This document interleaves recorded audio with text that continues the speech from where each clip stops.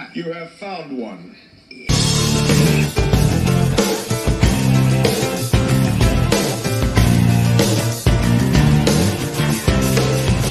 Won't you get in trouble if the boss shows up? Oh, no, is the boss here? Hey, wait, I'm the boss. Stick him up, please. Smoke, if you wish. Come on!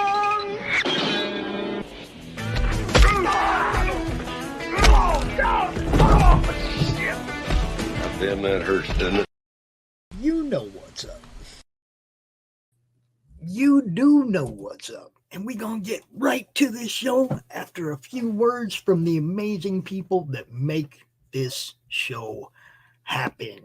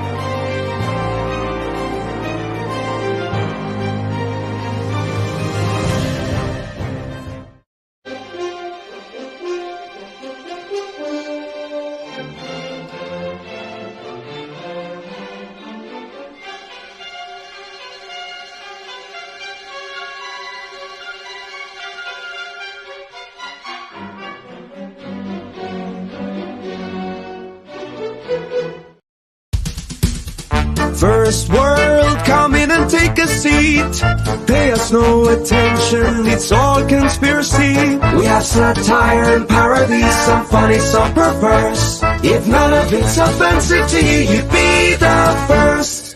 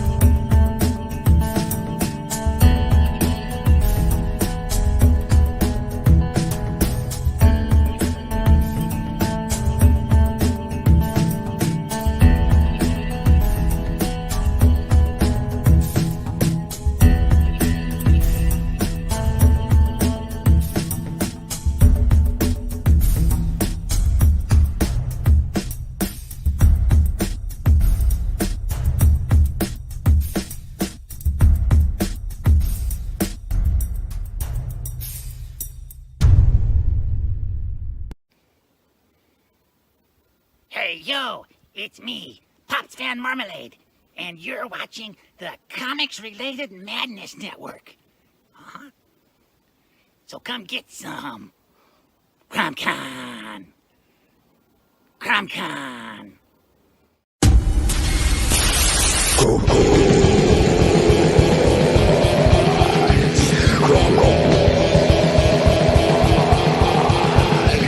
Welcome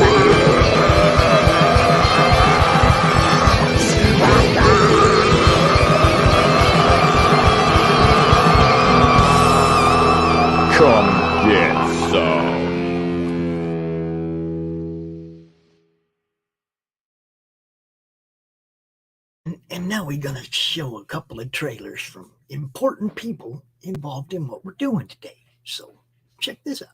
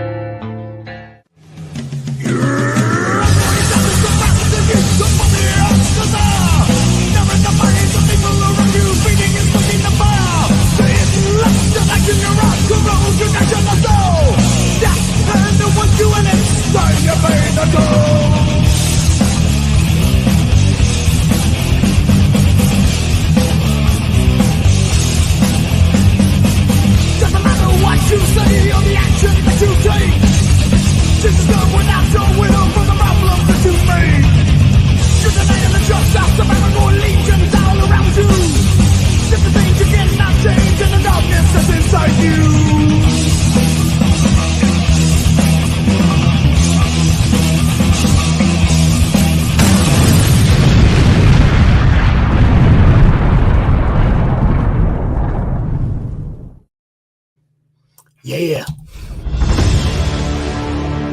America's southern border has become a war zone.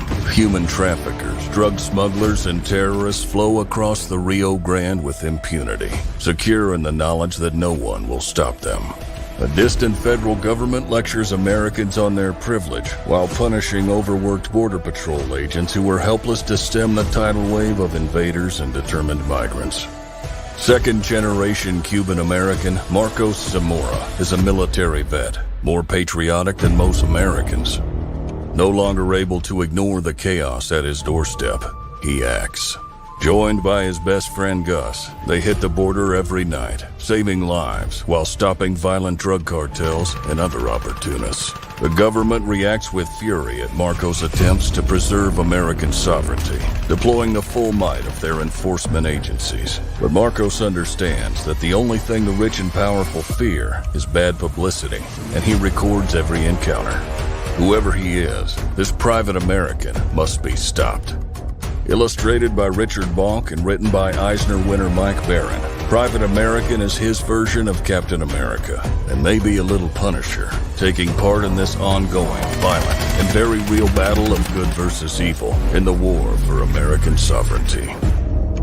Grab your copy at theprivateamerican.com. We have a secure border, and that is a priority for our administration. So just sit right down, relax, open your ears real wide and say, give it to me straight, doctor, I can take it.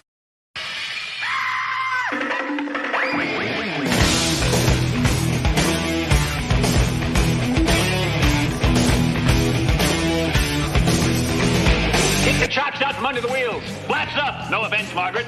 Contact. We're off. Rum, rum. Doctor, doctor, give me the news. I got a bad case of loving you. Oh, what heights will hit? On with the show, this is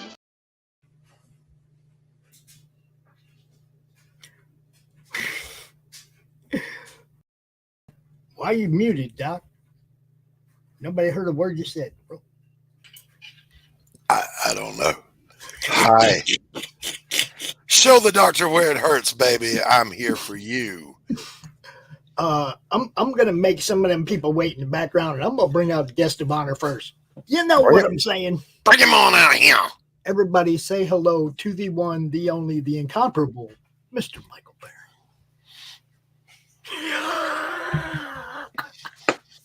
Michael, you remember the high sign, right? Yeah. What's the high sign? How you doing, Mr. Barron, sir? Doing good. Good to see you, bud. Mike, I just wanted to say I'm honored to have joined you in the community of those who have been shadow banned. What's your project, Doc? Pariah Blood and Mud. Right. Still in sign up until next Friday, and I'm already shadow banned. Yes. Is it on IG Indiegogo? Yeah. They're kind of like Facebook. They do what they want. There's no way to communicate with them. Right. They got Stephen B too. When Stephen B, he's got like a channel with like 50 people, 50 subs, and it's like they went after his book too. It's like, do you mean Stephen B. Scott? No, Steve Bullcat Studios, our buddy that does the draw stream tonight.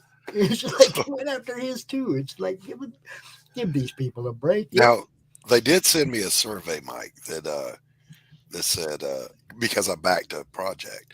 What would you like to see more of? So I put in Pariah, Blood and Mud. What sort of things are you interested in? Pariah, Blood and Mud. Do you have any questions for us? Yes. Why am I shadow banned? Haven't heard anything. Yes, our artificial intelligence will get back to you shortly. Yeah. So we have people that are crashing this party, Mike. Do we let them crash the party? Depends on who they are. So these are some pretty good lunatics here, Mike. Just saying. Some top-notch fruit. Now they only get to come in if they have questions for you. Okay, so you got questions for Mike? Somebody raise your hand. Who's first? Oh, come on. What? Come on. We're letting these guys in. Come on. Timothy Get in here. Raised his hand. He raised his hand. But we got Tanner. We got Doc's co-host from the coffee shop. We have the demon bitch herself, Miss Christie Shinn. Hi, Christy. And Hey, how's it going?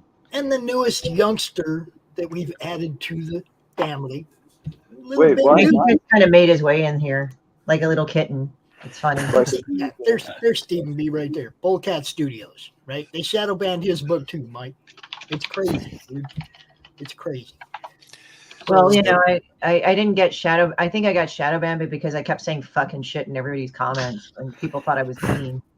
Like, okay. They thought she was Christy mean. earned hers, you guys. She earned hers. She went out to get it.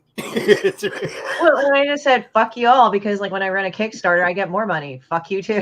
Facebook. I've been restricted like I think 3 times during a campaign, and people gave me more money. It was great. We were kicked off of Kickstarter. Yeah, that's fucked up. Yeah. By a malicious and tortious act. That's Just right. saying. And that wasn't even just shadow ban. That was a campaign removed. And that was where I have my biggest issue with these guys. Yeah. They have what they call an approval process, which is not an approval process. Because if it was, then they'd leave stuff alone once they put it up on their site. Okay. To me, once you've approved a campaign, now you've entered the contract with your client. And I haven't seen any reason to remove anybody's books. The reason we were kicked off of Kickstarter is because a malicious creature wrote an article that was 100% lies about me for the Daily Kos. And anybody who doesn't know, the Daily Kos is a far-left hate site. Now, this woman who wrote the article, her name is Star Minion. She has her own project funding on Kickstarter. And in the article, she said, everybody write Kickstarter and get Mike Barron's project kicked off. And they did. And that is the textbook definition of tortious interference. I use words precisely, Mike, just like you. I did not say allegedly. It is tortious interference, and I can't wait for you to nail their hides to the wall. Well, we're looking into it. We're shopping for hammers. Yep. We may have found a very good hammer. Yeah.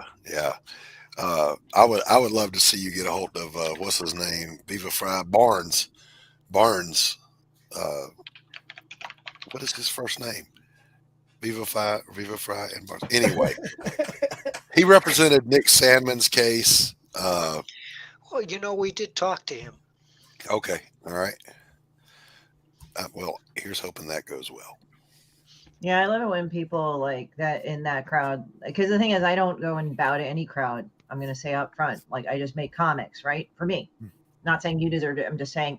But when somebody of that crowd like gives me shit, I'm like, fuck you. Like one got pissed off because I used the word retard because I was insulting somebody. And they said, you know, that's ableist. And I went, oh, well. And I just like ignored them. And and I think they cried. So I laughed. I don't know. It was on Facebook. But it's just like, It's just like, I don't give a shit. You're a fucking baby. I don't care. Like people Yeah, that come at me, yeah. I'm just like, fuck you too. You know? I never in a million years would have thought. When I served in the Cold War, Tanner served after in combat overseas. The people who trained me served in Vietnam, and the ones who trained them served in World War II. None of us envisioned a society where people are so fragile that words make them wet themselves and have scream moments and try to cancel somebody's entire livelihood. That points to the frivolity of the left. They are concerned with frivolous issues like pronouns and sexual identity. They're unconcerned with life and death issues like national sovereignty and Right. protecting our children. They are equal parts frivolity and malice. Yes, exactly. They are basically wicked foo-foo people. That's what I call them. Or the Well, woke stopo. The woke stopo. Well, I do this. Like sometimes I go like, you should actually look at this because this is the basis of a lot of current law because it was made during the Enlightenment, including our Constitution. So you might want to look at that and look at it in a different context, motherfucker. That's what I like to say to them, and they're What like, is that book, Christy? What is that book? "Oh, sorry, I know the print is kind of small. It's Law of Nations. It's by Vattel." And he explains like what's a good nation state, what's a bad nation state, what makes a successful king, what makes a bad king, what makes a good king. It talks about borders, but it's like the thing is there's a lot of legalities that actually have been repeated in our society due to legalities of the borders. I mean, you're like, oh, it's mean and stuff and everything, and it's our sovereign. I said, look, in any major world war that we've seen, like especially with Hitler, with the Rhineland, that was a contested area in France and in Germany. That was this one area, territory, and that was contested over and over and over again. And he took it, and that was one of the major key things that he did. And everybody thought, oh, he just wants that. But the thing is, legality was not established, so nobody did anything about it. You know, it was like one step closer to World War II. So it's like you have to look at it in that context. That's it. I mean, I don't want to be like all going on and on and on about it, but it puts it in a different legality source. That's all. All right, hey, Mike, what do you know about this? Oh, Michael Davis got me to write that when he was head of Motown Comics. I spoke to Michael recently. He's very interested in getting back into comics. I hope that he will. Oh yeah. Yeah, we need more voices. So Mike, let me kind of throw this around the room here. This is normally our opening panel, but when a legend pops in, people want to say hi and they want to ask questions. The young man below you that looks like a living cartoon character, Vic, is 15 years old and starting out in comics. Other than don't do it, what advice would you give this young man? Vic, do you draw? Yeah. You do? Yes, sir. Yes, sir, is what you meant to say. There's no better way to learn how to do comics than by drawing each page out by hand and proceeding panel to panel and adding all the word balloons and captions you think are appropriate. This teaches you so many things. It teaches you how much weight a page will bear. It teaches you how many words you should put on a page. And above all, and most importantly, it forces you to think about what happens next. And that's the essential question in all fiction. What happens next? If the reader doesn't care, he's not going to turn the page. So it forces you to think about how to make the reader care. How do you make the reader care? There are an infinite number of ways, but the top three are: one, you offer an irresistible personality, like Sherlock Holmes. Number two, you offer an intriguing situation, like Jurassic Park. Number three, you offer a seductive narrative voice. Now, these are hard to come by in comics because comics are a visual medium, but the writer controls the pacing and the visuals to a certain degree. And if you find that you're caught up in that story and you can't put it down, then you're dealing with a writer who has a seductive narrative voice. And that's what three of the things you're looking for. That's some of the best advice I've ever heard in my life. Thank you, Mike. Yeah. Timothy, hey. What would you want to ask the legendary Mike Barron? Timothy Fling is, of course, the publisher of Earth Talk Studios, the writer of many titles, including Water Wars. Well, first off, thanks for having me. Nice to meet you, Mike. I would actually have a question about I'm a fan of some of the earlier work, and one of my favorite characters was Microchip, which, when you think about the year that came out, that was a relatively new type of. I guess what I'm getting is technology was new in those days. How did you come up with that concept? Just thinking about the Punisher and realizing that he couldn't succeed as well as he does without some kind of technical support. He had to have technical support. He couldn't be going out himself and requisitioning all the weapons and the communications devices and vehicles that he needed. He had to have somebody who knew what they were doing, and thus Microchip was born. Yeah, he kind of humanized the character too. I felt that really. I was always a Punisher fan. I mentioned earlier to the guys I'm a comic book collector, and that was one of the series I collected. But I thought it was cool that was what, to me, made the Punisher a little bit more accessible. And it kind of, Microchip was really the one that, in my eyes, the one that the reader could really identify with. Well, thanks, Tim. Did Mike, did Microchip kind of serve the same purpose as a Robin, in that it was someone for Punisher, for Frank to give exposition to contrast with, perhaps? Yeah, because you can reveal a lot more legitimately in a dialogue than you can with an interior monologue. If you open a comic book page and you're looking at 250 words in 10 captions and word balloons that cover up all the art, you're dealing with somebody who doesn't really understand the art of comic book storytelling. You can use dialogue for characterization, and you can use it to advance the plot. And in the case of Punisher and Microchip, I used it both ways. But you have to be terse because comics are a visual medium. And you have to make every word count. Mm-hmm. And if you want to see how that's done, read Uncle Scrooge comics by Carl Barks. The guy was a master. I don't think there's a wasted visual or word in anything he ever did. No, definitely not.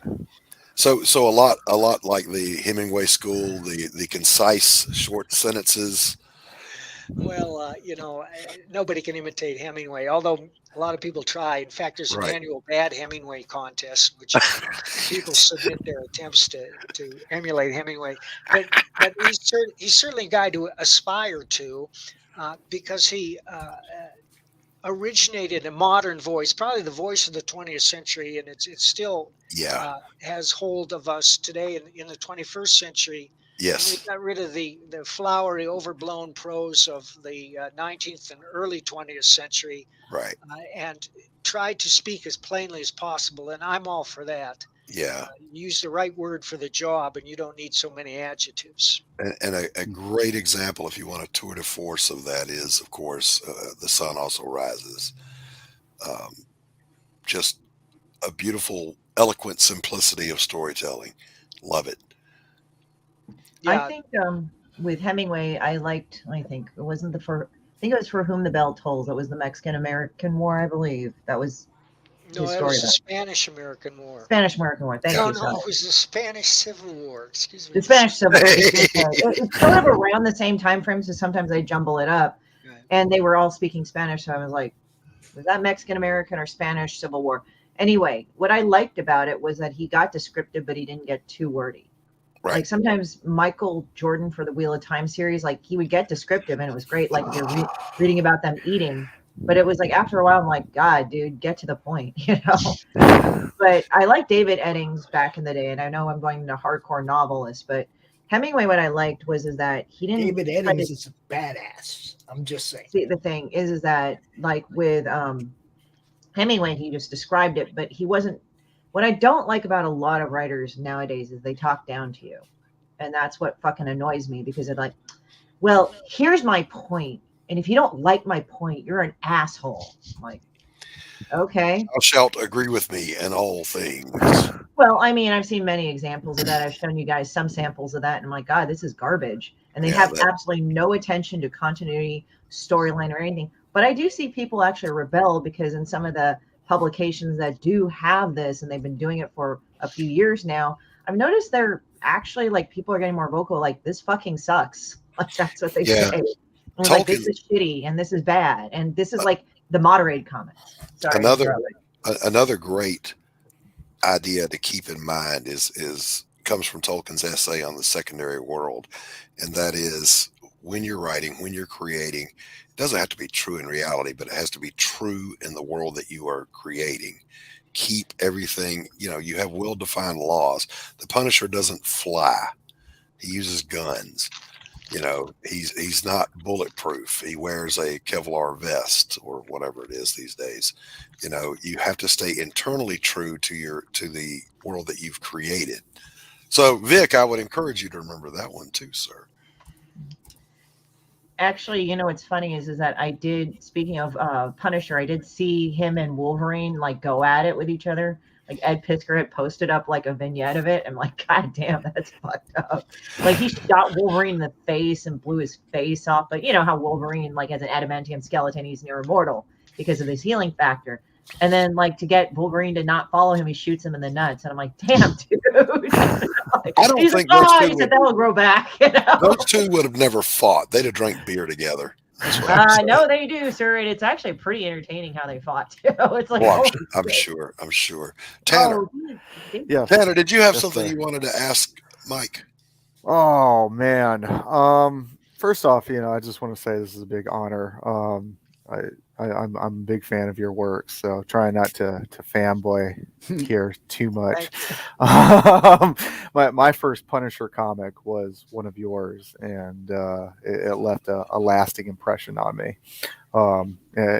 As you can see, I have my own publishing company now, so you're one of the reasons for that. But I'm a big sci-fi fan, and where did Nexus come from? Like when you were creating that? What happened to your brain to make that happen, Mike? Well, I wanted to create a science fiction superhero, and the first thing I thought is what would make him compelling. Well, if somebody died every time he showed up, that would be compelling, and that's not a fresh insight. That's why police, detective, medical, and legal shows have dominated popular culture for half a century. But I wanted to make him a sympathetic character too, so I made him the reluctant representative of an insane alien who had chosen Nexus to be the conscience of his race. And the key here is that the alien was insane. He didn't understand humanity, but he knew about humanity and their sordid history of war and cruelty, and said, what they need is a champion, and I'll choose this guy here. He's perfect. He's growing up all alone in this planet with no companions. I can mold him into what I want him to be. And that's how it started. I wrote that first issue, as I wrote for 20 years, by drawing each page out by hand, every panel. Wow. Everything that you need to see. I'm not a great artist, but I'm good enough if I get my ideas across. And artists and editors loved it because they could see at a glance what was going on. And it also taught me, in addition to the things I mentioned before, it taught me about the pulse and the rhythm of a comic. Yeah. And part of that pulse and rhythm is the number of panels and the arrangement of panels on each page. What you choose to highlight and what you choose to make a small, quiet moment. And I thought about that a lot as I proceeded from panel to panel, constantly thinking what happens next. But at the same time, I had story structure in the back of my mind. And story structure, what is story? It's a dynamic narrative with a beginning, a middle, and an end. And the key word there is dynamic. And that means that the situation is always in flux. Yes. If the hero is happy and satisfied and there's nothing going wrong, you don't have much of a story there. Right. So the hero's up, the hero is down. You have to build in tension and release. And that's the key to most of the fiction that we like, whether it's historical or superhero or crime. It involves tension and release. The tension is sometimes in the music, but the hero's hiding behind a wall, the bad guys are coming, and then he pops out and mows them all down with a machine gun, or they mow him all down. That's the release. And you deal with the aftermath of that, and then you go into the next situation, and the tension starts to ratchet up. Yeah. Mike, do you still write that way for other people? Like if you, our friend Justin with Smokes the Fox, did No, you I wrote full script for that. I've learned script? how to write full script. They're very terse. They're not wordy scripts at all, Mhm. and I get my ideas across very well. Occasionally, if somebody doesn't understand what I want, and that's usually with a fight sequence, I will draw it out by hand and show them. Okay. All right. Cool. Very cool. Very cool. I say that because I've got a writer I'm doing some pages for, and he does the same thing. He storyboards little, it's not great art, but he's showing me what he wants, and it makes my job easy. I can understand what he's after. Yeah, I have another one that's kind of my personal favorite, but that's because I'm a kid of the 80s, if that dates me. I got Buddy McGill. That reminds me of fucking Spuds McKenzie and shit. It's just fucking wild. It's like literally, it's like the action movies I grew up with when I would watch them with my dad. Like, Predator, Total Oh God, yeah. Recall, Oh yeah. all that cool shit before they made it stupid. And then, like, especially Total Recall, like they made it fucking stupid in, like, I think the 2000s. I'm like, what is this shit? Yeah. And I just like the bad There's more 80s. Gatti on the way. Yeah. Yeah, I mean, it wasn't even PC. It was just stupid. And we're like, what the fuck is this crap? But like with the original Total Recall, I like that too. But with Buddy McGill, like I guess like bull terriers sort of have like a weird hidden thing that I'm kind of scared of, because we would, when we were kids and before we go to elementary school, like my mom had to drop us off really early, so we'd like hang out over at like this lady's house. I don't know how the fuck my mom knew her, but they had a bull terrier in the back. They said, "Oh, we can't let him in. He's mean." I'm like wondering what the fuck. So he's like this demonic dog, like hanging out, like kind of Cujo. But we weren't in a car. But it was like, don't go to the window over there. We have him in the backyard for a reason. I'm like, okay. But anyway, what I liked about this was it reminded me of the action movies where the guy would smoke and things would blow up and he'd say "fuck you," and I kind of missed this as a precursor to the 90s because I was a young adult in the 90s. And I got to say, that was like probably the best time to be a fucking young adult. Oh, like, No, it wasn't. No, it wasn't. No, it was for me because I could do whatever the fuck I wanted and I had angst, and nobody gave a shit about what she said. So that's where I'm at right now. Now, Mike, I want to emphasize something here about the importance of editors. But before I throw that bag of snakes into your lap, I just want to say how great it is that I think there are now sensitivity readers out there who are going to go back and rewrite The Punisher for you. Oh. How do you feel about sensitivity writers, Mike? Tell us how you really feel, baby. Well, I don't think they're going to rewrite any Punisher. I think they're looking for an excuse to get rid of the character. And I have to say, I have not read much Punisher since my stint. I read a little Garth Ennis. And I was impressed with his technical expertise. And I read about what they're doing in The Punisher today, and I just shake my head. But in fact, the reason I wrote Private American is because I wanted to show people what the Punisher would be doing today if I were writing him. He'd be down on the southern border intercepting human traffickers, the flow of fentanyl and terrorists that are running across our unprotected southern border. And that apparently is a forbidden subject, and that's why the Daily Coast attacked me out of the blue. 10 or 20 years ago, it wouldn't have been controversial. No organism, neither a single cell nor a nation, can survive without controlling its borders. That's axiomatic. That's simple stuff. Even a child understands that. But we're now in this crazy world where people with all these agendas are trying to destroy the truth, and everything Orwell predicted is happening right now. Yes. These people have no idea because they've never heard of Orwell. Or if they have heard of Orwell, he's just some old white guy. No, he's a guidebook. He's an instruction manual, Mike. Yeah. He's an instruction manual. So for people that are starting out making books, talk a little bit about editors. When I worked at Marvel and DC, I was blessed with good editors. Denny O'Neil, Archie Goodwin, Mike Gould. Denny and Archie had been writers first. They'd come up writing stories for Marvel and DC and for Warren. So they understood story structure. And they understood what I was trying to do. And again, I I rarely read a modern comic, very rarely. I did read a couple of years ago. I bought a couple of Captain Americas and a Master of Kung Fu. And I don't want to comment on them. I can't really recommend them.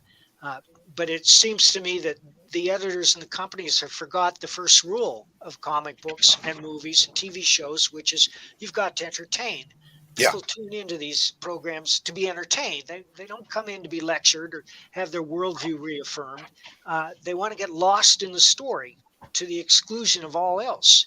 Yes. That's what I try to do. That's my number one rule is it's my job to entertain, and I never lose sight of that fact. What is that, Pops? What is that? That's Rocky. Is that live? Yeah. He's a sweet-looking dog. That's Rocky, who's one of the most vocal huskies you'll ever meet. But he's not talking. He came in quietly. I see their shows on the YouTube. He came in quietly. Pops is just muted. Do you watch Kyushu the stunt dog? No. Mike, check her out. Kyushu the stunt dog. He's not really a stunt dog. She the owner, is a sweet little girl in Britain. She has a husky who is one of the most vocal you'll ever hear. She interprets him and gives him subtitles. I'm sure I've seen that. Yeah. Are you going to say anything to the people? Huskies talking back. Yeah. He's just sitting there, dude. He's just sitting there with his head in my lap. He's just sitting there. Being a sweet boy. So he's either wanting something or he's done something he doesn't want to be punished for. What's up, dude? But she calls him the stunt dog because when she takes him out for a romp at the dog park, that dog will get a running start and just throw itself on his back. Just a slide. I did that myself this morning. Dogs do that shit for shits and giggles. That's the everybody's like, I'm not speaking for you, but I've gotten too old to do my own stunts. I'm just saying. Well, I didn't do it on purpose. I was in a glass glazed parking lot. You're going to feel that tomorrow, buddy. Oh, little talking. Oh, there we go. There he goes. There he Got goes. something to say. Oh, you done? Oh. So, Vic, did you have a question you wanted to ask Mike? A follow-up, maybe? No, sorry. I'm bad at asking questions. Don't worry about it. Carry a notepad and a pen with you at all times. There you go.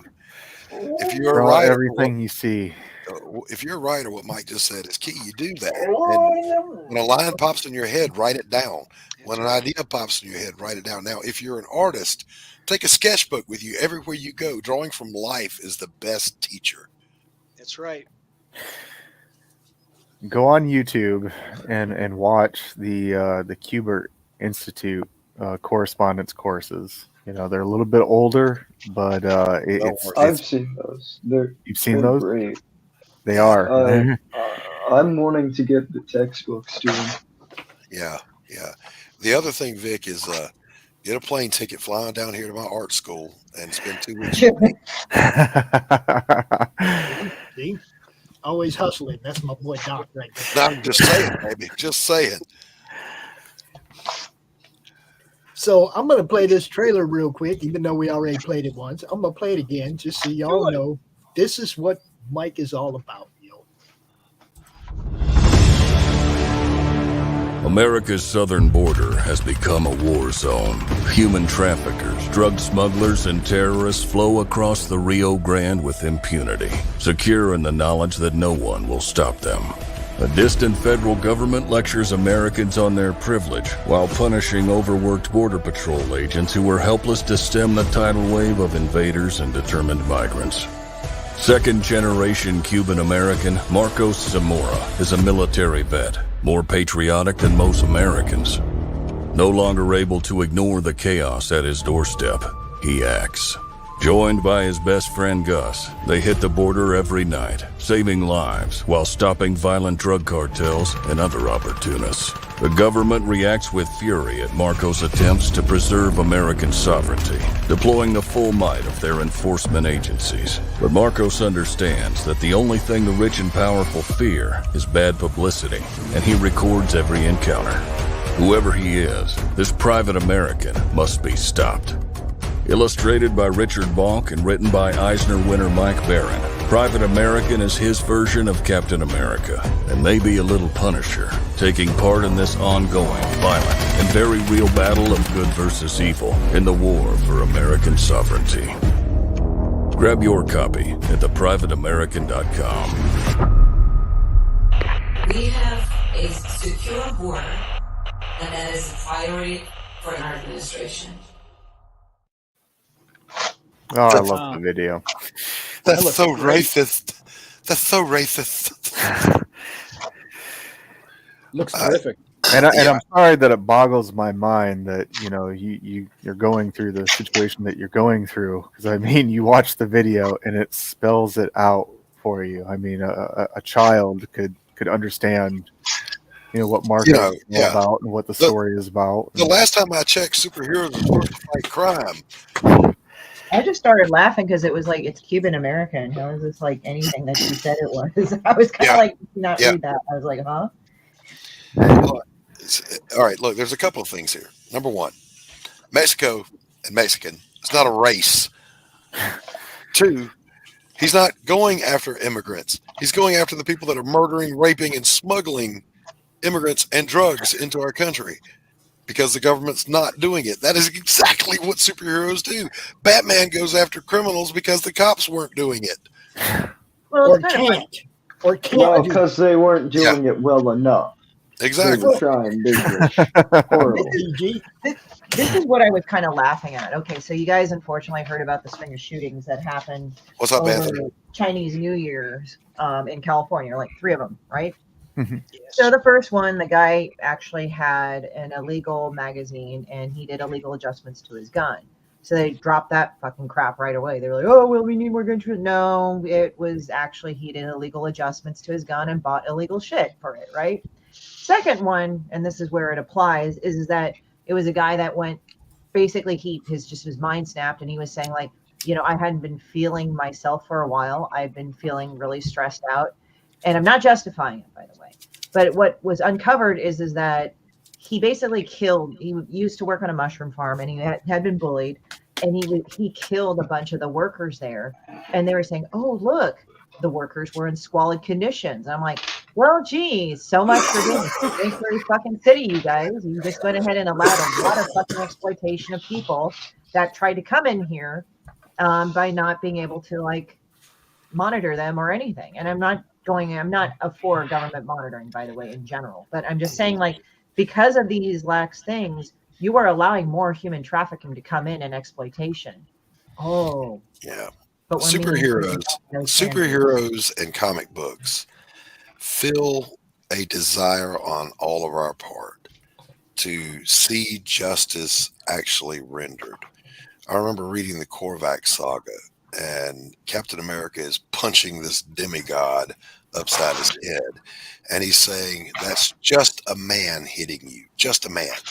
That stuck with me always. These are people that are stopping crime or getting revenge or doing whatever in ways that we all wish we could. It's a great cathartic experience. And if you lose sight of that you're providing entertainment and catharsis, you're not really going to tell a good story, I don't think. For those who are looking for Private American, you can find it by going to theprivateamerican.com. There it is. And go get yourself a copy. I mean, you want a good story without friggin' foo-foo, woke, stoppo, sensitivity writers? Be entertained. That's my all goal. for stopping crime. I don't care what form it takes, okay? Crime ain't no good. Look, I had to do time for a crime that's completely illegal in most places now. Okay? At the time, it was a crime. I did my time. You do. Just look, I'm not a fan of crime. Okay? That's why I like superheroes. Vigilante superheroes fill a gap in our need as fans. We have to have vigilante heroes. If the government and the cops are doing everything right, we don't need heroes. They're the heroes then. if We they're still- doing everything right. We still need them because they can't be everywhere all the time. That's right. I'm saying we don't need heroes. We don't need superheroes if the cops are doing everything right. You see what Well, I'm it's saying? just We that wouldn't we have need to have law vigilante. and order. I have to stress that Private American is not a superhero. He's just a well-trained human being. He's a vigilante. That's what I'm saying. We need those kind of heroes. He doesn't have to be a superhero. We need those kind of heroes that uphold what a hero's supposed to be. The guy who fights for right. Yeah, look, when I was a kid, if they didn't wear a cape, they weren't a superhero. I'm just saying. But what did I know? I couldn't understand the first time I read Batman. How come he can't fly? He's got a cape. Superman flies because he's got a cape. Why does Batman have a cape? He has a cape for many, many hide the reasons, which shadows, we will discuss at a different time. Well, it's just shortly for intimidation, cover, And protection, and gliding. That's just the general overview. Camouflage, cover, and concealment. The 3 C's they teach you in phase 3 on Paris The only Island. reason superheroes have capes is because they're fun to draw. Well, They're like also dramatic. they also had a background in like the performance, the acrobatics back in the day in the times of circuses. Yep. So they kind of stem from that. That's what why I read about Superman's underwear is on the outside. He was patterned after the strong men from the circuses who wore tights, but thought that was a little bit too daring. So let's put some trunks over So those. speaking of fun to draw, let's throw a little love to the people who drew this, Mike. Richard Bonk. Well, this particular piece is Gabe already LTF, blazing. but yeah, Richard Bonk illustrated the book, the interiors, everything.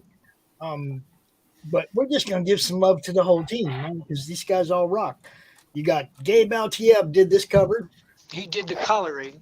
The coloring, yeah. I expect to be working with Gabe very shortly. There's a cover by Steve Rude and a cover by Dan Lawless.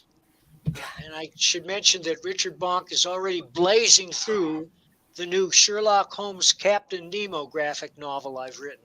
Oh, wow. What? Oh, What? The what? Mike, how dare you? I'm buying that one, obviously. Is that the first time you've mentioned that one live anywhere?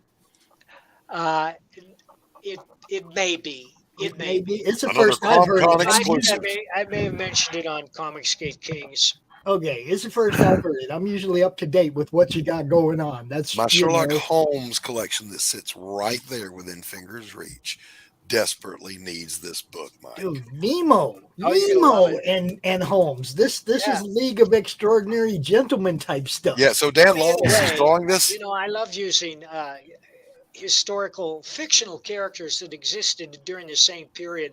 There are a couple other surprises in there too, but I'm not going to mention them. Oh, wow. I'm in. Sold. So, Tanner, what were you going to say? Because you're chomping at the bit. Oh, I'm thinking. Well, I got a question. If nobody's got a question, yeah. Go ahead. All right, are you ready for this? And I would love to hear what Mike thought of this one. Are you guys following the controversy right now with Roald Dahl's books being re-edited? Yes. We just talked about it, I Tim. think I kind of heard about that. Yeah. Where were you? Well, my point is it something that's going to continue, or they're getting some pushback already? It will continue until these people are forced to stop. Yes. Until they're being sued, until they're being held up in court, and they're being stopped from doing what they're doing, it's never going to stop. And this is the fight thing. back. Yes, it's a byproduct of this. And I'm not. And stupidity. Yes. I'm not even talking about politics here. I'm talking about this bizarre left-leaning social entity that has its roots in the education system. Until it's uprooted, like DeSantis is doing in Florida, it's going to continue to exist. It's got to be uprooted. It's got to stop. You know, like we said earlier, Timothy, 1984 was supposed to be a cautionary tale, not a how-to manual. Right. I'd like to read a passage from 1984. Every record has been destroyed or falsified, every book rewritten, every picture has been repainted, every statue and street building has been renamed, every date has been altered, and the process is continuing day by day and minute by minute. History has stopped. Nothing exists except an endless present in which the party is always right. If that's not the most accurate they're gonna have description to of the kill year me to 2023, I don't know what is. And they're gonna have to kill me to rewrite my story. Well, I mean, they're not above doing that. I don't give a shit. They're gonna have to do that. They're not gonna do it while I'm alive. I tell you that. But here's hope, ladies and gentlemen. And I did a little video expressing this that I dare not show on YouTube, but it is on Twitter. There is a line this far and no further. And that is when you start coming for our little kids. And if you want to see the righteous stand up to the foo-foos, mess with our kids. And that's what we're seeing. Yeah, they're trying that. See, the problem is they're not our kids, Doc. They're our grandkids. Not our kids. They're our grandkids. DeSantis has stood up and is doing something about it. Look for other states to follow suit, because when the federal government won't do it, that's why we are a republic, not a democracy. That's right. You will see governors stand up and do the same thing DeSantis is doing, saying, no, you will not indoctrinate toddlers. You know, you can at least wait for them to get to college where you do it now. Right. Guys, I hate to cut out, but I got other stuff to do. I want to thank you for having me on. And I, of course, will return, Pops, when you least expect it. Mike, thanks for coming out, buddy. My pleasure. It's a pleasure. Always good to talk to you, man. Thank you so much.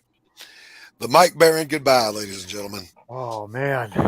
There's a puff of smoke and the smell of sulfur in the air, and off he goes to his next work of genius. The book looks great. I got to make a quick comment. You know, I can appreciate somebody that sticks to their guns and makes the projects that they want to make. Yeah.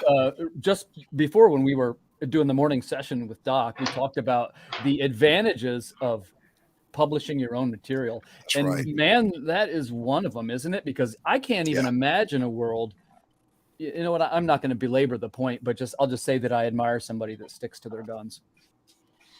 The woke Stapo is out there.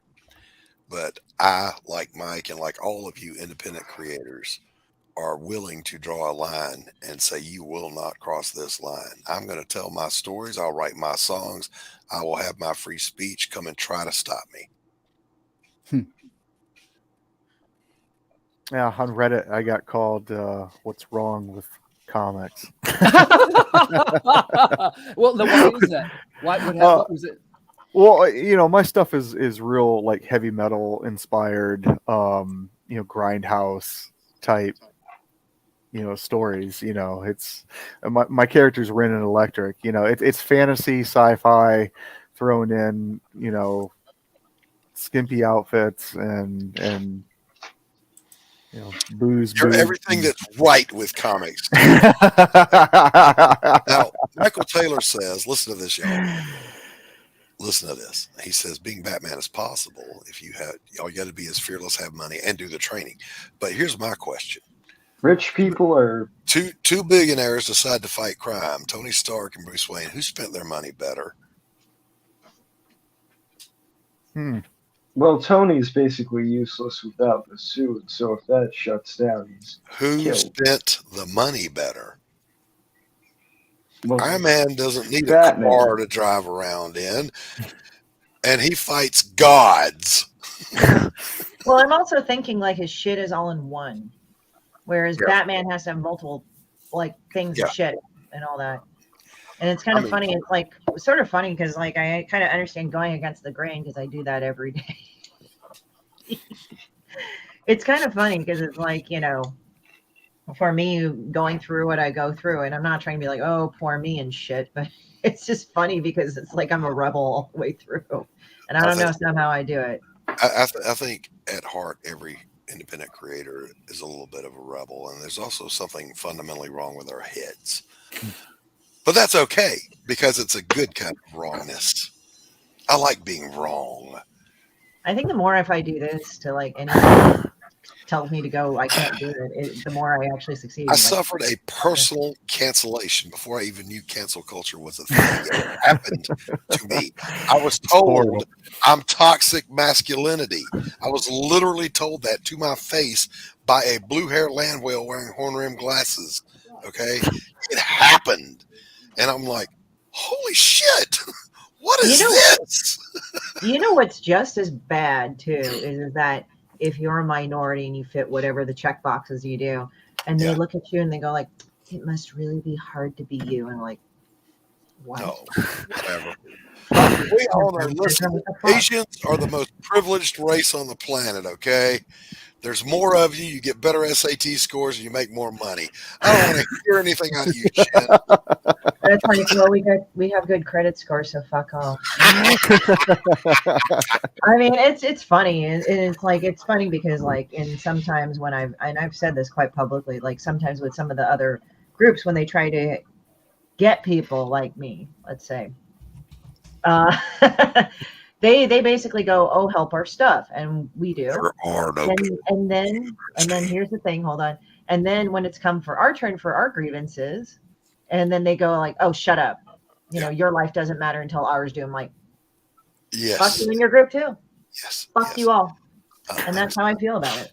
You could make a pretty solid point too that, and if you don't mind me chiming in on behalf of the Asian community, you want to talk about some of the most serious prejudicial elements of society, the Exclusion Act, the Immigration Exclusion Act. No other group has had that. And then Asians still get really fucking discriminated against in educational systems. Yes. Harvard has a quota on us. A lot of them do.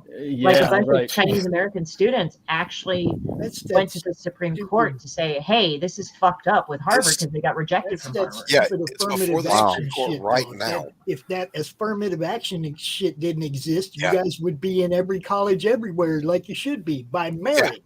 Well, here's the thing that's funny is I was talking to a friend about it, and they said, well, affirmative action is a double-edged sword, isn't it? I said, if they did it by economics, I could understand, because economics is what determines, or economic need determines financially.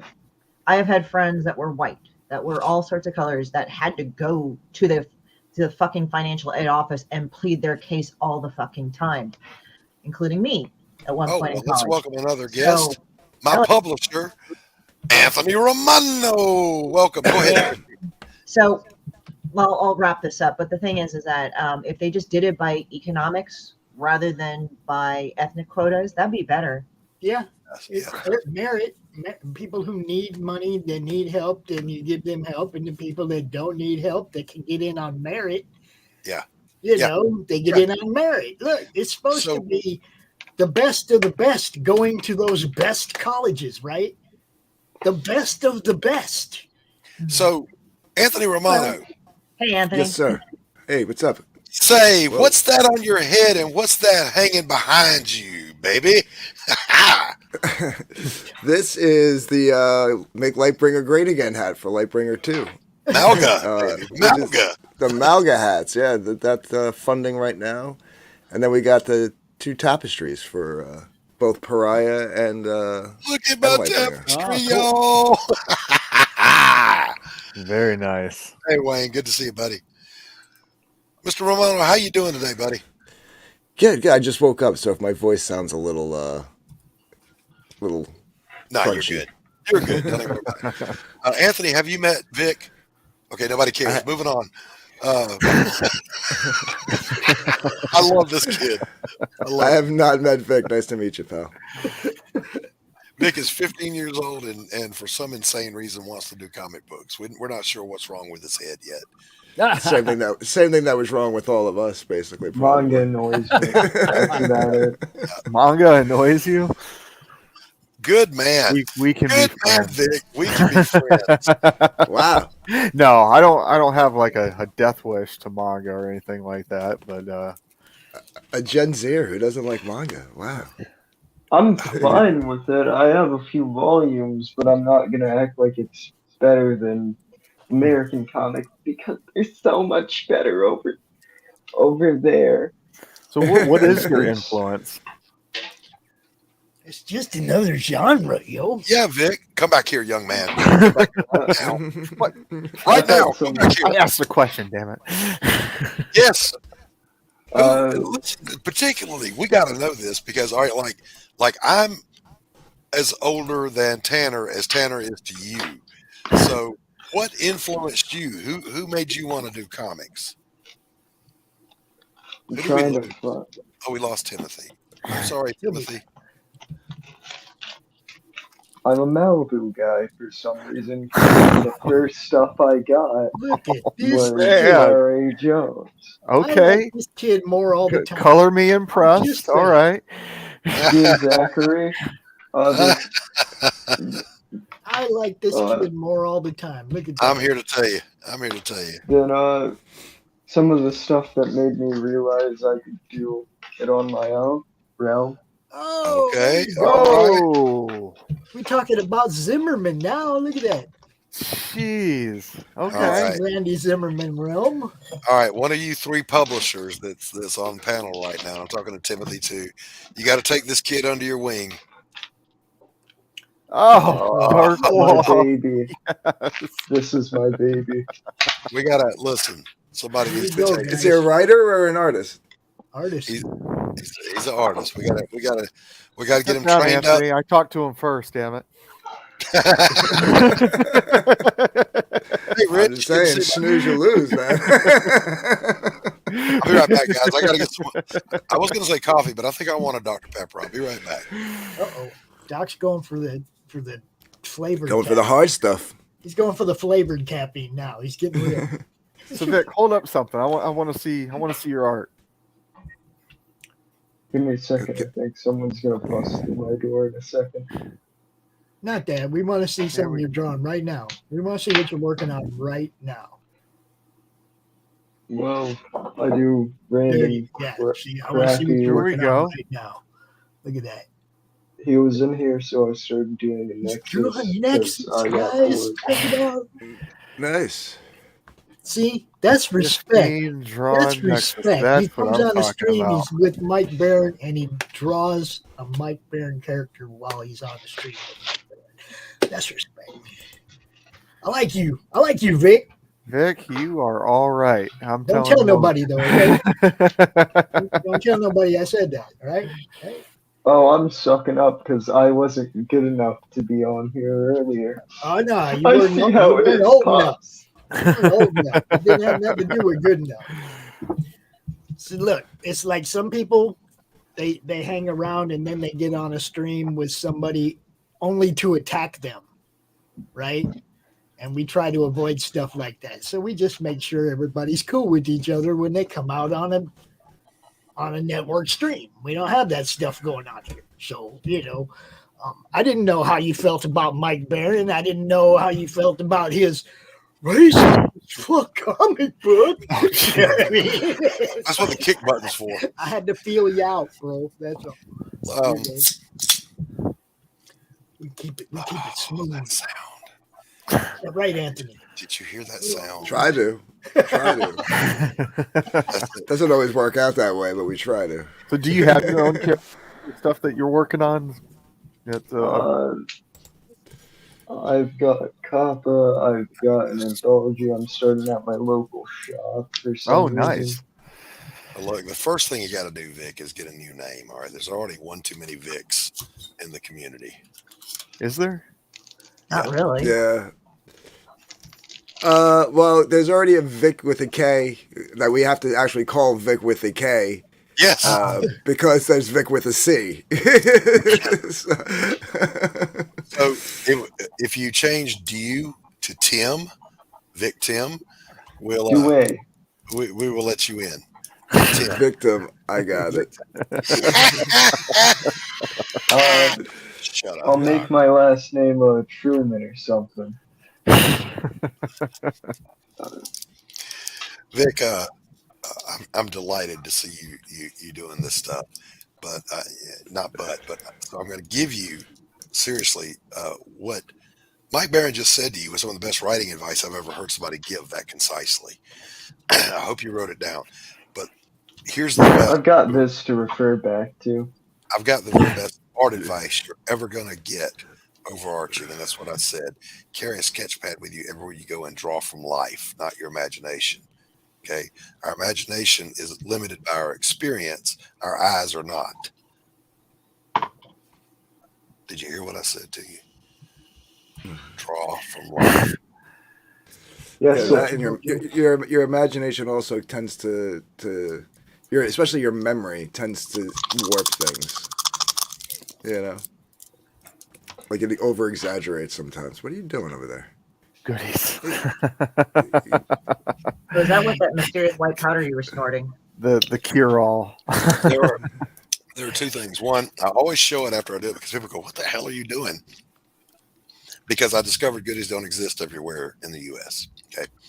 Never heard of that myself. Second thing, nothing knocks out a headache faster. It's a micropulverized powder that has aspirin, Tylenol, and 3 cups of coffee in it.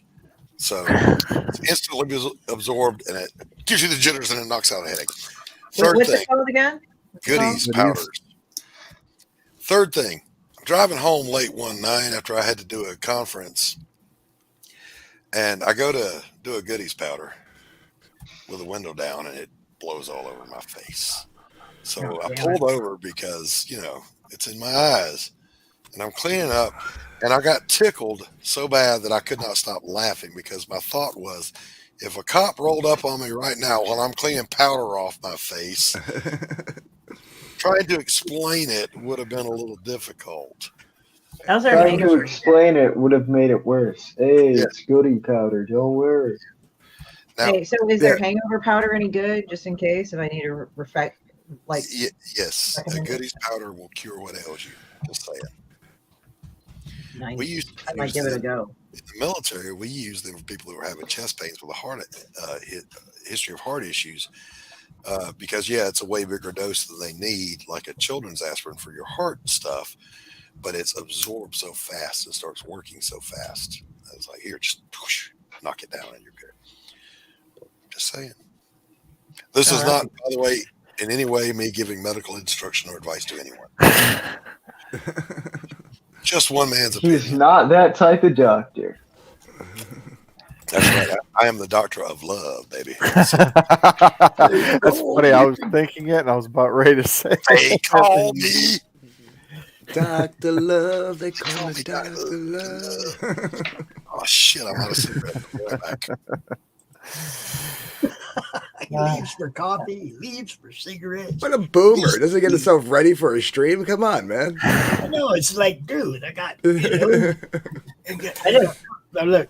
We got coffee with the Worthy Chaos mirror sticker on there, right? Okay, but on the other side, we got Dragon Child, coat of arms. So we find uses for these stickers. We like the stickers, guys, but that mirrored sticker that Carissa had in her campaign, that's you can see yourself. Shiny. Hojo launched last night. You guys see Hojo in the chat? They launched. Oh, that's right. He just launched the Mythicals last night, guys. So I was at work. I missed it.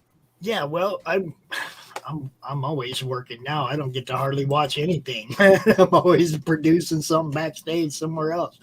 But I know what's happening, and he's going to be on the Horror Movie Club tonight with Brian right here during CRoM Con, and we're going to be covering the Ninth Gate and the Mythicals with Agent Beckett.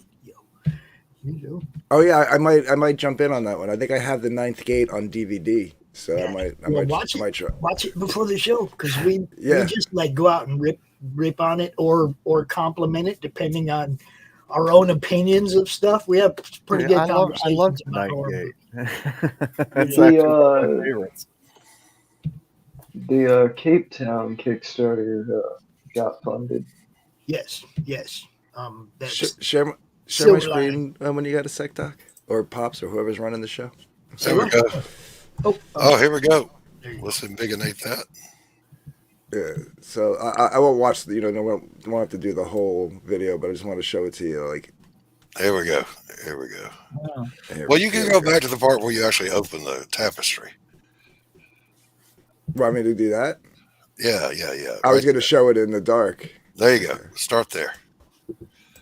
The one that we had colored so far, and that launches next week. So let's take a look at it. Oh boy, oh boy. I'm giddy. I'm giddy right now. All right, hold up. Yoo-hoo. I just want to say this is the first time we ever EFAP'd anything during CRoM Con. I was just gonna show it, like I was just gonna freeze frame it. I wasn't gonna play it. Play it. I don't think Anthony will copyright strike us. Oh, I'm just saying. It's like I don't think I've ever EFAP. I might have shown some clips on other shows, but I don't think we've ever shown clips from something else on. I don't remember doing it either. So yeah. But check this out, man. Check it out.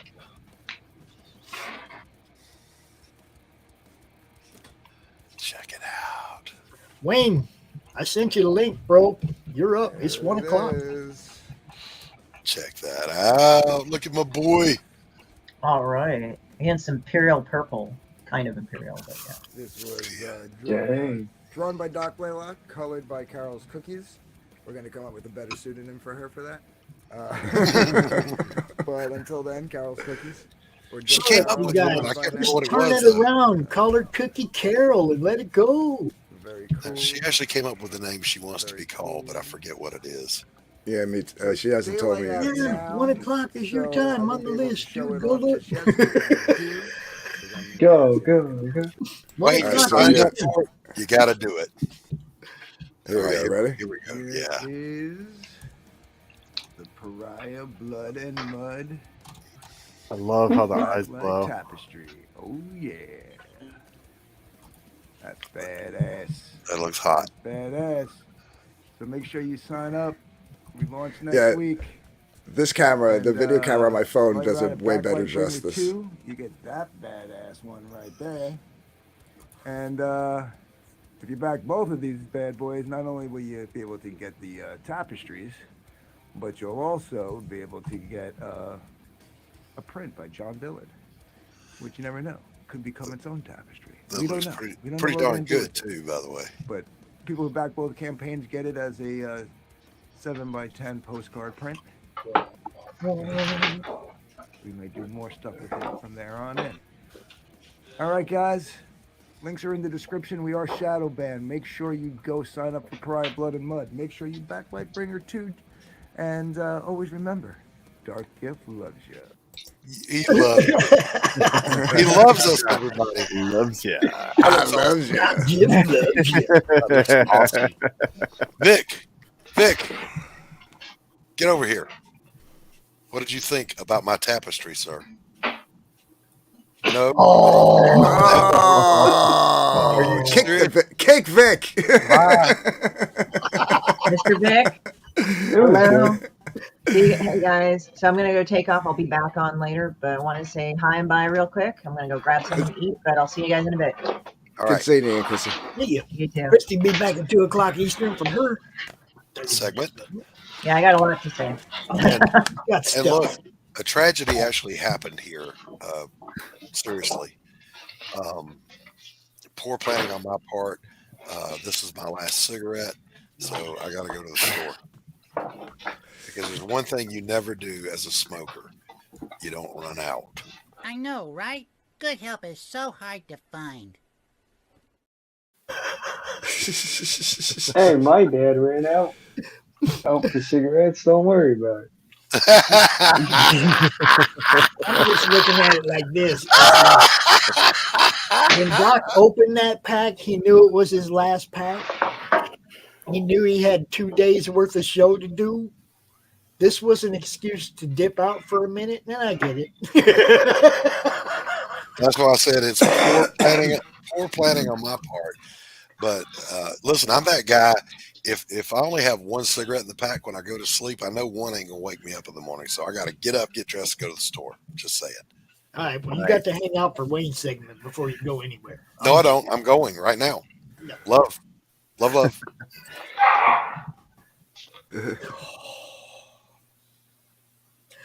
Tanner, what do you know about Mr. Clingman? What do you know about Mr. B? I don't know anything. Enlighten me. No, we about to talk about it. Wayne, go ahead and introduce yourself and tell these fine people both of the things that you got going on right now. I do Matthew books. 100% Matthew books. And we also switch brands from Mr. Bragg Big to Chicago Outfit Blood in the Street series, where we concentrate on the stories of the Chicago outfit back in the day. If you like your Matthew stories bloody, we'll be giving them to you. Our story is simply the story of the Chap Shop Wars about stolen cars in Chicago in the 60s and 70s. We're bringing about 30 people dead. Gangsters killing other gangsters. When we talk about Milwaukee Phil, the guy that ran the outfit for about 2 years before the FBI put him in prison, he killed probably in his lifetime 50, 60 people. The Chicago outfit was full of blood. And we bring those stories to you, the readers. That's all about the mob, yo. Milwaukee mob, the Buffalo mob. He also has books about, he has games. I do. Wayne's got a lot of different stuff. Okay. Wayne needs a webpage. Wayne needs to do a webpage. Yeah, Wayne's been like lazy, but Wayne needs to do a webpage so he can present all the stuff at one place. That's an idea. I need to do that. I need to make that happen. Yeah. Now I'm gonna drop the link to the Amazon to the Buffalo Mob to the book in the chat, so that you guys can go check this out. Michael, look, dude, this is CRoM Con. It's been my show for 33 months, man. Doc's my co-host, and we run it on his channel too. Trust me. It is my show now. Yes. Tanner is Doc's co-host on the coffee shop every Saturday morning, and Anthony down there, Dark Gift Comics, is Doc's publisher. Now, I want you to understand how Doc pulls all his people in to cover his ass when he runs. Yeah, you notice that? I get a link, and then I show up and we talk a little bit about his tapestry, and then boom, he's out. What the heck's going on? I know, he still had a cigarette in his hand. He hadn't even put that one out yet. He was gone. But yeah, this is called delegation, y'all. This is how you do it. It's like you always make sure that you're covered, right? You always make sure that you're covered. That's good business. So Wayne, the Buffalo mob, you started with the Milwaukee mob. I did. The Milwaukee mob. Then it was long story short. I've done Mafia books for the last couple of years. We're going to change the brand name from Mr. Big to the Chicago Outfits because I think it's a better logo. I think it tells the story of the books better. I think it'll attract the readership that I need to continue to write books and pay some bills. It's all about getting the fan base and getting product into the hands of people that want them. It also means I have to shave my beard because I pretty much am a mess. God, I forgot to take this shit off. Yeah. Zach won't let me end the show anymore if I don't shave, I'm thinking. So tell everybody a little bit about your game. I got to go let these guys. We did a couple games with Orcs Unlimited. The one that we have out for sale now is basically you can take on zombies in Las Vegas and try to save the casinos. It's a camping game, meant to be played, or a beer and pizza. Right? Nothing serious. You can do it in half an hour. Roll some dice. And I don't know how to post links here. I don't. And I'm on StreamYard page. I don't know how to post them to the YouTube channel. My bad. I'm just figuring that one out. It's not the new world.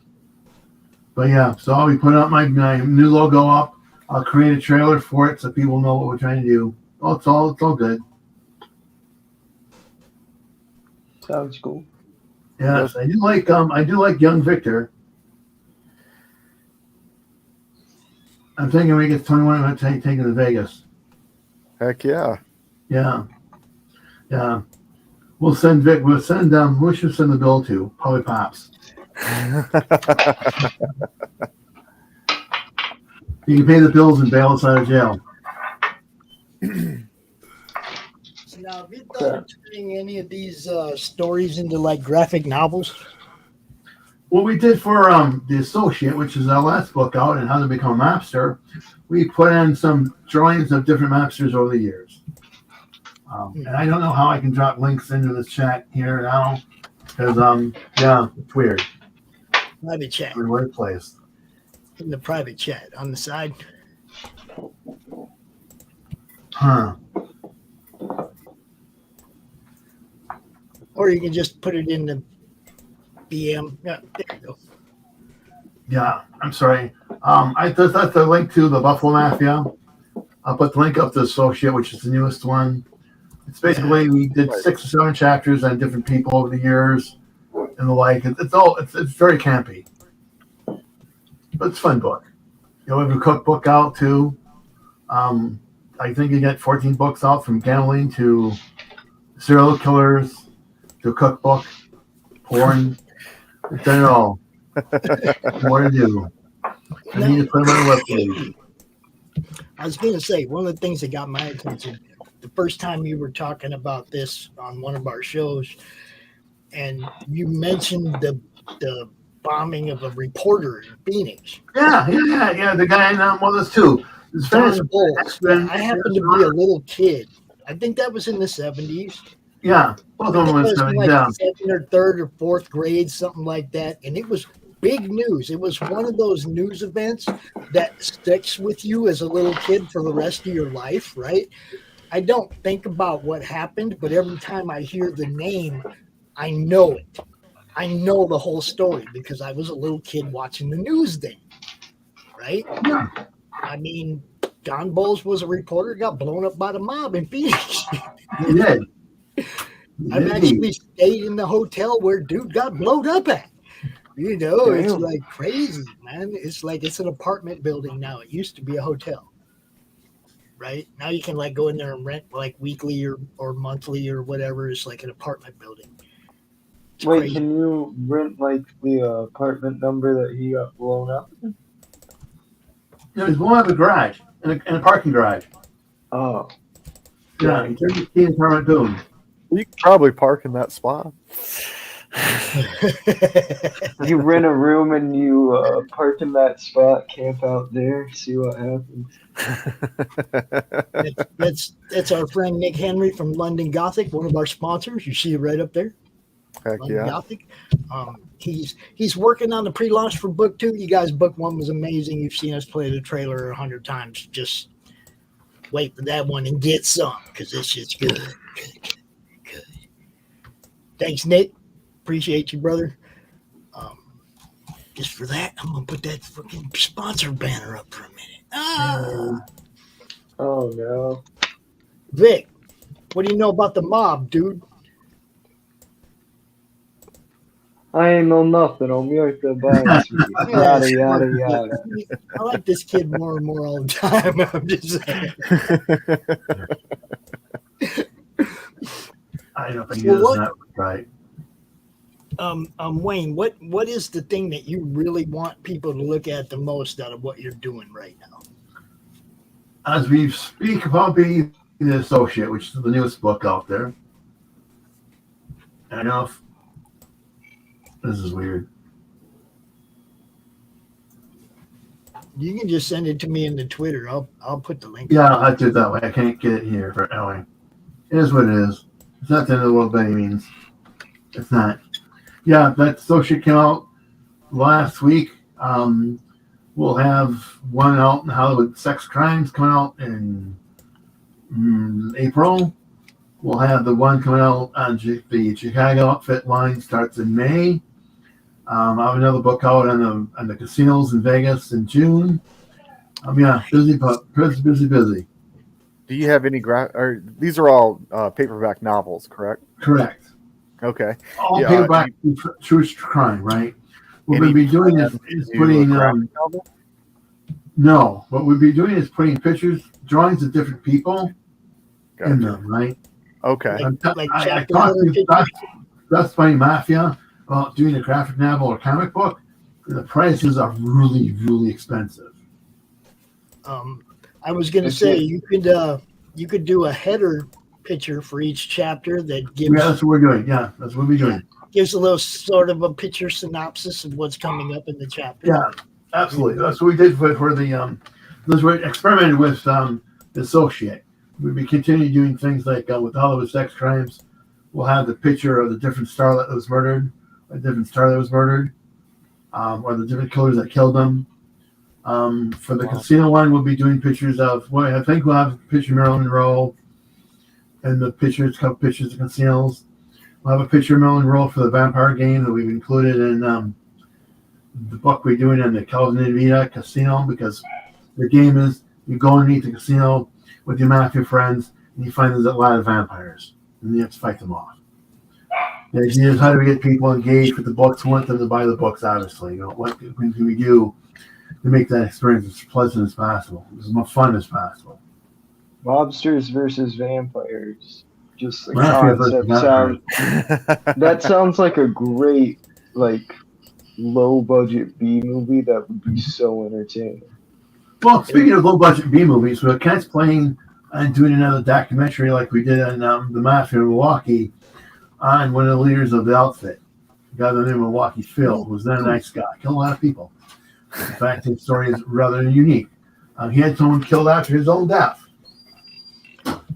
Man, can you imagine putting together a movie, everybody from their own home doing their own recording, and then somebody putting the proper green screen behind it, all the videos, so that it all matched together? It's been done. In fact, my friend did a horror movie. And guy that runs Midwest Horror Fest, I'm sorry, does Midwest Weird Fest, did that. He had a bunch of filmmakers do different movies, and then he put them all together. Nice. Yeah, that's what I'm saying. But all the same movie, like we're all playing parts in the same movie. Oh, I see. I understood. No, that'd be interesting. The background behind it to make it all fit together. Isn't that what they're doing for the one short film? Which one? What book does it go to? I can't remember. You know that one book. It's something on the network. I know a few people that do You know live what I'm action. talking about, right? I know a few people that do I'm live messing action of their comics. I know a few people that do that. Heroinberg does that. The guys at Still Token do that. You know, there's a bunch of different anthologies, shorts out there of comics. It's great. It's actually what I'm doing with my upcoming magazine. Talk to us about your upcoming magazine. What's that? I'm sorry. Talk to us about your upcoming magazine. Well, it's called Liquid with an exclamation point. It's Liquid Magazine. It's basically going to be out there to rival Heavy Metal in 2000 AD. It's an anthology series, you know. Any chance you guys are looking for submissions? Always. Vic, hit me up. I put it in the private chat, you know. Look me up on Facebook. Look me up on Instagram, TikTok. Even I'm there. Oh, and that's the true reason that this network exists. It's networking. It says it in the name. Network.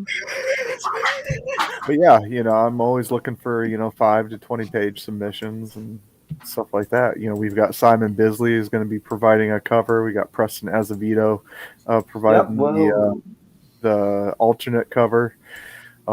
It's going to be awesome. We're pretty excited.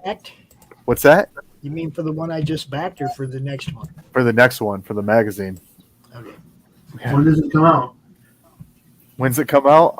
Well, as soon as my artists get done with with their pages, hopefully late March. Is it digital or print? It's going to be print. Color or black and white? It depends. It depends on the artist. Some stories are color, and then some want to be done in black and white. So, okay, thank God I cannot color anything. But if you wanted color, that's something we can talk about. Now, Tanner, if you want to drop that link in the chat for the one you just launched, it self-promote. Look, guys, I stress this so much, and I know Anthony knows exactly what I'm talking about. Self-promotion is the work. Yes. You guys Yes. have fun creating your art. Self-promotion is where you got to come out here and pimp your ride, man. You know? Right. And if you're out here, if like in my case, okay, the Madness Comic Network, if you go to Comic Talk with Pops Van Zandt, you're probably going to end up with a wrench. We do 40 shows a week. That gives you the opportunity to drop the link to your campaign in front of a bunch of different audiences from different kinds of shows. It's not all the same people because these shows are also being broadcast on their channels. Okay. Like this is on Doc's channel right now too, because he's my co-host. So you drop a link in my channel, the people in Doc's audience, they're going to see that link too. The people on Twitter, the people on Twitch, all the different places that we broadcast to. That's the whole point of this, is to get as many eyes on it as possible. Okay. We put in the work, folks. We do. That's what this is about. Tanner, you have a wrench over there. Every show, you can be putting your link up there. Anthony, you know that too. Every show that we do, you guys can be dropping them links. That's the whole purpose. You know? And please, if I give you a wrench, don't drop some porn shit in our chat because then I got to get away. Right. Wayne, I gotta ask you something. Oh man, have you interviewed Anthony Romano of the Romano Comic Book Syndicate yet? No, sir. The Romano Comic Book Syndicate.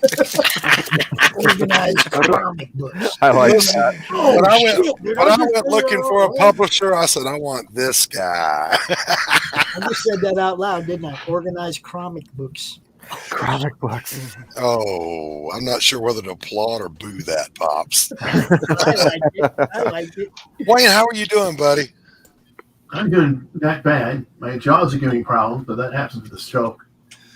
Yeah, go ahead. No. I have to replace my logo with my new one. I watched your interview on Laurie's show, and I got to tell you, I really enjoyed it. That was very insightful, very informative. I got a big kick out of that. That was a good show. Yeah, she's a good host. She knows what she's doing. More bonus point to her. She's almost as good as I am, so I got to get you on Doc's Coffee Shop one morning. You do. Tell me when. Next Saturday, spoken for, maybe the Saturday after. Okay, let me know. Unless Laurie's on that day, I don't know. I'll get with you. Wayne. You can drop that link in my DMs. No.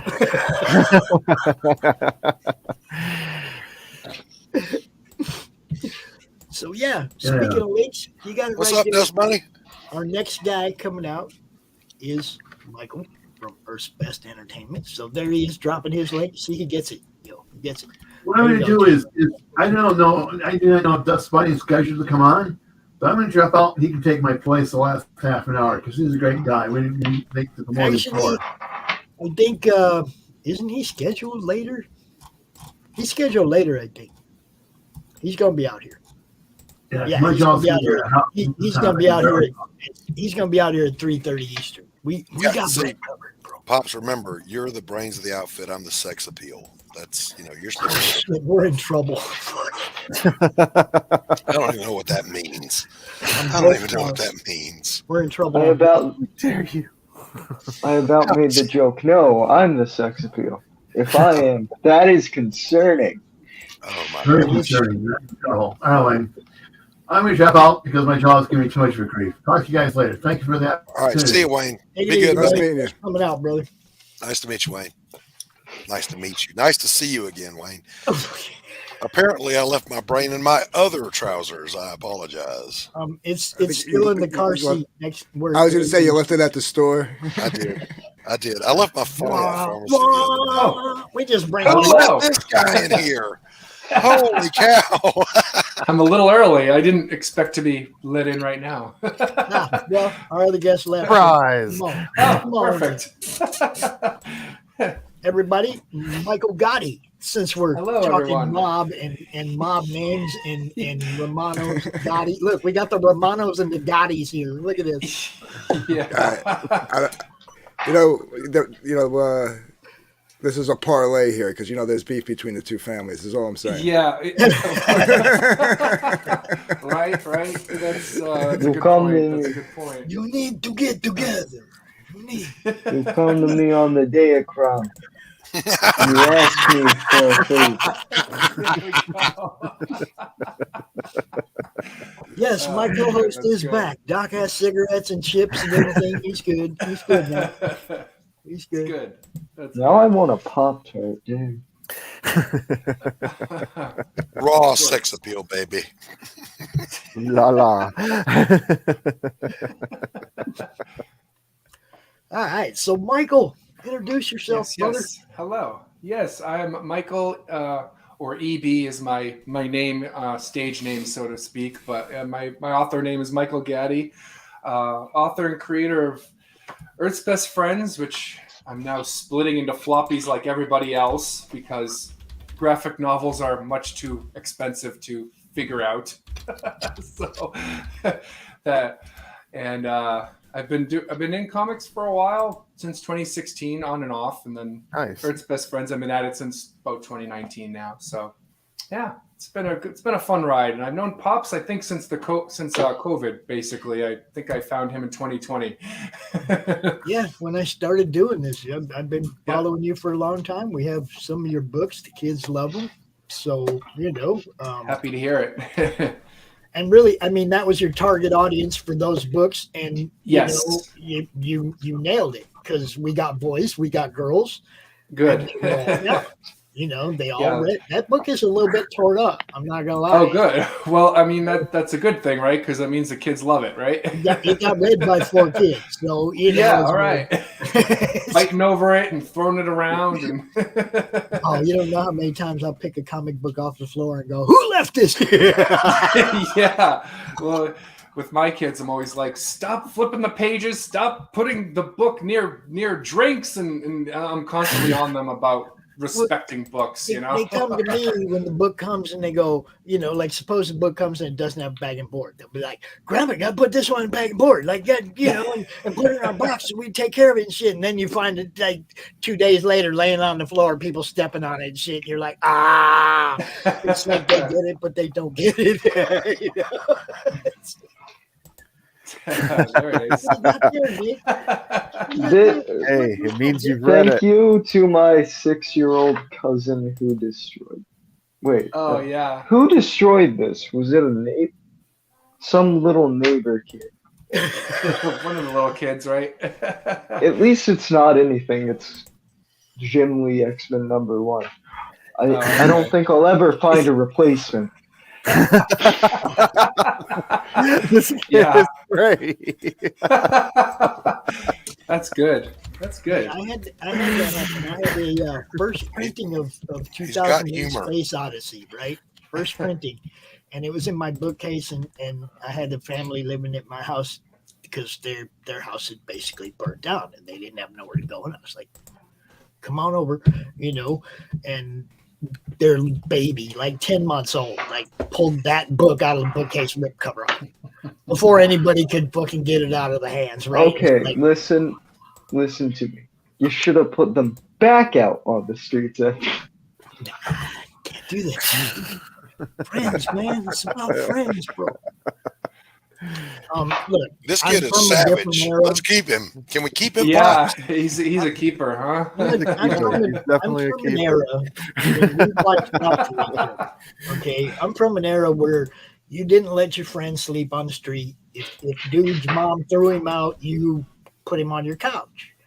Mm-hmm. Okay, and even everybody's moms was the same way about everybody else's moms. It's like they all knew they were watching out for each other's kids, right? Even if one mom got mad and kicked the kid out, she knew he'd be over there at his friend's house, and that kid's mom is keeping an eye on him, right?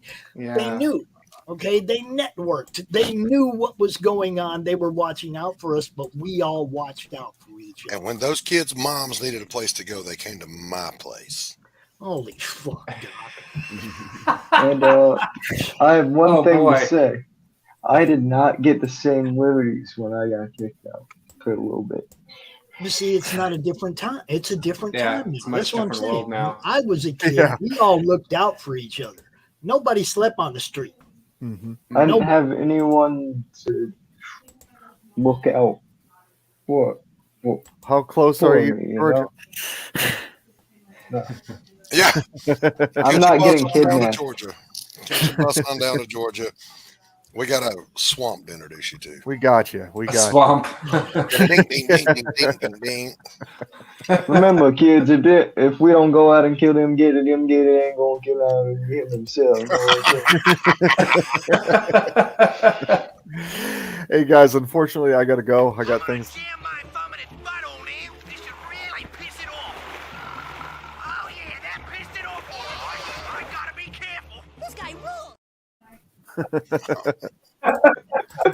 Tanner, be good, brother. We'll see you next week. Oh, I guarantee nothing. Chatting. Good meeting everybody. Vic, Chatting with you. www.apothicpress.com. Check me out. Send us some I'll mission. write that down right now because I Always don't remember. Pay attention. Go back that Press. book. Oh, you gotta Always know. pay attention. Thanks for coming out, Tanner. Appreciate you, bro. Hey, thanks for having me. You guys take it easy. Have a good one, man. There we go. Pay attention, son. I'm not just talking to hear my head roar. Go back that book, yo. Yeah. To whoever ends up getting the original art for this, I'm sorry I had to write that down on it. Put it back up there now. We want to know. It's all right. Page 1 free of pro- Death of Judo Master. That's free promo for him. That's all. There you go. That's right. That's what we do. That's the whole purpose, is showing off what people do. Exactly. So, Michael, tell everybody a little bit about your tweens and a little bit about my tweens, first best friends, and I mean the whole thing, where it came from, the family ties, the whole. Give it to us. The whole kit and caboodle. So yeah, Earth's Best Friends is a project that I've kind of been working on since I was a kid, give or take. Different stories that I played with my toys have kind of made it into this comic book anthology, I'm calling it. The mainline stuff I have out right now is Hyper Feline Ninja Heroes, which is your standard Saturday morning cartoon that's a little bit like Power Rangers or Ninja Turtles. The characters in Hyper Feline Ninja Heroes are named after my kids and my nephew and niece. So the characters are Jackson, my nephew, Chloe, my daughter, Lacey, my niece, and Sealy, my son. And they transform into these, feline ninjas that have kind of magical powers. They all have like an element to them. Fury has a Fist of Fire. Rosie has a Vine Whip. Lacey has the power of water, and she kind of has like this bubble wand. And Sealy has a power of wind, and so he has like this hoverboard that he kind of uses to fly around on. And they go around and save the day in a Saturday morning cartoon style. The first issue, number 1, you can kind of see that artwork by Gabriel Nissi. He did this for me as like a fan art, and I liked it so much that I said, I gotta hire you, man. So so now he's my character designer, and he'll be doing 10 more covers for me this year, because my other covers look kind of like this right now, clip arty. 10 covers a year. That's all I can do for as far as cover work goes. So, yeah, he'll be doing 10 covers this year for me. He's usually pretty quick about them, although lately in Nigeria they've been having problems with electricity, so he has been having a hard time with that. So, but he's an awesome dude. Awesome artist, as you can see, that his colors are on point. I don't even know if the print really does his work justice, but but the other story within Earth's Best Friends is called Animal Teens. Dang it. And put that back up there. Put that back up there. Put that back up there. I said, we didn't see it. Put it back up there. Oh yeah. Animal Teens. So like I said, it's a clip arty cover right now. I'm gonna have him do some real covers for me this year, but it's a placeholder for now. I don't want to put a blank book out there. It kind of looks like Dust Bunny Heroes a little bit. Yeah, it's so in Animal Teens, what we have is Harlan Lepus is the character on the front here, the rabbit. I take a little bit from Akira Toriyama's page book and name people from other languages. Okay. So all the Animal Teens are basically their last names coincide with the animal that they are in Latin. So Lepus or Lapus is rabbit in Latin, and so on and so forth with the other Animal Teens. Nice. Yeah. And so what happens with these guys, it's a little more like X-Men in the way they get their powers, where the hyper-feeling ninja heroes, they just have their powers and there's really no explanation in the beginning. It's just like, okay, we accept that these guys have powers. Animal Teens, it's a little more like they go through something or just kind of happens to them not magically, but randomly. So in the first page of Animal Teens, you see him playing football because he's, a star quarterback or whatever. And his legs literally transform into rabbit legs as he's running to catch the ball. And then having the rabbit legs is actually what gives him like the extra power to run across the end zone and win the game for his team. And then he completely transforms into a rabbit and faints. But even though they're both different like titles, previously they were all in one book called Earth's Best Friends Volume 1.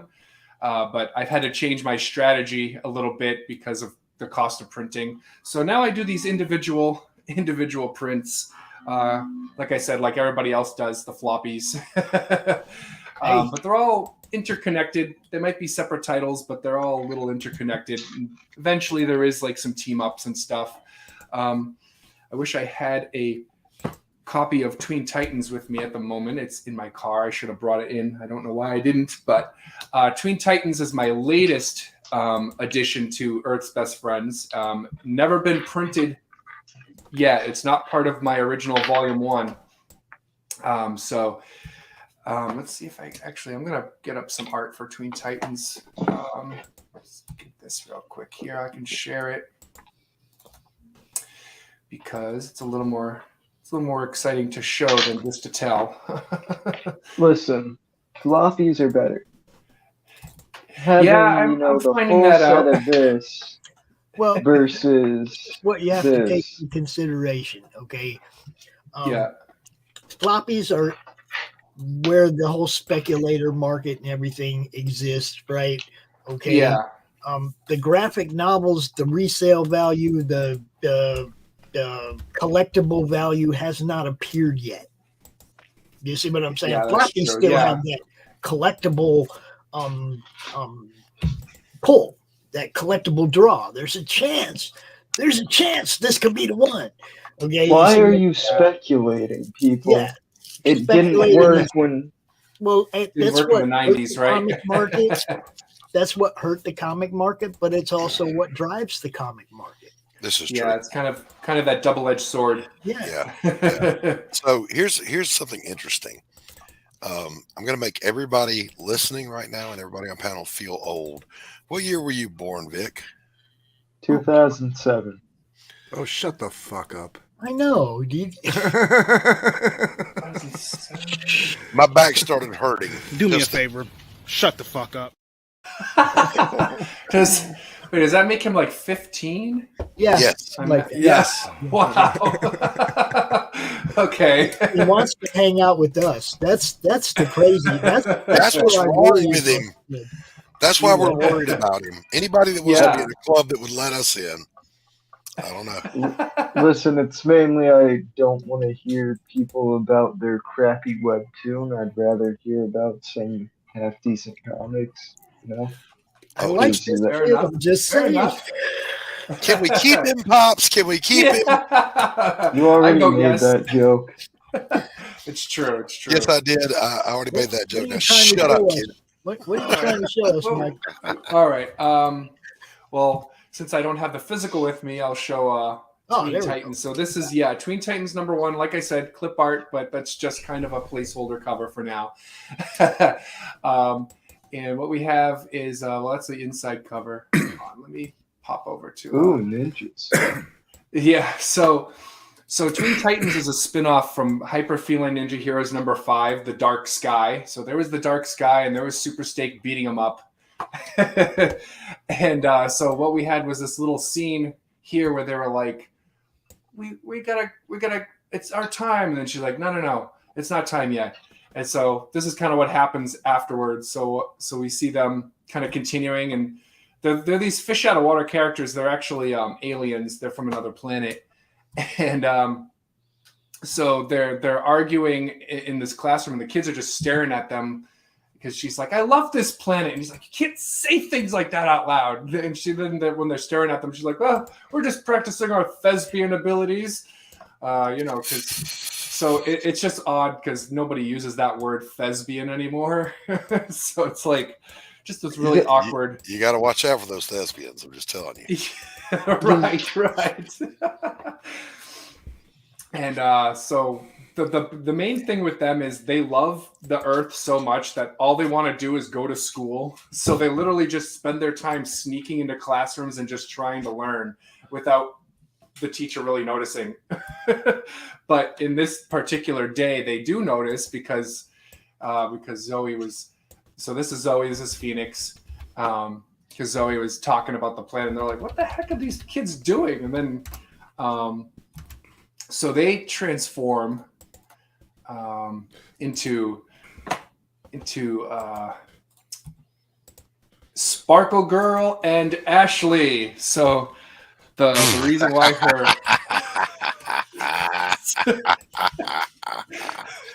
I love it. So the reason why her superhero name is Ashley, it's because her real name is Phoenix, and it's just such an awesome name already. So the joke is make her have a generic name for a superhero.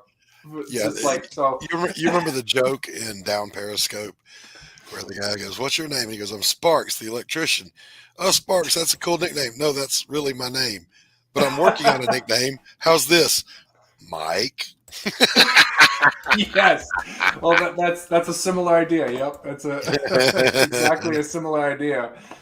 And then what's happening in this scene is this is a flashback to their first time they ever fought crime, and turns out Zoe had it backwards, and she ended up beating up the security and letting the bank robbers get away with the money. But then the Hyper Feline Ninja Heroes stopped them. So they're a little backwards. They don't really know what they're doing, but their hearts are in the right place. That's awesome. I like that. Thank you. I appreciate that. Very cool. Very cool. Yeah, I won't give too much away. I'd like folks to actually buy it, but I do like showing it off either way. But Mike, I am questioning you on your desktop background, though. I'm just saying. Just saying. I'm judging you. It's just a generic whatever Microsoft picked for me. I'm judging you on that entirely. Fair enough. No, that's seriously. That's some great looking stuff, bro. I love it. Thank you. Love it.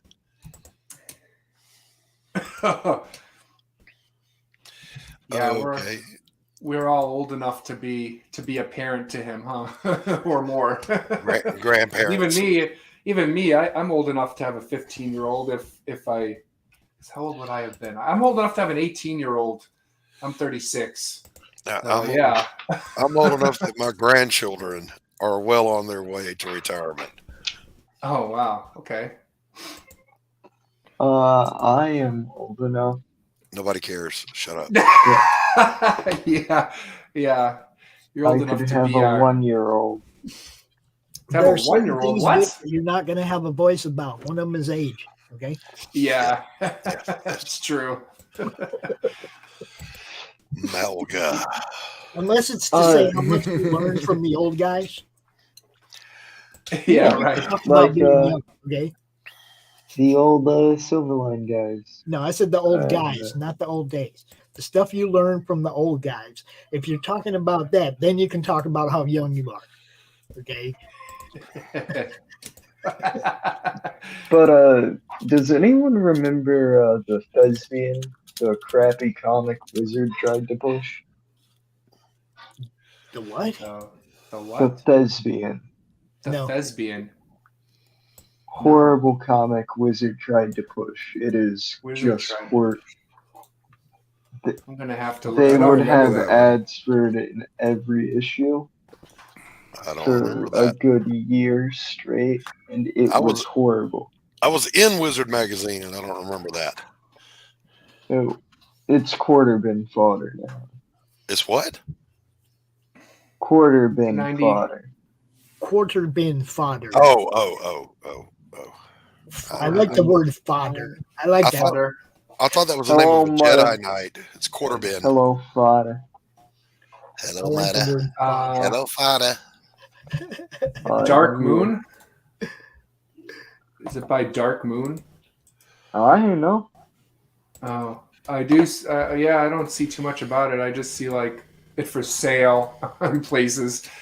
Yeah, there isn't much to it. It's, hey, I want to make this comic where I can print just enough to try and sell the IP. Oh, yeah, Because Dave it's first- popular. Oh yeah, yeah. The Thespian. That's funny because I was just saying that we don't use that word too often, but I guess maybe we use it more than we think, more than I thought. Thespian. Thespian. Make Thespian Yeah. great again. That's What did why they call I me? was. I never That's even looked at why- another guy. You saying that was why I was thinking about Oh, I get it. You're a claustrophobe. Hey, I never even looked at another guy. What? That's the actual quote. Yes. Yeah. That's good stuff. Yeah. So, what's next for you, Mike? What's coming up? What's in the pipe? All right. So March 1st, I've got my next issue of Hyperfeeling Ninja Heroes popping out for sale. That would be number 4, I think. And I've where's lost that track because I'm re-releasing them. So in my head, I've completely lost where I'm actually at. I have to constantly be like, what am I selling again? Where is that going to be available? That's at lulu.com right now. Lulu. Oh, I got my artwork up on there. Yeah. Okay. All right. Yeah. Okay. Yeah. March 1st, Hyperfeeling Ninja Heroes number 3, Sergeant Snake in the Grass. That's a good one. Well, be I've sure to been drop told that that- link. Yes, I will. Yeah, I'll pop it in the private chat as well. Here's my link tree.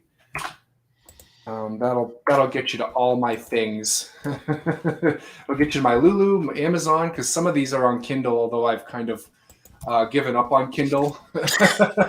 It's too confusing to have me do it on Kindle and do it on Lulu, and then them both be completely different for me. Because it's like I was doing 2 issues at a time on Kindle and then 1 on Lulu, and then I'm like, all right, I need to simplify I need to remember the acronym. Keep it simple, stupid. KISS. Mhm. We use it here a lot, don't we, Doc? Every day. Every day. Yeah. Take it So- simple, stupid. Listen, anything that takes more than 2 steps, I ain't doing. Exactly. Yeah, that's why I eat And- cold food out of the can. Open can, eat. There we go, right? There, That's there that too. it is. I seen it. Take out of bag, put in mouth, right?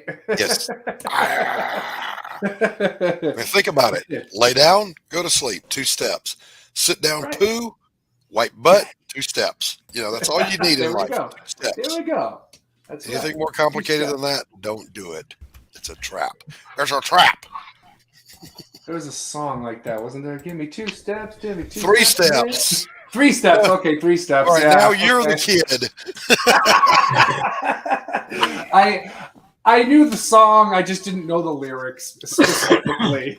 That's actually probably one of the cutest songs ever written. I don't know the song. Wait a minute, mister, I didn't even kiss her. Yeah. Staring straight down a 44. Just the cutest song ever. It is a cute song. Wait a minute, mister, I didn't even kiss her.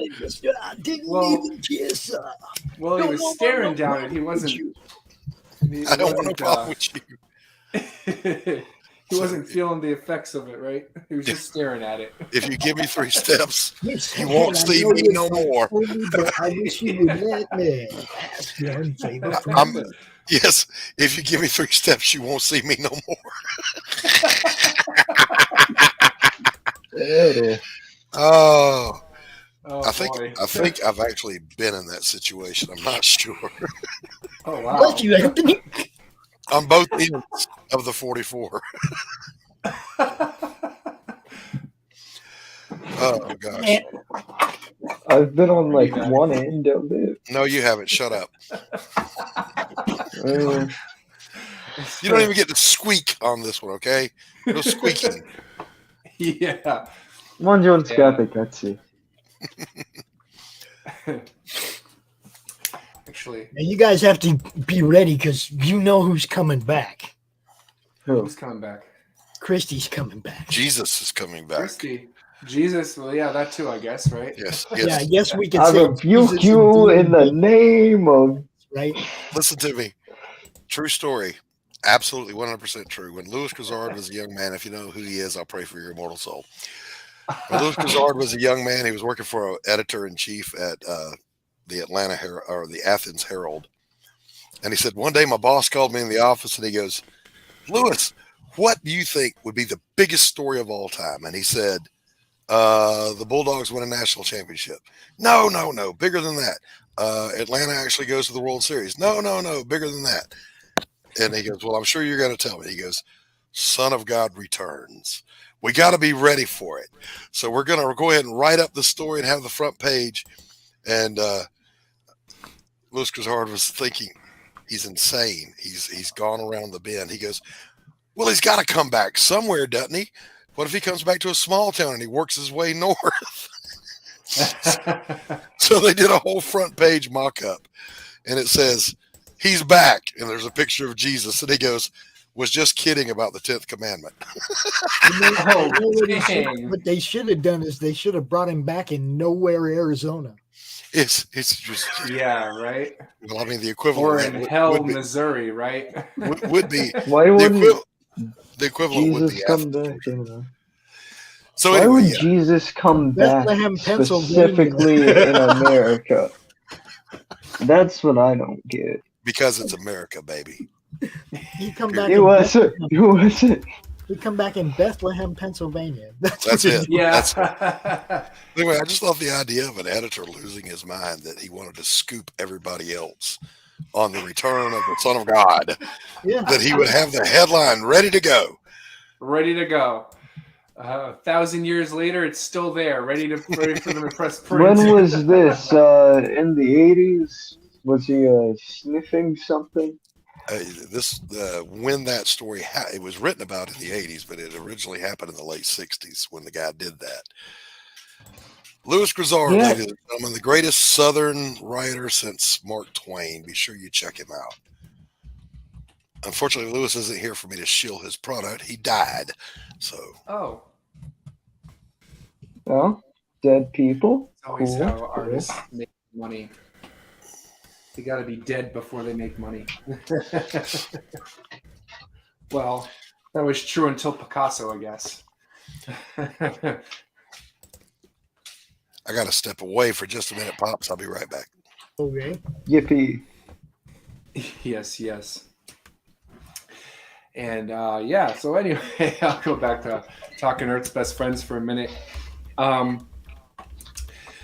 My plan for this year is to try to grow a bigger YouTube presence. I'm trying to jump on shows as much as I can. Not working out too well. Third shift kind of makes it hard to do that. Yeah. But I do have my own podcast. I'm going to give you a suggestion. Yeah. Okay, because the time slot you're shooting at is everybody's time slot. Yeah, I know. It's because Your it's on my best way to hope there work. would be replay views anyway, right? Yeah. But if probably. you come home from work, do a morning show, there ain't hardly nobody freaking out there. Okay, to compete against. We could even put that on the network. Doc, you do it once a week. That's the only reason I went to Doc's coffee shop initially, because it was the only thing on. Yeah, Saturday morning there ain't much. Okay. And I do at least one free refill during the week in the morning, in the wee hours, and you'll get the UK audience because it's afternoon for them. That's true. Yeah. So that's I have more definitely a UK thought. subscribers than I do anything else. I could do that as well. I mean, I like it. It helps with the drive to and from. So I guess maybe that would work in the morning as well. I could Michael, probably if do you it did twice. it in the morning, if you did it in the morning, you could do it on the network as well. Get the 8 destinations, get all that right. Okay, that'd be cool. But at the same time, we don't have much in the morning, so it would help us. It would help you. Sure. You know, that's what the whole network is about, man. So if you want to, if you change to that time slot, I can give you that time slot live. Okay. Now the other alternative is you record your show at night and we play it next morning on the network. Yeah, we can do that. Actually, that would be better because I have a feeling I wouldn't have an easy time getting guests on for 6:30 in the morning. this could be, you know, but I mean, we do replays of people's shows as well, just to help people to just so people know you guys are there. Absolutely, You know? that'd be great. Actually, that sounds like a plan to me. That's all you got to do is just start recording them, and cool. You know, what I'll do is figure out a time to get you in the, like, after the week. You record them for the whole week. We'll bring you in the studio one like Thursday morning or something, or Friday morning. You can put them all in, you know, or send them all to me so I can load them when I need to, whatever. You know what I'm saying? Yeah. I can download them and pop them to you in some kind of file. It'll be Google Docs or whatever. I mean, we do it for a lot of different shows, you know. So cool. I don't care. I just want people to know you guys are out there. That's why I do. Yeah. You know. Yeah. That's great. I appreciate it. It's awesome that your network's grown like this, Pops. It's awesome. Well, dude, there's no way you could have convinced me 3 years ago that we'd still be doing this. Yeah, right. I know. We've done 36 CRoM Cons now. Yeah. We did 3 that were, you know, CRoM Con Europe. Oh yeah, that's right. For the UK guys. Look, there's no way. I mean, even though I was encouraged in the beginning and told that, you know, if you want this to grow, you got to keep doing it. You can't quit. Okay. You can't quit. Okay. So I had that kind of encouragement in the beginning, which gave me the drive to realize that you can't quit. I've watched a few people that disappeared for a couple months and they work really hard to get reestablished. Oh yeah. You know what I mean? It's like you can't take a big old long break. You can take a week off. You can't take a break. You can't like just not really. For a while. You got to keep it going because grab that spot and grab those you views. lose momentum fast. Exactly. You know? Yeah. I try to just put everybody in one place. They come to our channel and they see all kinds of different stuff. That's what I like. We got games. We got shield shows. We got talk shows. We got the horror movie club. We got all kinds of stuff going on up in here. So cool. Yeah. And then we got old school. We got old school support, you know. What's up, Jay? What's up, Jay? What do you know about Jay Fairclough? What do you know about Jay Fairclough there, Anthony? Oh, yeah, that dude. He's a character, man. I love him. Oh yeah, that's my dude. I love that guy. Yeah, he's OG. Me and him go way back. We doing good. We doing good, Jay. You know, we just power through whatever happens anyway. You know me. Hanging in there, right? Yeah. Look, one thing I learned when I was really young is that shit's going to happen and you got to learn to power through it. Yeah. You know, and I learned it at a young enough age where a lot of shit's happened to me and I just keep, speed bump. Roll on, dude. So, yeah. I've been talking into a muted mic and thought you guys were ignoring me for a good 10 minutes.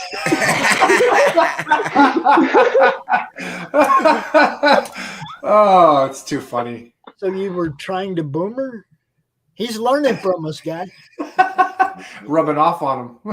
He's learning. That's good. Dart, he's on you now. He's on you now, Dart. I didn't mean it that way.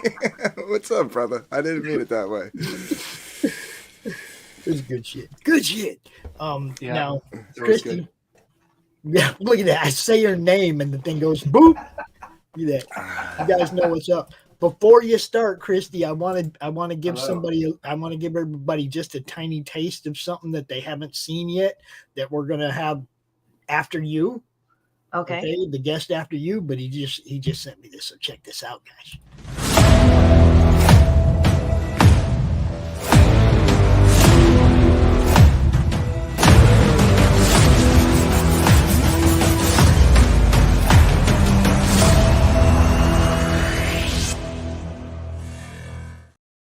Oh yeah, Morgan Quaid. You guys know Morgan. He's the one that did the music for the Madness theme song. Yo, he's like, it's one of our people. Yeah, looking forward to that. I got the long version trailer too, but I just wanted to give you guys a little tease. It's pretty good. It does. Looks great. Also, Tanner just launched. Hojo just launched. All kinds of cool stuff, man. Go look. Go look. Links are all up and down this chat. I just backed Hojo, I think last night, and I backed Hybrids too. He's having a hard time with his. What, Luke? Yeah, Luke. Yeah, he's having a hard time with Hybrids this time around. I don't know why. Yeah, it's weird, right? It's good book and it's a good story. So you know. Yeah, it is. I got that black cover. I got that black cover of the first issue. Oh man, yeah. I'm the only been. I pushed the hell out of that black cover. That black cover was badass. I was out here telling everybody, "You got to get the black cover, yo!" You know. But we joined right now by the demon bitch herself. Hello. Shinn. I'm gonna put you up here big screen for a minute so you can tell everybody who you are, what you're about, and all that. Yeah, well, my name is Christie Shinn. I'm the CAPS president, Comic Art Professional Society's president. And I dropped the link in the private chat just to let you guys know where everything is. This is my link tree, the link tree for Horror Studios. I also am the creator of Demon Bitch. I have run 4 to 5 successful Kickstarters, planning the next one. I'm just getting a bit of feel for it. And I'm a Ringo Award winner for our best anthology, so try to get me into best web comic or whatever the categories are. So the graphics should be in there on that. I send it to Pops in the backstage, but there's a list and it's like says my name, but it's like best original, best series. If not, you can go on my Facebook and check it out. And my social media, that's also in there. So anyway. Yeah, so I like drawing asshole comics, and I want to get an award for it. Hooray!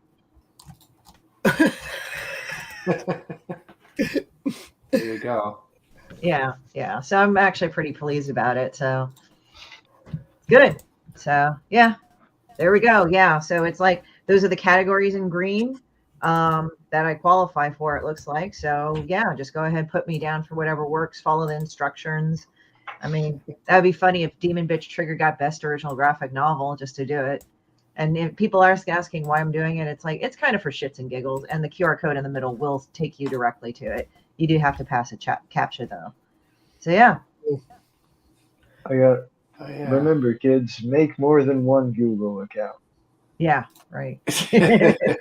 I'm not advocating that. Do whatever you need to do, but I figured I'd network it out. They just opened it up on the 24th. So yesterday. So how y'all doing here? How's the CRoM Con? It's like been raining here. Actually, there's like a big flood area in Los Angeles right now. Flash flood. Really? Yeah, it's pretty cold up here too. So, yeah, too bad Doc had to go. It's like all of a sudden everybody's like all quiet now and everything. Yeah. Well, I'm looking at your website right now, so Yeah, that's what I figured. Like you could tell, like there's certain silences. Like everybody's like they're all intense. So hey, I don't mind. It's great.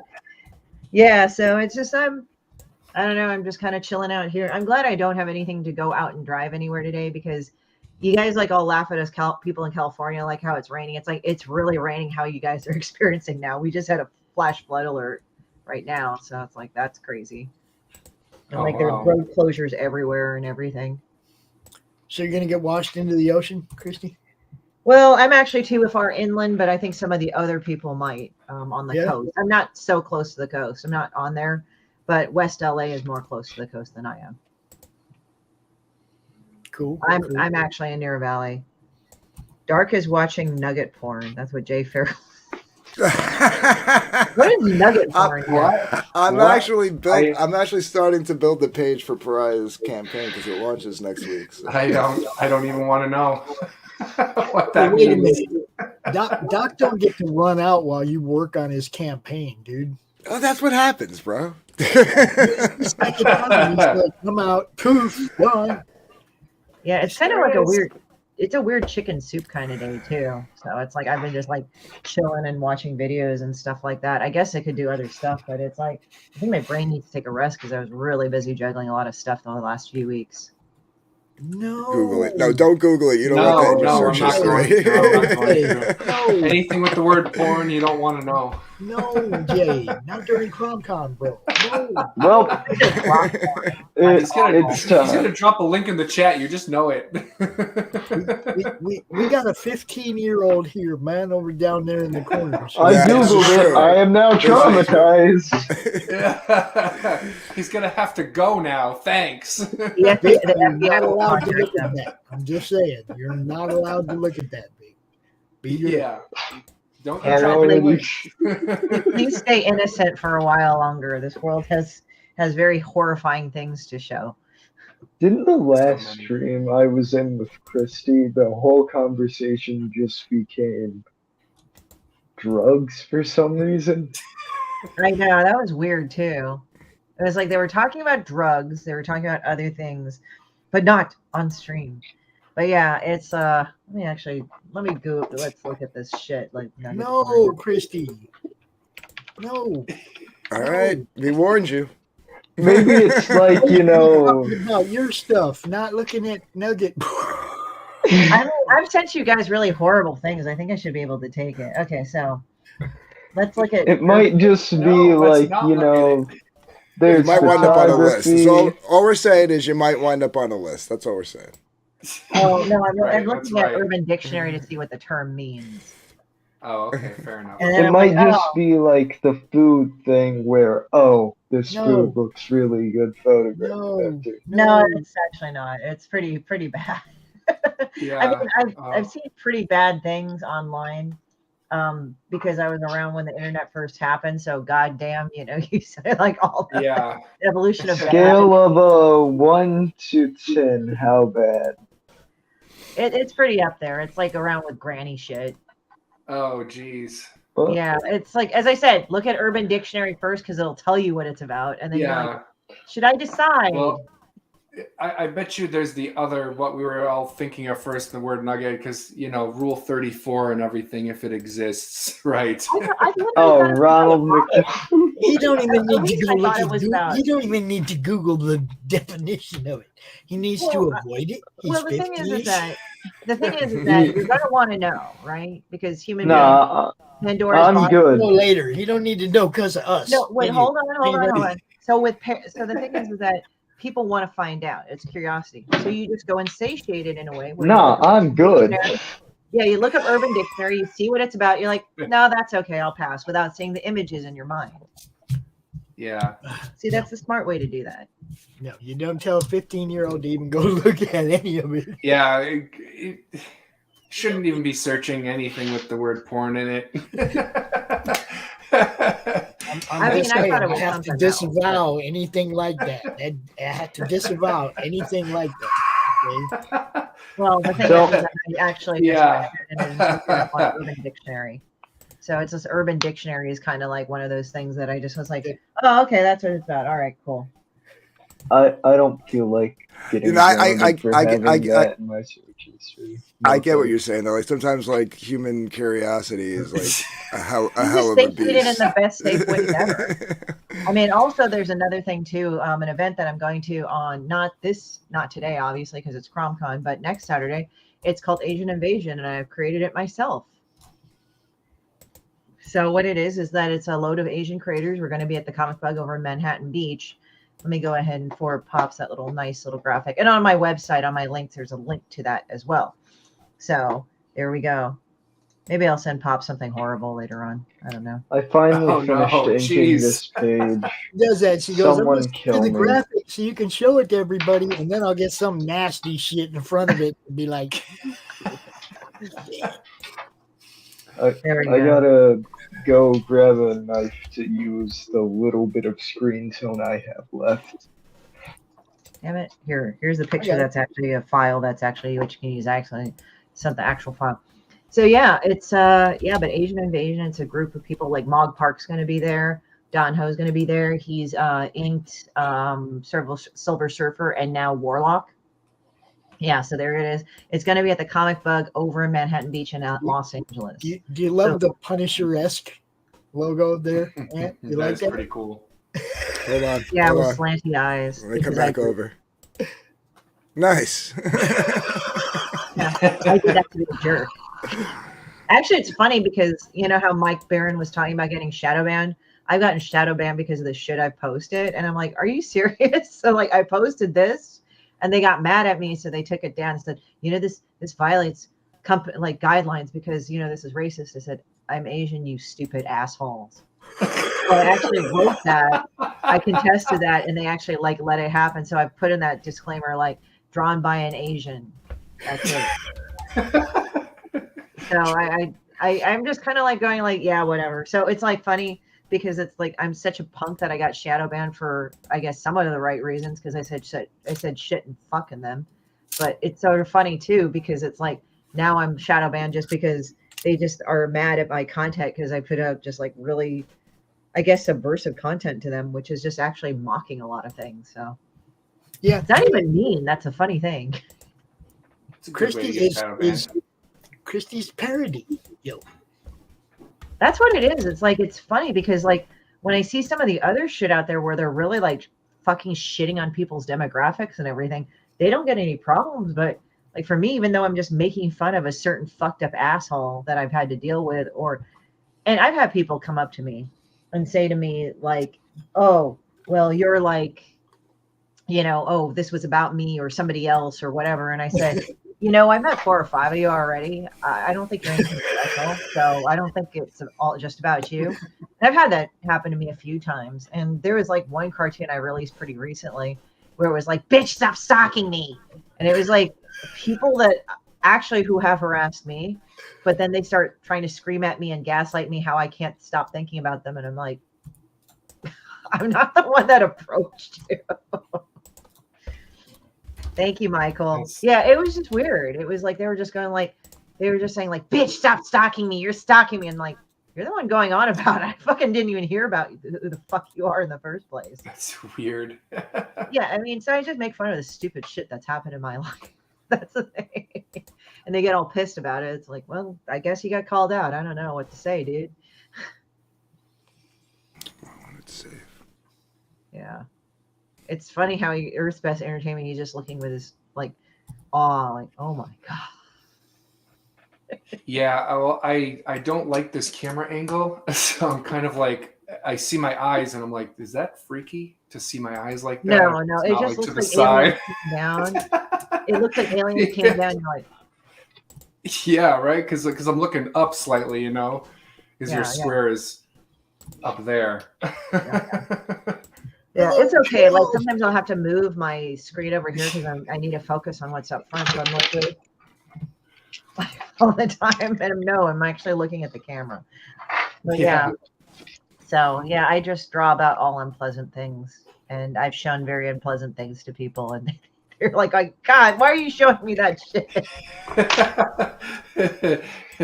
sometimes I'll troll Pops and Doc and Rich just to kind of throw it out there to be an asshole to see like what each of their expressions are. Yeah, I hope Christie, like, look, I get a DM from Christie and I'm like this. Oh God, no! What's it gonna be? Oh, okay, it's just words. All right, cool. You know. Yeah, right. And then there's another one. Like you gotta like, okay, stop. Hey, get ready. Right. Okay, open it up. Oh. I'm gonna send a picture to Pops. Is it gonna be nice or is it gonna be fucked up? Oh gee, not on CRoM Con. Here we go. We're gonna do this. Here we go. So and I'll do that, and Rich is the most amusing because he starts yelling. He's like, "Oh, really? God!" And he'll like get into a state of insults, and it's great. Holy crap! It's as wide as the surfboard. Actually, Laurie said that when she saw it. She was like, she's gonna need a bigger surfboard. I'm just saying. Oh no, another one of my friends said, it's like, which one's the surfboard? No, she's gonna fall off that thing. She's gonna need one a little wider. I'm just saying. Oh man. Yeah. Oh no, Laurie said, is that person an orca? And I said, that's mean. Because orcas actually do swim around and actually are active in the water. Right. They're large, but they do move. Well, like whales have blubber, but they actually they kind of ambulate all day, kind of thing. Oh yeah. Yeah. Right. Should see me on cam. It looks like I'm about to go out shooting. Don't Jesus. But yeah. Yeah, it's just like, so what's the weather out there for you guys? Hey Carol, what's up? Well, I haven't been outside all day. Huge winter storm. And yeah, like Michigan, there was like a million people without power, blah, blah, blah, blah. I go outside, there's like a half inch of snow on the ground. Oh, man. And now one branch did fall out the tree and land on the deck, but it wasn't a very big branch, didn't hurt nothing. But that was the total of what happened to us in Michigan. I don't know about the rest of Michigan. Right? Yeah. But it was pretty calm here, just like every other storm that goes through, you know, like. Well, my friend Amanda. Go on. I'm in New Hampshire. I've been off from work for the last couple of days because of snow. Oh, that must be nice. Yeah. Well, I mean, I took the days off. That's my own vacation time that I'm burning to do it. But the drive to work is perilous in the snow at times. Well, the last time I tried to drive in the snow, a truck almost hit me as it slid into the guardrail. So that's fucked up. Yeah, it is. It was pretty traumatic. And that night I was on my way to work, and I'm like, nope, I'm going home. Yeah. Yeah. No, it's weird because it's like California. Like, okay, my parents, when they came from Korea, they went to school here on the East Coast. And then they went to Chicago. They lived there, and that's where my sister and we were born. And even they were like, "Oh, fuck this!" And they like went to California. So I grew up in the Bay Area, and then moved down to LA myself. But yeah, it's weird because it's like, I mean, it's like that's why I don't make a thing about like how cold it is, because all you fuckers over here are just like all like freezing. Yeah, it hit -40 with wind chill a couple weeks ago. Yeah, I was like then it went up to 50 degrees just last week, and now we're back to snow and 17 degrees today. So yeah, like with California, like our winters a lot of the time have rain. We really don't snow unless we're in the mountains. And the thing is that we kind of we do get cold weather. It's just that it's like 40s and 50s. It's like you guys would be laughing, but it's like it's weird because like lately it's been 50 degrees for the last few days. But it has that like little addition. This little addition of like, you know, sort of like, oh, what is it? Wind chill or something, or wet wind chill. Mm-hmm. So it's not been fun. So it's like that sucks. So yeah. So we have that, and then Now we just had 2 straight days today of like just heavy rain, and one of my friends that lives in the same town lost power. She's like, "Are you good? Have you lost power?" I'm like, "No." So I don't even lose power in my own home, so I'm not bitching. It's just like I just go like, "Oh fuck, it's cold." That's it. Yeah. But I don't want to be fucking driving around because like Californians, they get really fucking stupid when they drive around in the rain. I don't know what it is. It's like it's gotta be just a human thing. I don't know if it's stupid the up same here for too. snow for you guys. I don't know Yeah, if it's it the same is. Oh, it is? Okay. Yeah, people are stupid in the snow. Like I said, that truck passed me, and that was what caused him to jackknife into the damn guardrail. You know, I'm going this. Well, I mean, the speed limit for safely on the highway in snow is like 40 miles an hour. So that's what I was going, and the trucker decided that wasn't fast enough, so he passed me, and that was what caused him to slide into the guardrail. Yeah, I everybody knows Christie is a unique personality. I figure each of you have to have at least one question for Christie. I'm gonna start with Vic. Vic, you got a question for Christie? No. Oh, shut up! I know you got a question for Christie. Stop being a meatball. You can ask a question. I think we should ask the adults first. Yeah. We have a bit of time. They have seniority. Yes, seniority. It's weird because I'm usually one of the younger ones that come on the show. Well, now we have Vic, who's like the resident child. And now he's more than half my age. Oh my god. Well, it's kind of funny because like my friend calls me the evil little child for some reason, even though I'm older than her. So, anybody got any questions or anything? Come on, man. Well, what you call it? Every time I see you, you're always doing something different. Like you're always out running around. Like, where do you come across all these things? Or where do you get your like information for these events that you do? I think some people would probably want to know that. Like, how do you fish around for these events that you're always going to or participating in and stuff? You'd be amazed at I just talk to a lot of people. And I know people. It's not necessarily like, oh, I know important people like Mike Barron and all that. It's just I know people, and I've been friends with them for a while. And I just talk to people, and they say, oh, yeah, I need this. Oh, yeah, I'm doing this. Oh, yeah, you want to do this? Okay. And I just ask. I mean, it's weird because sometimes I thought it was shitty about asking. Like, you know, because some people like say, oh, you need to learn how to ask. So I would ask, but I always feel weird. But I've gotten a little bit better at that. I mean, I will say that. But for the most part, just people like to say, oh, hey, here's this. Oh, hey, here's that. Oh, you want to do this? You want to do that? And I think what helps is like with CAPS, it's like I get introduced to things. Like I'm going to the Latinx Comic and Arts Expo. I hope they're not going to kill me when I fucking say that. Because I also get bored, so I make up shit. So like Asian invasion's completely my own thing. And since I know Jun from the Comic Bug and his ethnicity is Japanese, I know nobody's going to give him any shit. So I asked him and he thought it was great. And the thing is, like, I get bored and I just want to do a thing. And so I'll ask. And sometimes, usually, it'll happen right away, but sometimes it'll take its time, which I'm not the most patient person in the world, but I'm getting better at that. I just follow my intuition about it. But the Latinx Comic Arts Festival is going to be in Modesto, and I'm going to be there on the 17th and 18th. And I just got asked. Like, I'm not Latino, Hispanic, or Chicano or any of that. But Don Nguyen, who is not either of those two, he's Vietnamese, but he knew the people, and I knew, and the other people knew me and Teresa Rojas, Dr. Teresa Rojas. She likes to call Teresa. She talked me. I reached out to her. I think she reached out to me. Either way, we were introduced, and since we knew the same people, she was totally cool with me going up there to represent CAPS and everything. And we've got quite a few CAPS members up there. Like there's Stephen Prince. He does Monster Matador, and I fuck with him all the time. And if you ever see Stephen Prince, he has his face like, this is fine. Like, so I constantly put that up there. I mean, one time in San Diego Comic Con is like, we actually had a group chat to where we would eat or do things and coordinate. So I said, okay, guys, and Stephen was there and they were all there. We were all sitting at in a dinner table. I said, okay, guys, I just want to let you know, this is what I always put up. And I'm going to tell you the reason why I put this up when Stephen's there. So I put up that this is fine dog where it's burning. Like, this is fine. Yeah, that meme, yeah. Yeah. So I said, Steven has that look on his face.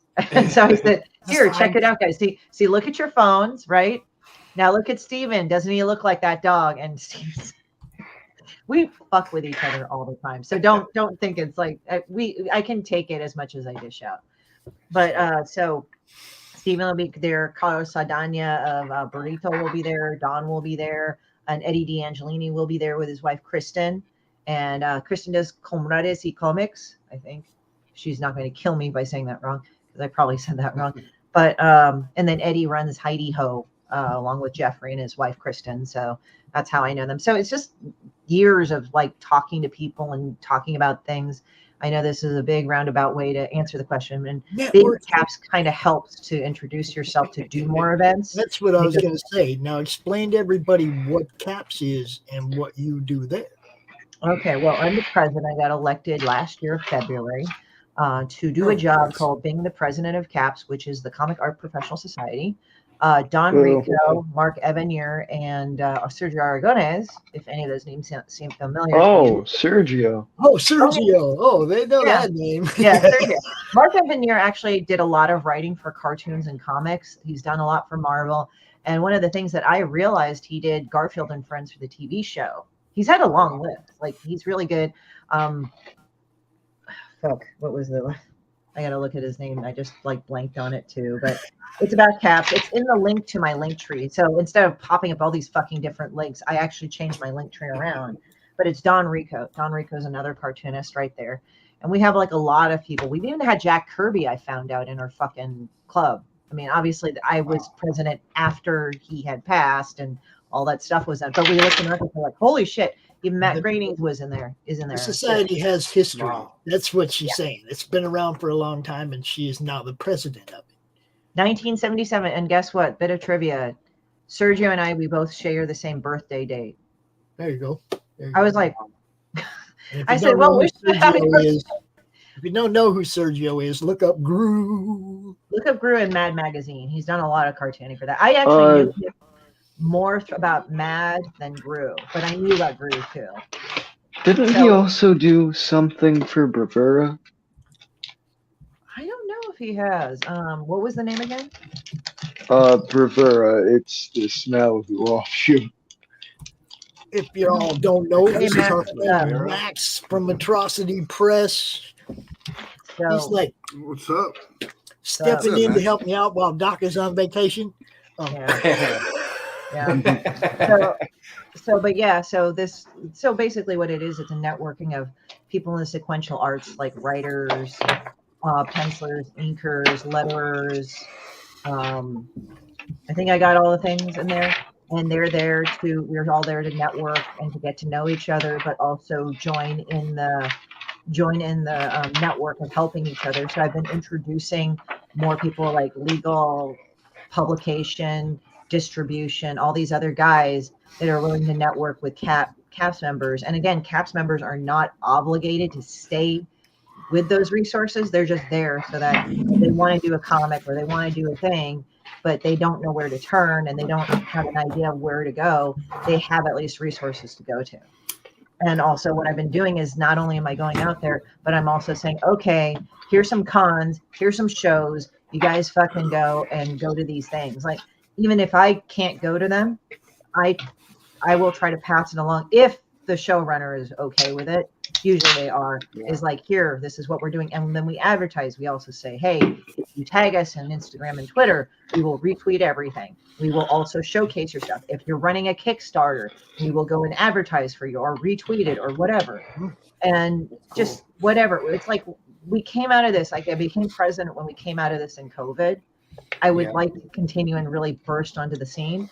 Hopefully we're going and looking at, we're doing Zoom meetings because the building that we were in, it was the Animation Guild, and it was a good place to go, but there was a lot of issues like since the Animation Guild, there's a lot of animators in our group, but it does not mean if you're an animator, you qualify. This is only comic sequential art and cartoonists. But but you can do other things too. Like, we have a lot of storyboarders, we have a lot of animators, but they do comics as well. That's what qualifies them. So what it is that when we go and get it done, that type of stuff. That's so the Animation Guild, some of the members knew it, and they were talking with the people that ran it, and there was studio issues, contract stuff, whatever, not with us, but just outside of us, so we couldn't go do it. So we're trying to look to get back into it with both a team and a hybridized sort of meeting, because some people have to go and do the Zoom calls and all that because they have different schedules now because of the pandemic. How far in Mad Mag does he go? Oh man, it was like in the 80s, but I think he was older than that. Like I think he started in the 60s and 70s. Sergio. Crap, I lost what I had. Yeah. Oh, rats. So I think, when I was growing up, I know he was at least there in the 80s. So I don't think he was there for hugely a long time, but a decent amount of time. I think he started in the 70s. So, Michael, I think that's probably where it is at. Oh God, what? Okay. Mighty Magnor. Magnor. Okay. Yeah, I don't know. he did something at Malibu. Yeah. So he did that? I couldn't really see the image. Yeah, but yeah, so that's what we're sorry. looking at. No, it's okay. I just that's the thing that Sergio did, and so far, I mean, I've spoken to Mark several times. He's really happy at the direction that the organization is going, so that's good to get kudos from one of the founders there. I've met Sergio prior to that. He's a very nice man, by the way, very sweet guy.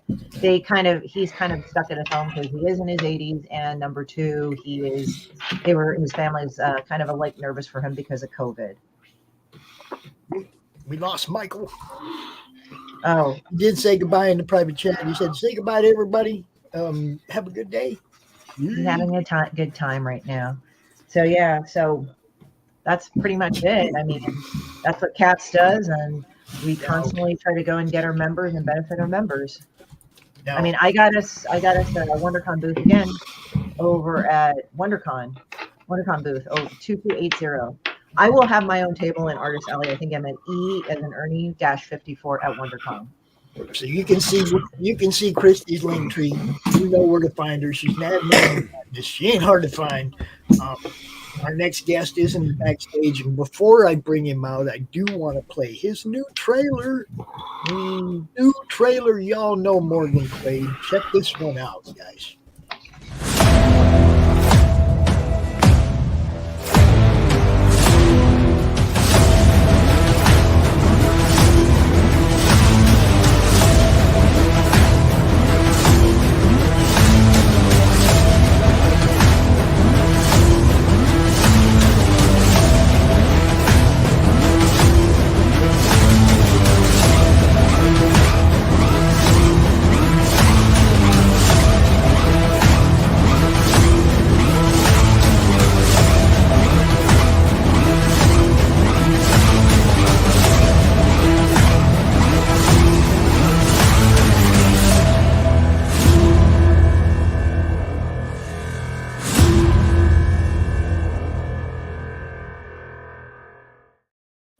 Morgan Quaid, what's happening, my friend? Hey, Morgan, what's up? Hey, everybody. How you doing? Hello on the other side of the world. What are you doing, man?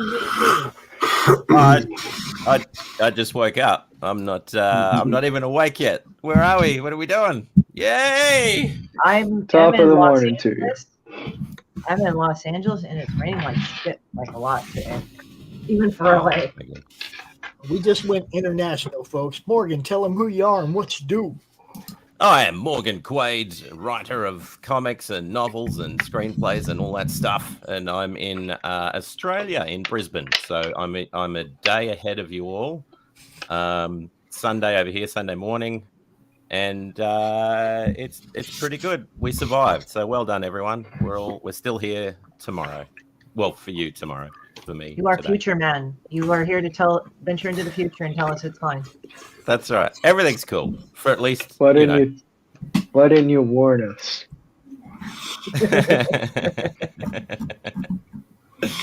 Well, yeah, it's fine. Everything's fine. Trust me, it's all good. Oh, that kind of reminds me of like one of the guys that I tease a lot, Stephen Prince. He has this look of that dog that says, "This is fine."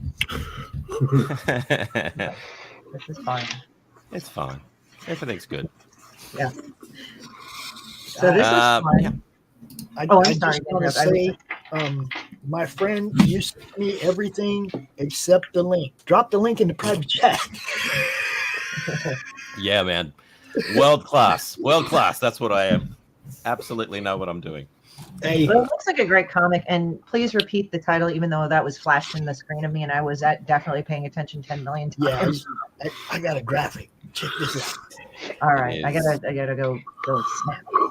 The Crimson Folly, and this is what's the character's name? Morgan La something? No. So Morgan's my name. Okay. Morgan's my name. Yeah. So the Crimson Folly, it is it's like a D&D inspired story. It all takes place within a tavern called the Crimson Folly. So it's like this fantasy tavern, and the whole story takes place within the grounds of that tavern. I've used or worked with 15 different artists on it. So it was a bit of an idea that I had, which might turn out to be the dumbest idea I've ever had. We'll see. I thought instead of just saying, it's 56 pages, instead of just doing that with one artist, I've got different artists to do 3 or 4 pages each. So the styles are quite different as it goes along, but it's one story, but with many different artists. Yeah, and it's essentially a kind of adventure story that goes bad at the end, and you find out that there's a little bit more to the Crimson Folly and the history of it than what you'd first suspect.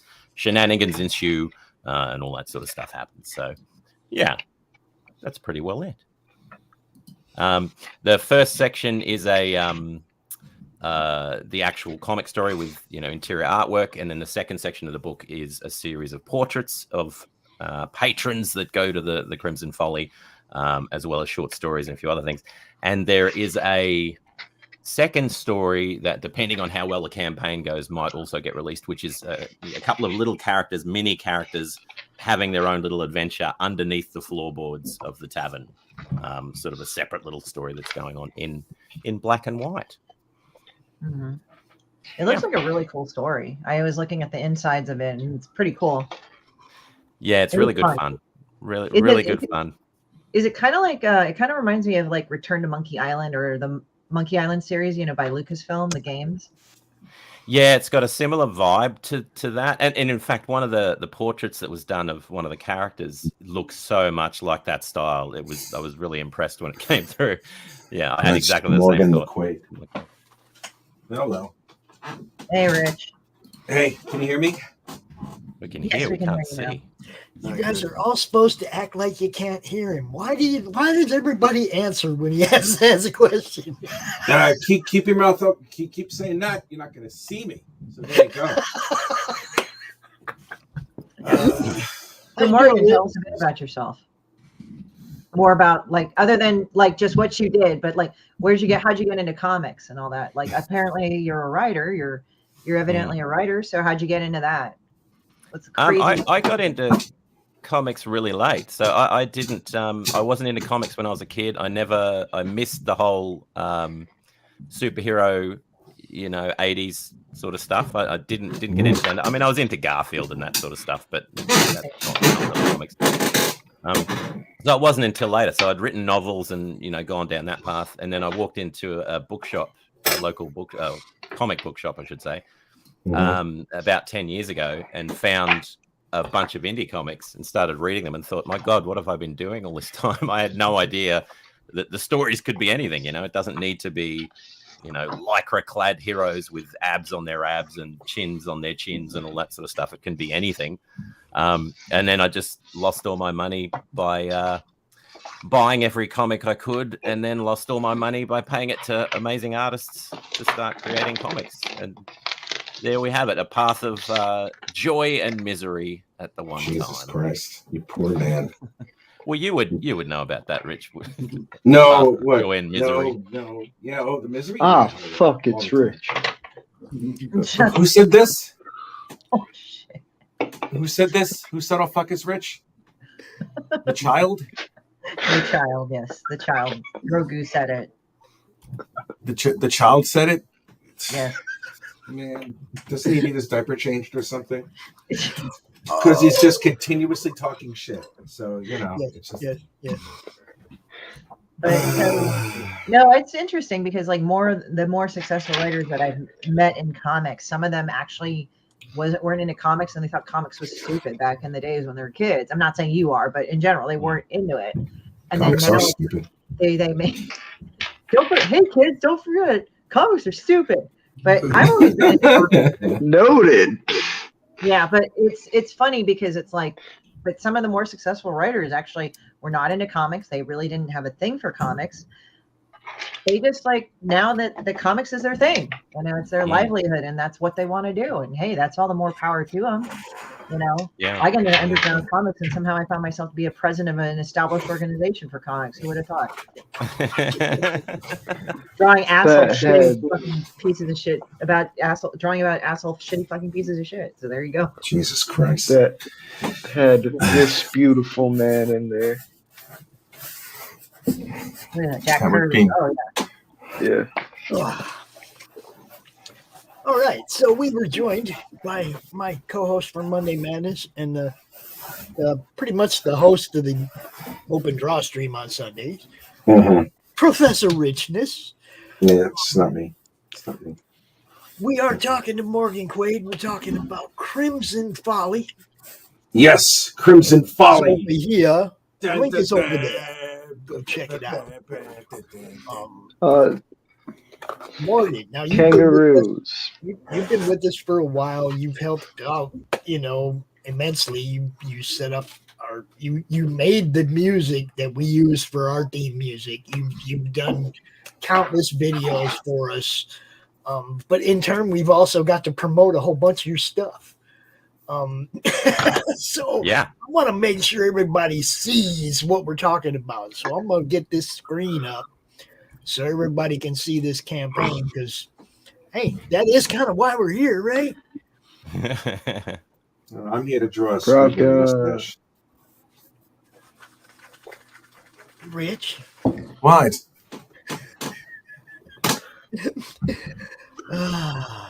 What is it? He's my friend, everybody. Yeah, I know. I'm the special one. You know, I'm the special one that I require like monitoring and the helmet and the special pills that I have to take every morning. You know, so it's like he's my friend, everybody. That's me. That's me. That's me. See, Crimson Folly. See, Stephen loves Rich. Steve, I'm still not going to go on your draw stream, so stop asking. Anyway, continue. You're such a dick. I am a dick.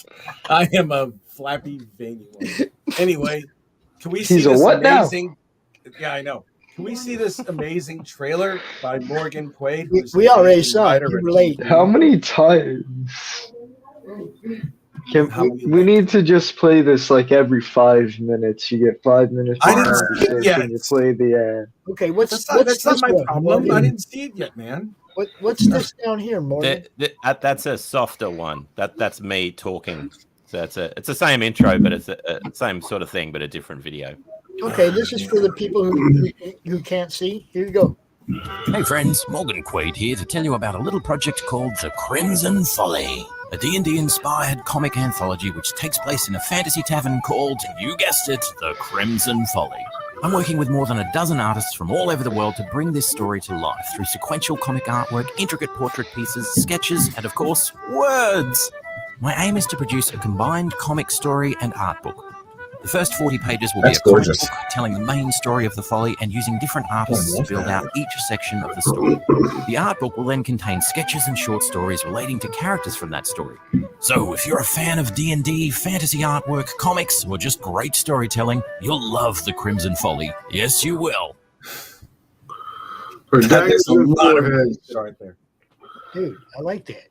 Did you send me that one too? I don't know. I'll send it to you. That's cool. Yeah, I want that one for sure. God, bloody hell, man. That is a lot of good artists. I like the flute. Yeah. Yeah, they're I'm gonna keep my mouth shut. I gotta say. I just want everybody to know there's a lot of people who watch, like they'll be driving down the road and they'll just be listening. They can't watch at the time, right? Mm-hmm. They still tune in, right? We have friends like What's his name? Joseph Monks, I think is his name. And he can't see real well, but he listens all the time. When you make these trailers, guys, give us some voiceover information so that those people that are driving down the road and they can't necessarily look at the screen right now still know what the hell this is about.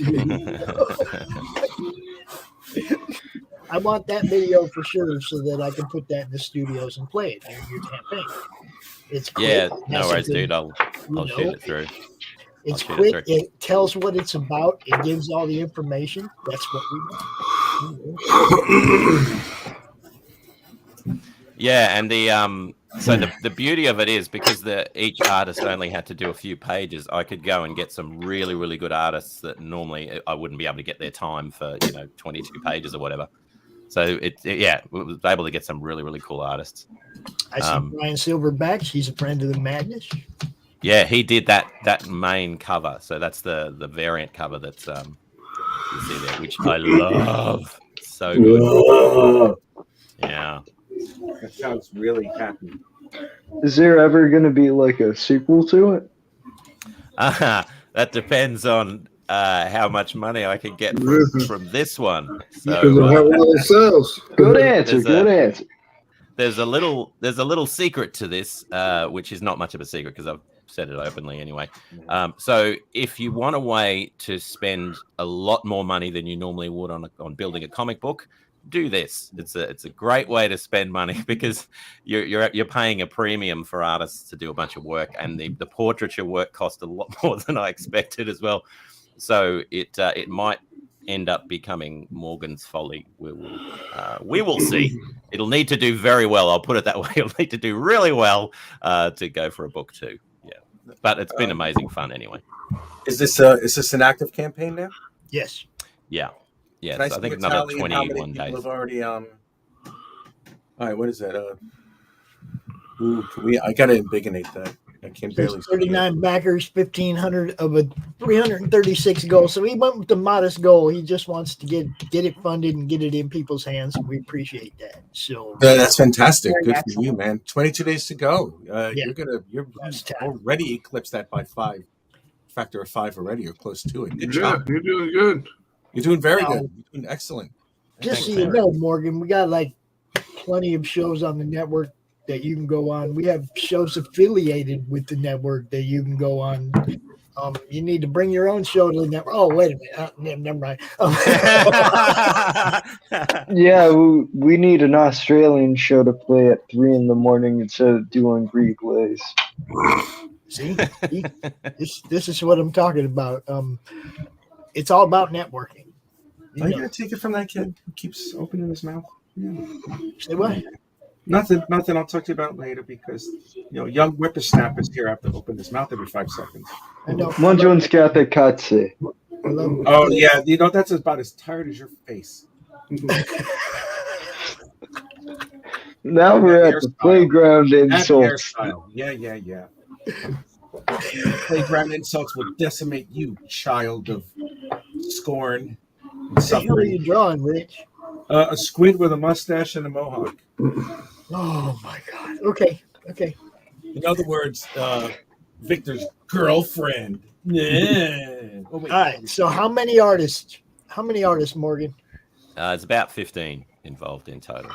Do you Some of them I've worked together before. Do you have it all memorized? Do you know them all by heart? Can you spell them out? Nope. I get their names wrong all the time, so I just don't try anymore. They're listed down at the bottom, and I don't even try. It's just too many. We're gonna run down there and look at the team. Where's the team? Then we'll come back up. Here we go. There we go. Dave Schwartz, know him. Brian Silverbacks, I know him. Yeah, keep going. Williams, I know him. Yes. Eddie TB. Yes. Rishi. Abel Garcia. Yes. David Lujan. Yes. There's a lot of people we know here, man. There are a lot of people there. It looks good. Yeah, I'm really impressed you were able to get that many artists on that. I know 2 of those people. I know none of them. I know nobody. I don't know any of them. Yeah, you're young. You're a youngster. The titles are great. Well, okay, so we got the team. The people that hang out at the bar. This is your Cheers team, yo. Okay. Yeah. Everybody knows your name. So this is the Folly team, where not everybody knows your name, and some of them you might not want them to know your name. Yeah, exactly. I wouldn't want anybody to know me. I don't want to know Rich's name. Well, you already do, so tough luck, kid. Feel bad. Dementia, take me now. Dylan Chin. Okay. Do you want to see this one, guys? Yeah, I want to see Dylan's chin. It's a video. It's a video. Right. Oh, okay. Play it. Roll that beautiful beat footage.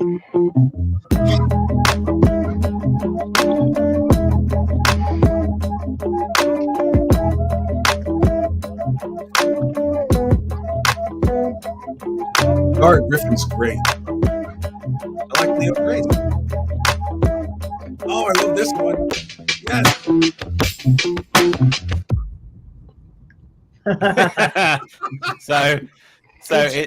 You can't actually subscribe to the Kickstarter, but it's from my YouTube channel, so I just left the subscribe thing in. Why not? Hey, that's fine. Oh man, that's some great stuff, dude. It's our It's friend. accomplished one hell of a thing, man. It's not easy managing all those artists. No, putting it all together and making them all works. It was also it's quite tricky as well because they can't do the work until the artist before them has done the work because they don't know what the characters look like, and so I had to sort of sequence it that way a bit, which was a nice little complication. But they all did amazing work. It looks like they did, yeah, man. I'm very impressed. You should be very happy. Dude, I love it. The different styles right there. Leonardo's, and then down here, Leo's. Yeah. Yep. That's awesome, man. Yeah. Yeah, man. Really, really cool. good. Now this when Leonardo's guy right there. All the different styles, but the same dude. And you can tell it's the same dude. Yes, Yeah. Good stuff. It is good stuff. It is good stuff. Now you have this campaign on for another 3 weeks after today, correct? Correct. Are you having a closeout show? Yeah, why not? I'll just have to organize it, of course. Yes, you do. Yes, you do. And I wonder where. Oh, wait. There's so many programs here on the Madness that you can do that on. Wow. Man, you just stepped in it. You're so lucky, honestly. Yeah. The Convenience Factor is just amazing. Yeah, perfect. Can you believe this guy's lucky? I think it ends on a Monday, Rich. Oh! I can't tell if Rich is actually me or if he's just being funny. Dude, go to bed. It is 3 p.m. Don't you get a nap? This is nap time. It's after story time, and then it's nap time. God. This is what I mean. Like Rich, goes on and he, how I send reactions, with the images earlier, Morgan. Like I said, I would just photobomb people with really awful things randomly and watch their reactions. And Rich has the best reactions ever. But I legitimately can't tell. Good. I want you looking at my face. I'm too beautiful. You can't tell if he's joking or not? Is that what you're saying? I can't tell if he's actually mean or being funny. No. It's I will tell you this. I'm always being funny. I am never mean to anybody. That's part of his charm. That's part of his charm. You don't lack thereof. There's no charm, not on me. The only charm I ever had is the cereal I had, the Lucky Charms. And earlier today, that's the only charm I got. Where's Doc, by the way? Doc's missing. Oh, I'll tell you. I just got a message from him. The contractors are finally at his house. Contractors? What happened? Well, remember the tornado hit his house a month ago? Yeah, I must have missed the part where he elaborated on the damage. Yeah, he's talked about it many times. You just don't watch anybody else's show. I don't watch anybody else's show because they're all boring because they're not our show, Pops. That's right. I said. Oh, jeez. I know, right? Well, that's what happens when you keep saying. I love all the shows on our network. All of them. I love certain shows more than others. Really? Well, which ones do you love? child. Love.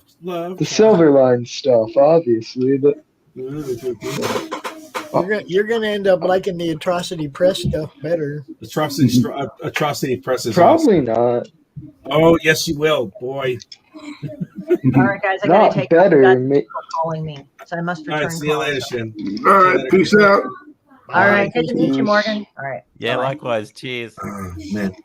Morgan, now, provided this does well, and I really do hope it does as well as it deserves to be, when would you anticipate the next anthology issue? When would you anticipate that one? If it did really, really well, I'd be looking at the end of the year. End of the year, okay.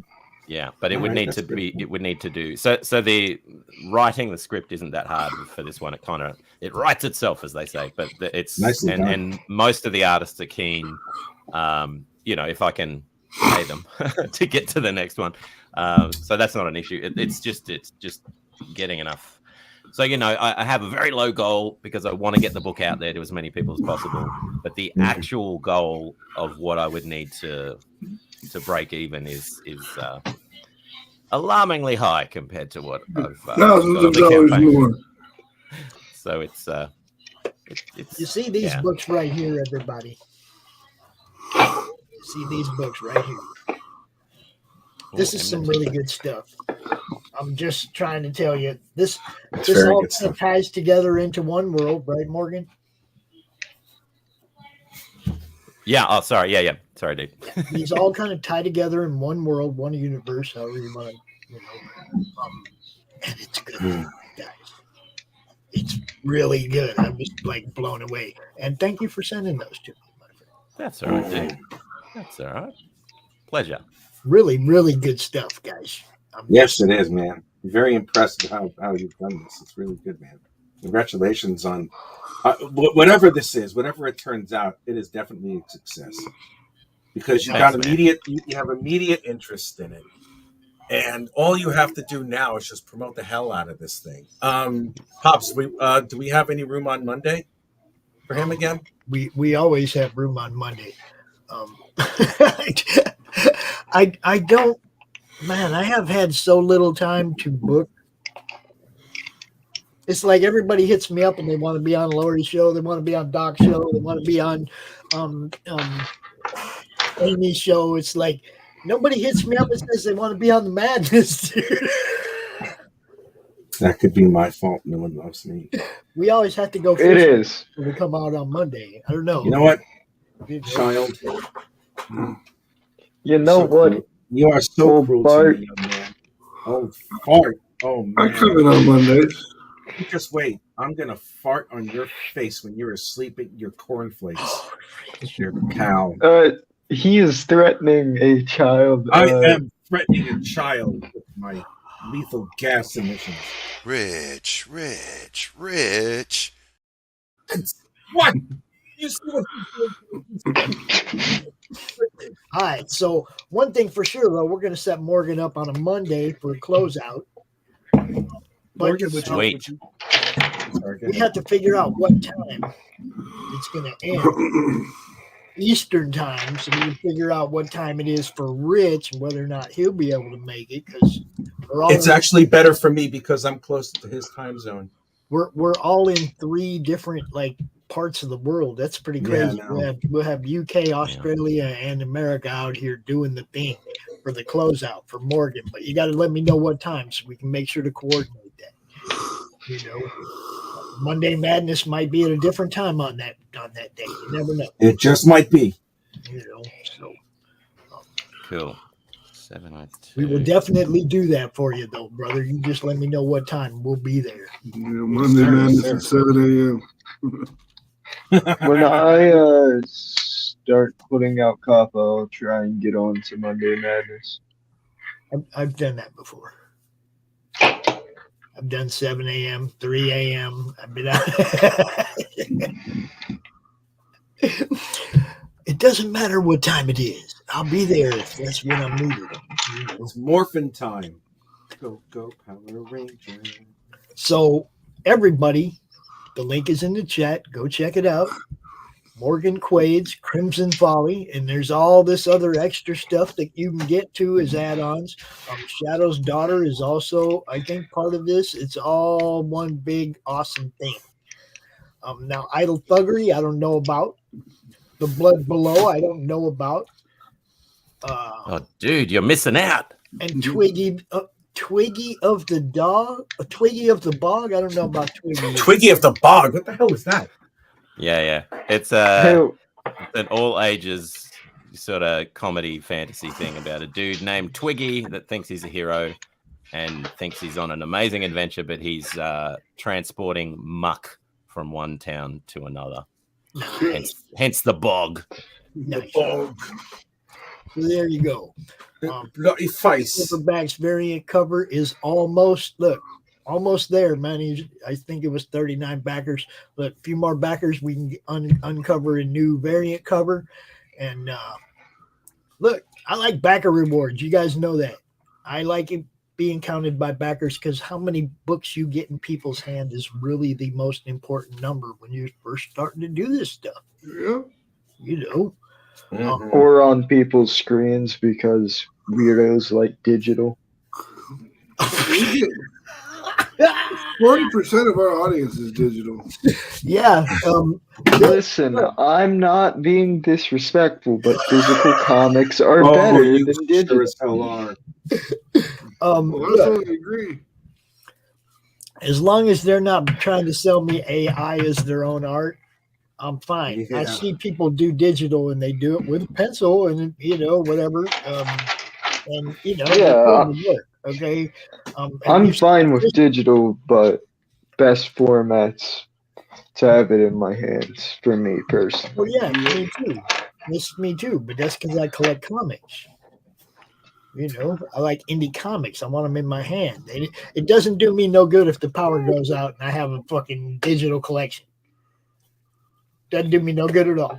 I'm stuck. Yeah, like It's- when the power goes out on the street, I have to deal with little kids asking to borrow my crap. See, I just light some candles and start watching and start reading comics. That's what I do.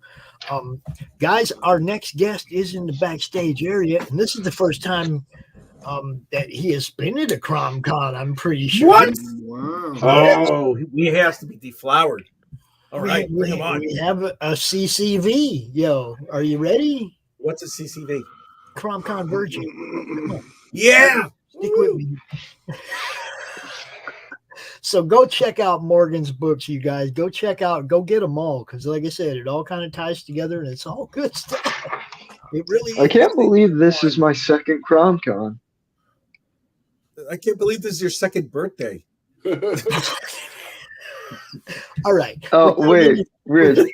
Without any further age jokes, my friend from the fellowship of the D20, I found this guy because he does the gaming stream with Michael Nunley, who does the Omens podcast and Counting Corpses podcast.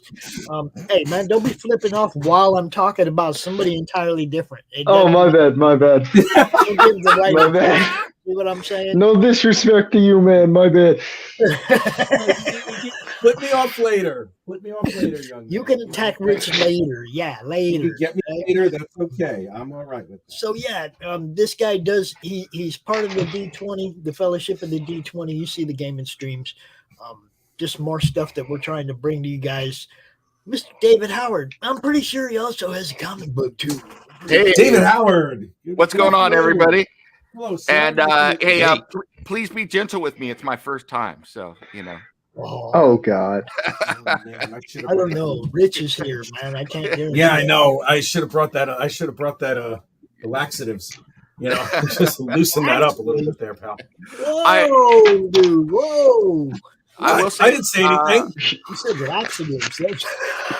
I also do Countless Corpses podcast with Mike as well, which is also on the network here as well. Hey, can you copy the URL and put it into the chat because I'll subscribe to that channel.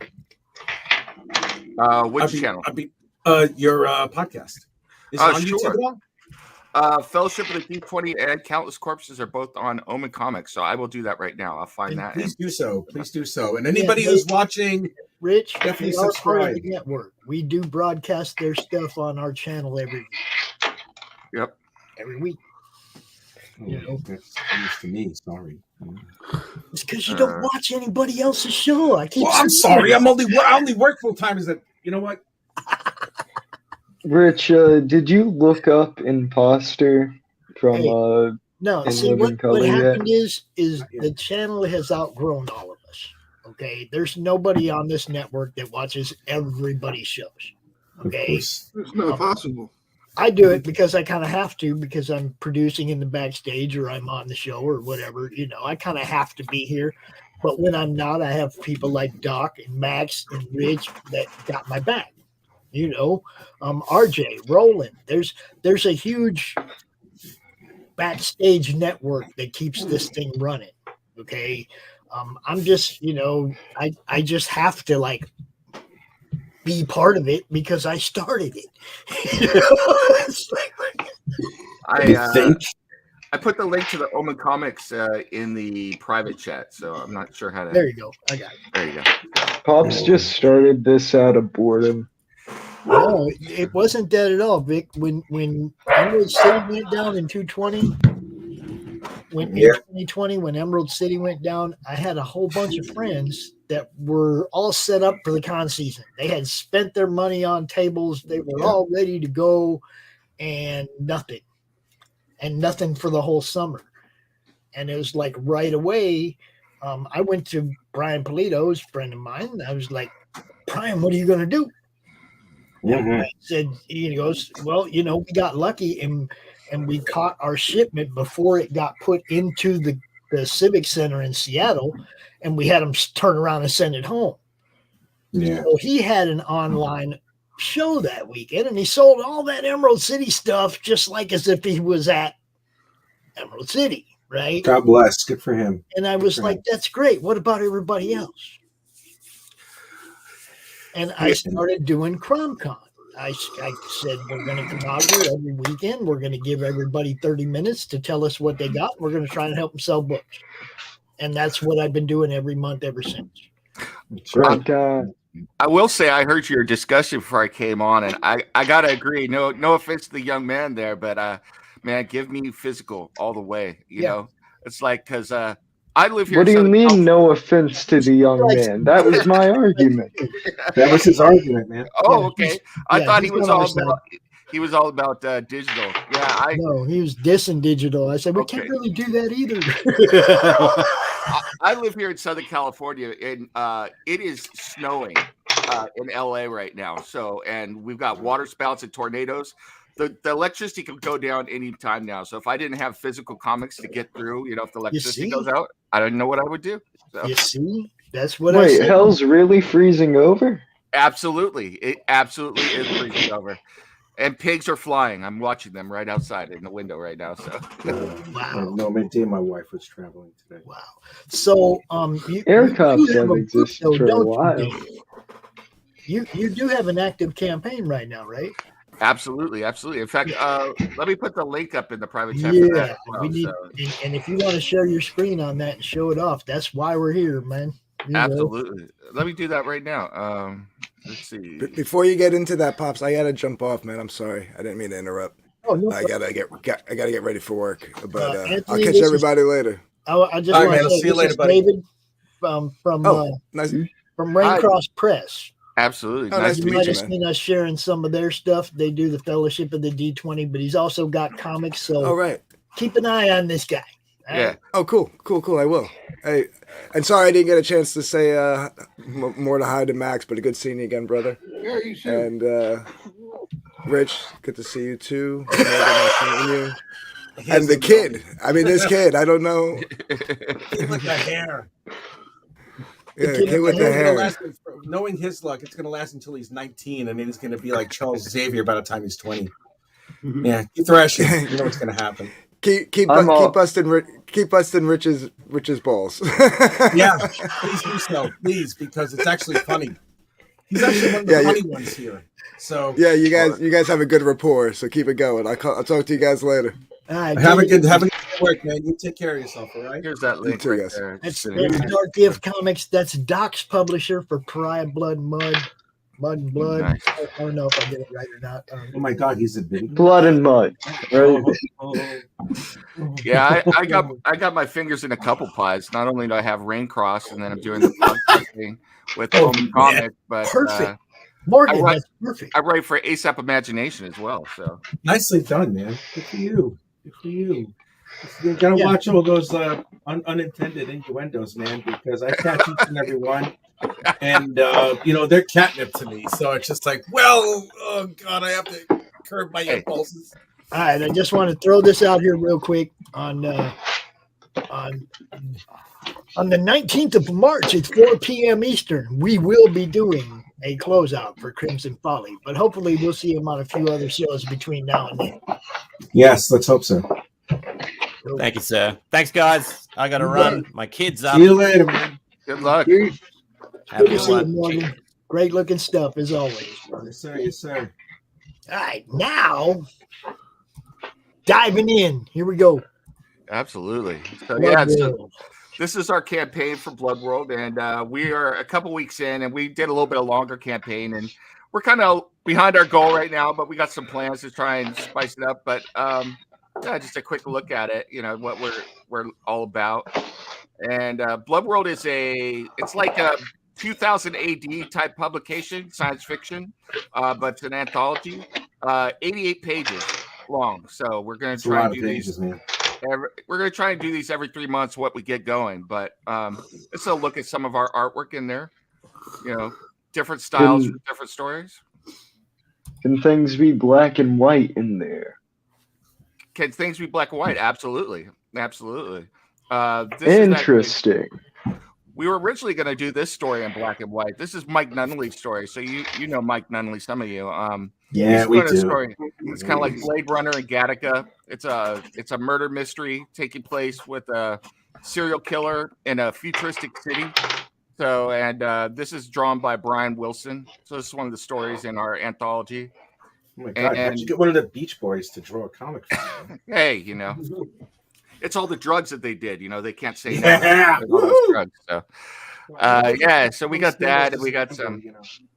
This is a Thundar the Barbarian type story that's in there, based in the smoking ruins that is now Earth. And this is another story about mutant assassins that are from another civilization. So yeah, we got this going on right now, and one of the cool things that happened is if you take a look at these bonus comics down here, a bunch of indie developers donated their number ones to us. Nicely done. Excellent. For us to be able to give away as part of our campaign. So our lowest level tier right now, you could look at that on the side. Hold up. Stay there for a second. Yeah, no problem. John Dexter, friend of ours.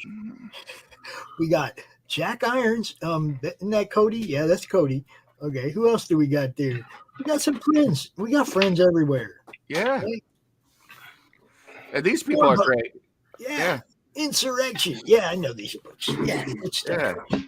So our lowest tier there for $10, we're giving you get to choose three of these titles, plus get our 88 pages of Blood World, but it's all digital, so because digital is the thing. How much is that?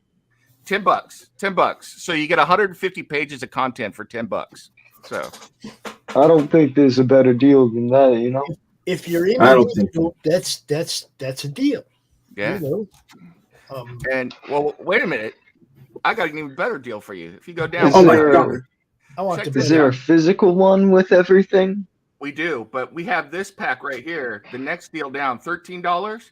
You get everything that I talked about from number one, plus all of the writers on the story. We also have our own comic books that we've done. So we all kicked in comic books. So you get 7 more digital comics for free. So you get a grand total of 10 digital comics plus Blood World for $13. So it's over 300 pages of content for $13. So we're doing that for everybody too. That's our writers pack there. And then this is our physical pack right here. So $35, you get all the digital stuff from the first tier, plus a physical copy of the book for $35. So that's what we're looking at. And then our last tier that we have available right now is called the 94th Blood Race Pack. It's after one of the military units, and you get the 10 digital comic books, a digital copy of Blood World, a physical copy of Blood World, a canvas print, stickers, a special military patch that I designed. I used to be in the military, so I designed a military patch with the emblem and a Thanks for motto and serving. everything. Thank you. Thank you for serving. Yeah, and you get all that, and it's $94. So we're doing that. But Nicely done, man. knowing I was coming on today, I've got an exclusive announcement for everybody as well. Oh no, what could it be? Are you ready for that? Yeah. Next week we're going to be unleashing a new tier. We finalized this, and I got a backer to come in and give me, invest in the company. We talked to Ben Templesmith of 30 Days of Night. We're going to be offering a special variant cover, and he's doing the cover for us. So that'll be really good. So that's what you got to do. Networking, yo. Networking. Yeah. Yes. So I'm really looking forward to that. So yeah. So I mean these are the what comes with the writers pack. So we got Blitz there from Omen Comics, OPSEC from ASAP Imagination. This is the comic I write. Dragon Girl and Albino Warrior. That's also Omen there. Satyr, Mr. Happy by Jeff Bracey, White Druid by Steve Sellers, and then the Nephilim Wars from DT2, David Taylor II. So yeah, you got all that stuff going on. Nice. I am impressed with your ability to bring stuff in. Thank you. You are an amazing man. I try. Succeed. We're hoping that people will love all this and come on in and take a look at it. Like you said, I'm so glad you said it. I don't think you can get a better deal than 150 pages for $10 or 300 pages for $13. It's like money's tight out there, so we're trying to give people value for their money. 300 pages for. Yep. Dang. Yeah. That is impressive. Yeah, so come give us a look, and we got our videos up there, and I do all the videos myself. It's one of my other side gigs that I do. So besides writing, I do video editing and stuff like that. So so we got all our videos up there. Come check us out, and like I said, it's very much a 2000 AD or heavy metal type magazine. So that's the plan going forward. So yeah, and let me scroll back up here again. Yeah, let's see your video, man. Let's see the video. Yeah, man. Let's see. Let's see if. Go ahead and throw this up there. It should work.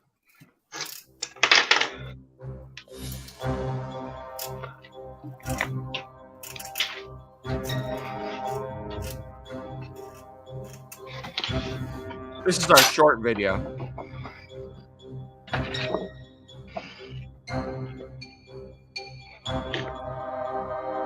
You can go ahead and embiggen that. Put that down in the corner.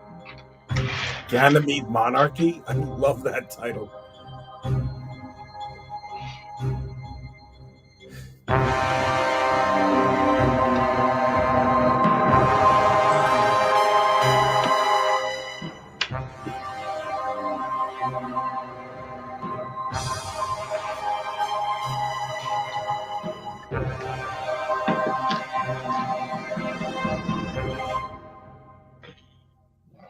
So that's just a brief intro to the world, and I got a much longer campaign video up above. It's about 3.5 minutes long, but yeah, I mean, Blood World is something that I created. It's a universe that I created a while ago because I was going to write it as a novel, and I'm already in the middle of another novel series, a horror novel series. I just had that book come out a little while ago, and so I decided to do it as a graphic anthology because a lot of people heard about my Blood World universe and wanted to get into it. So, and I love that you like the name Ganymede Monarchy. That's one of the main power centers there in the universe around Jupiter. So those guys are pretty cool. They're all about transhumanism. So think mechs and integrating technology into your body. And this Should I share one of my? Absolutely.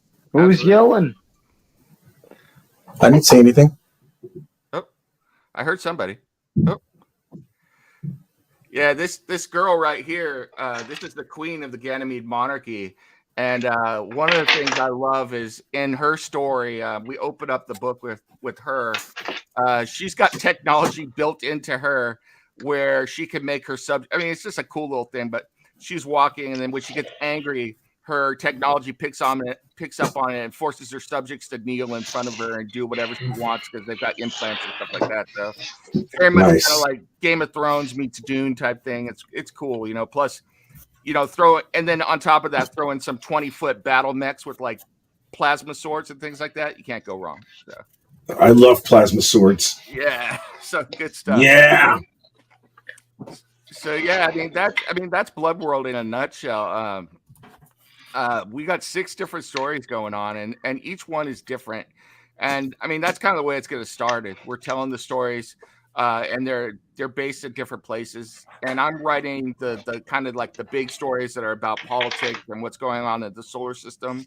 And then some of the other stories are much smaller and focusing on characters. But eventually, we want to have all that stuff come together, and you'll see how the decisions the head honchos make affect the smaller people, and how little things done by the you know what you would call the smaller people end up becoming very important for the world, and how that's all going to come together over time. You know, Jeff Bracey is my art director and my partner in Raincross, and we've gotten together and we'll brainstorm, and we've got like 5 years of stories planned out for this. So we just got to get it up and going. So that's where we need all of your help. You know, go check out our campaign and give us a look and go, you know, take a chance on us. You know, like I said, I don't think you do worse. You can't get a better value. And there's some great comics in there, and Blood World's a great comic as well. So yeah, come give us a chat. Man, I am happy for you that you're doing all this stuff. Blood World really sounds like a 90s book. It does. It does. And that's kind of, you know, that was the thing that we really wanted to do. We wanted to go back in time to those days. You know, I keep mentioning this magazine, but I love 2000 AD, and I love, Judge Dredd, you know, and that popped out of 2000 AD. But the thing that was so cool about that is I remember being a teenager and reading that in heavy metal. And these were the books that we weren't supposed to be able to buy because we weren't old enough yet. But they were the cool stories that I had to read. You know, we picked them up and everything. And that's kind of what I'm thinking of with this Blood World magazine is I want it to be science fiction that you pick up. And it's just, it harkens back to a different era where, you know, there's blood and there's guts and there's sex and there's power politics, and all of that is in there. But it's all about the storytelling too. Great storytelling that's going to draw you in, and you're going to root for characters, you're going to hate some characters, and you're going to get involved with them. And that's what I really want to do. So, you know, and we're telling all these different stories with different artists as well. You know, so we went out and we found artists from around the world. We got one in South Africa, we got one in the UK, but we really tried to match up the artists with the stories so that that we had the right tone, the right look and feel for each story to go with each artist to go with the story. So that's why the art can look very different from story to story as well. So that's a good thing though, because if it matches, it matches. Yeah. And one of the fun little things that I like to do, because you know we're all geeks and nerds here, is I always loved did you guys ever read those Star Wars or Star Trek manuals where they showed like the tech specs on stuff and everything? You know, where you would open it up. Yeah. I'm trying not to admit it, but I learned I actually was able to calculate warp speed and how many times the speed of light the ship was going if it was going 7.5693 warp. Yeah, I didn't have a girlfriend for a while. No. I loved all that stuff. I still do, and I somehow I got a wife, you know, and she gave me children. I don't know how that happened, you know, but oh man, yeah, we have that stuff in the book as well. So we have the stories, but in between we've got what I call filler material, but it's stuff to flesh out the world more. So one of the things that we've already gotten drawn is a schematic of one of the mechs So it gives you all the details on how the Mets put together and everything. Another one I had was one of the power sectors is all about genetic engineering. So I just like, in a society where everybody has going and matching your genes up with somebody else, what does the dating service look like in that? So we created a like an ad, like a funny ad for a dating service. Think Fallout 4. So you know how those ads and stuff, the way they look. So we did that in the book. So we got those ads. We got like news stories. We got things like that. So to really make Blood World the universe come to life for everybody as well. We want people that read our book to live the universe. And I've got more plans for Blood World beyond just this. Like one of the things I'm going to do this summer is I'm a big Warhammer 40K fan, and they have something called Black Library, where there are novels that you can read that give you more stories in the Warhammer universe. So we're going to be releasing novels in Blood World universe as well to flesh out the universe even more, because we want this to be alive. We want to grow fans who are invested in it and tell us, hey, I want more stories about this or that or whatever. And then it's our job to give them to them. So yes, it is. It is your job to tell the tales. Yeah. It's your job to chronicleize the universe you inhabit, sir. But Blood World is interesting. Blood World was originally only supposed to be about those assassins because they have the ability. They're called Blood Race, and they have the ability to real time change their DNA to grow almost anything, from out of their bodies. So weapons, armor, gills, wings. I have one scene in a Blood Race story where they need to do re-entry onto a planet, and so they're able to grow enough armor around themselves to drop into a planet's atmosphere from 250 miles above the atmosphere. That's pretty crazy. Yeah, but the insane thing is that every time that they do this, they risk damaging their DNA, and if you do enough damage to your DNA, you collapse into a pile of goo. So so you can't have an OP character without giving them a weakness. That's like rule number one. So what about Superman? Well, don't get me started on Superman. I'm a Batman fan. I'll just say that. Right? So. I'm a crap. I'm a Green Lantern guy myself. Ooh. Why am I not surprised? Well, if you had to make me choose, my favorite characters I think are Deadpool and Constantine. So those are my Constantine. The one time I ever loved reading Constantine was Dangerous Habit. Do you remember that one? It was over a series of issues. It was a story called Dangerous Habits, in which Constantine discovers he has stage 4 lung cancer. He's about to die, and he makes a deal with the 3 sons of hell to take his soul. And when he's about to die, they all were like, "What the hell? He tricked us! Because if we fight over the soul, that means God has to fight over the soul, and everything will be destroyed. So that includes us." So let's cure John Constantine's lung cancer. And I'm like, God damn, that's quick. Wasn't that I'll be right back. Wasn't that during the Vertigo comic days? It was still yes, absolutely. Good stuff. I was talking like Justice League characters, but for like DC characters as a whole, Etrigan the Demon all the way. Nice. Yes. He did like a hip hop rhyme every time that he spoke and stuff. I wouldn't call that hip hop. It is hip hop, you fool. I banished thee. I banished thee in your face. Yeah, I love all of the dark DC stuff that they have. My friends and I were talking the other day. I'd love to do a Justice League Dark. Yeah, well, I'd love to write a story though centered around Clarion the Witch Boy. I think that'd be really cool. So, Clarion the Witch Boy. Yeah. Who's the best supernatural superhero though? Nice. Dark Wolf. Who's the best supernatural superhero? Dark Wolf. Who the hell's that? You're uncultured. I am uncultured. You should see me when I don't bathe for a week. But still, what is that? I never heard of it. It's an old Eternity black and white explosion book by R.E. Jones that I love. This thing was probably drawn before your grandfather was born. I don't want to hear any of your crap.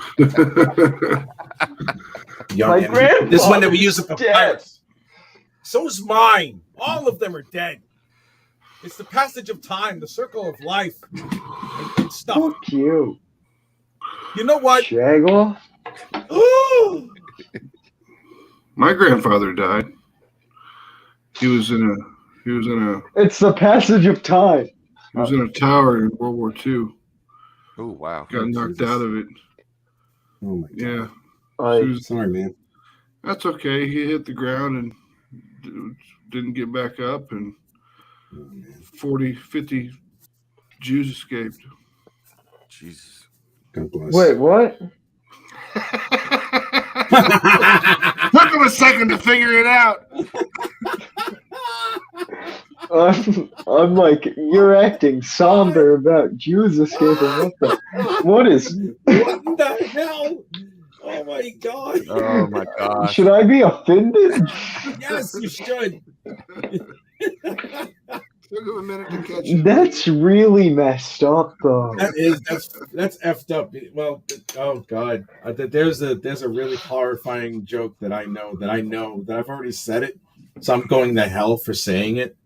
But I don't want to. There's bring a all of you special place in hell for. Oh, there definitely is, man.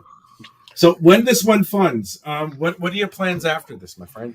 Yeah. Oh, yeah. Well, gosh, I've got another issue of Offset coming out from ASAP Imagination. So issues 3 and 4 coming out, and I'm working on 2 books at the moment, a collection of short stories. So that's my writing thing. But as far as Blood World goes and Raincross, you know, once this funds and issue 1 comes out, we've already got issue 2 written, so it's done. So, you know, we want to turn everything around and put it right back into issue 2 because eventually, once the ball starts rolling on all this, we would like Blood World to be a quarterly magazine, and then, you know, if people like a certain character in Blood World, a certain story, and are like bugging us, you know, and it's been like, hey, we want more of this character. Yeah, what we want to do is have characters pop out of the Blood World magazine and become their own single issue floppies, and then we'll bring new stories into Blood World because like one shots or no, have their own series. Yeah, I hate to do this, but it is CRoM Con, and 30 minutes goes by really fast. Yeah, I get it. Our next guest is also a sponsor. You'll see his name floating across the bottom, and there it is, right there, Mr. Bret Juliano from Dust Bunny Comics. What's up, my friend? What's going on? Hey there. Thanks for having me. Oh God, is this another ring I have to kiss? Hey, Pops, I am going to say bye. I was able to come on, but and thank you for having me. Unfortunately, my brother had a medical emergency, and so earlier in the week, and I've been taking care of him, so I got to pop off and go. Very nice of you, man. Good luck. Yep. Thanks for at least jumping in. And I know that Pops, at least I saw you like my post for his well-being, so thank you so much for that. And I will take no more of your time up, Bret. Thank you, everybody, and you guys have a good one. Peace. Thanks for coming Have in. a good one, my friend. You take care. I have been in a virtual convention for about 4 hours. Yeah, I know. I don't know how you made it Isn't this time far. for you to change your diaper? Hey, Pops, you got anything you want me to do? I want to draw. I don't know what I want to do. I've got Draw my something, page for man. the day. Draw something. Pops, give me a suggestion. I'm thinking. There, yeah. Look, Bret just did it. He just put it back up there. Dude. Put it back up there. Ooh. What's that? Detective Potatoes. And Wow. that's what we're going to be talking about. So, I'm hungry. look, Bret, you got a link, something we could throw up? Yep. I need a Crush your heating bitters nuts pad or until they're something. bangers and mash. Bangers and mash. We're going to try and give him some kind of a reference point to draw off of. So, Yep. I can do that. Here, let me. It's time for a nap. My back is killing me because I've been hunched over a table. I honestly would not mind a nap. All right, let me get some of this up here, and then you can take a look. Oh well, that doesn't have anything for art-wise though. Put something up Yeah, there. hold on. I can get here. This is though the sign up link. I'm gonna drop it in the chat anyway. This sign up link for the campaign. You know what I should start doing? Every time a new guest comes in, I'm gonna draw one of their characters, and then we'll have like a CRoM Con, whatever the hell you call it. You trying to say Collage? you want to do a CRoM Con collage? Yeah, random gear. Just put them together. Think it'd be good. As long as the guest is okay with and tells you which of their characters they want you to do. I don't want, you know what I mean? Just so that everybody is cool about it. You know what I mean? Yeah. Some people don't like other people drawing their characters. I understand that. Yeah. You know what I mean? It's like as long as they're okay with it. That once before, and I ended up not having a copy of it somehow. Then I'll ink it, scan it, and probably send it to Pops. For Well, all that's the what I'm world to saying. It's see. like it would be an ongoing thing where we just keep adding some more to it every CRoM Con. You see what I'm saying? Yeah, Let until me, it looks like Didn't those. someone do that? Full, you know. Didn't someone do that? We Yeah, need a CRoM but, Con we had- poster or something, though. We had somebody do that once, and I never even ended up with the final copy of it. So, you know, Well, we ain't here to talk about that. We're here to talk about Dust Bunny. That's right. Dust Bunny. Let me see. He's dropping a bunch of links over here. I guess I gotta figure out what's what. I don't know what. I threw a Google Drive in the private chat that has a link to one of the screenshots of the characters from my book. Okay. Let's try that one.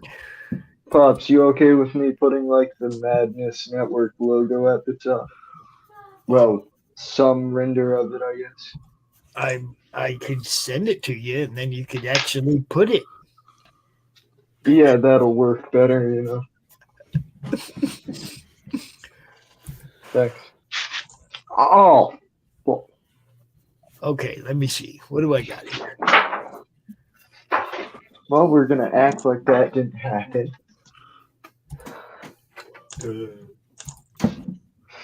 All right. Let's see if I can put this over here and show it off real quick. I'm sorry, buddy. This guy right here. This guy. What? Oh, I like that. This guy. I like Oh. that one, man. Can So you draw a that guy? chicken. Vic? So a chicken in a detective-looking suit. He's so he's a Dick Tracy ripoff. So when he's in color, he's got a bright yellow fedora, and so he's a pigeon, but close enough. I ain't coloring this, don't worry. Guys, I'll be right back. Okay. Right back. So it's a pigeon. Yeah. Pigeon. Yep. It's not, So it's not a snitch, is it? no, not this one. Stupid. So there you go. I sent you that picture in your inbox, Vic, so that you can check it out. The link is in the chat. Now, Bret, tell everybody about the Potato Detectives. Detective Potato. But I'm gonna get it wrong. Yeah, no worries. I appreciate the opportunity. So Dust Bunny Mafia is like Looney Tunes meets The Godfather. It's a newspaper style comic that I've been creating, illustrating, writing for about 10 years. I've got 3 full-length comic collections currently out right now.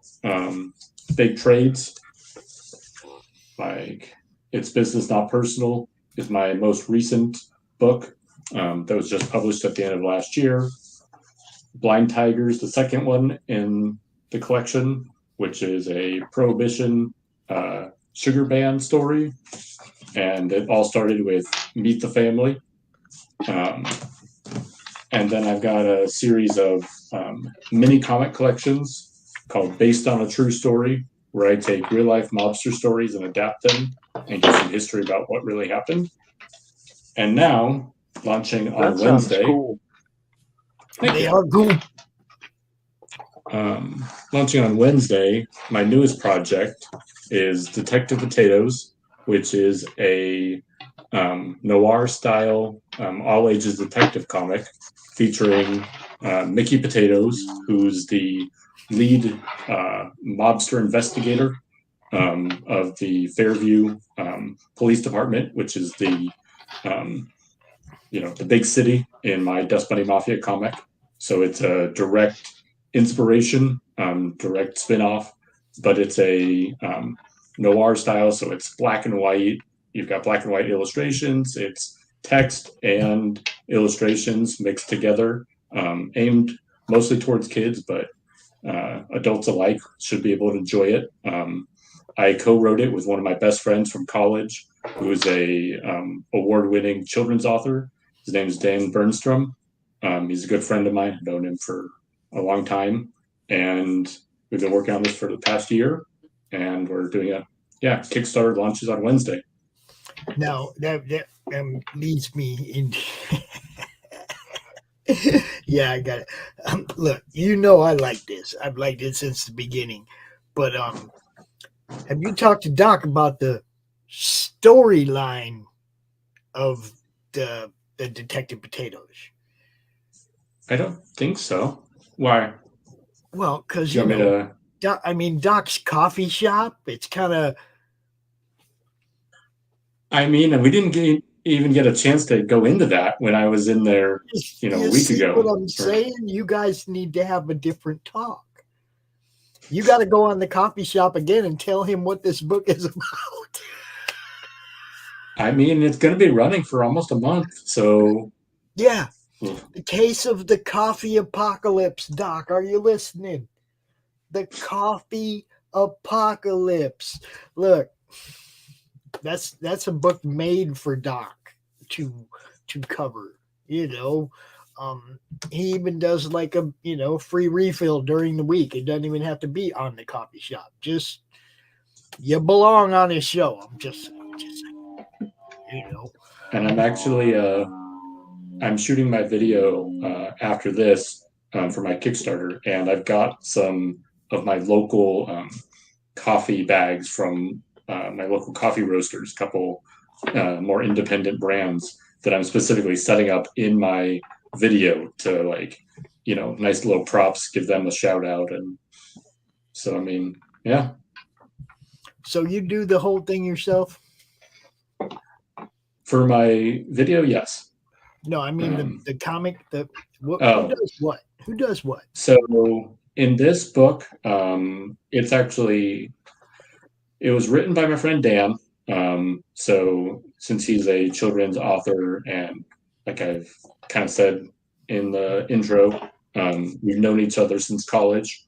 So he's done his own thing, but we've kept in touch, and he's started a family, been writing all these books. He's got 6 or 7 books out right now. And he knows about my comics. His kids read my comic.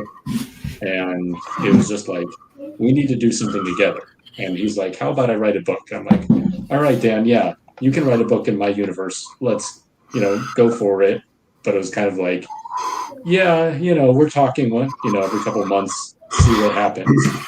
And then he stuck with it. And so we're doing this on our own, self-publishing it. And he came to me with the story, and we had a couple hour-long conversations about, here's the thought. And he kind of gave me point by point of the outline of the story. And I helped him with some things, which character should say what, and this dynamic doesn't work, or what about introducing this character at this point instead? So we brainstormed, and I kind of helped edit the book. And we've had several brainstorming sessions like that, but he was the writer, I was the illustrator, and then it's set in the Dust Bunny Mafia universe, with all the same characters, and it ties into multiple mobster families and everything. So, but yeah, we're, I think, going to settle on being co-authors, technically, when it comes on the book for credit.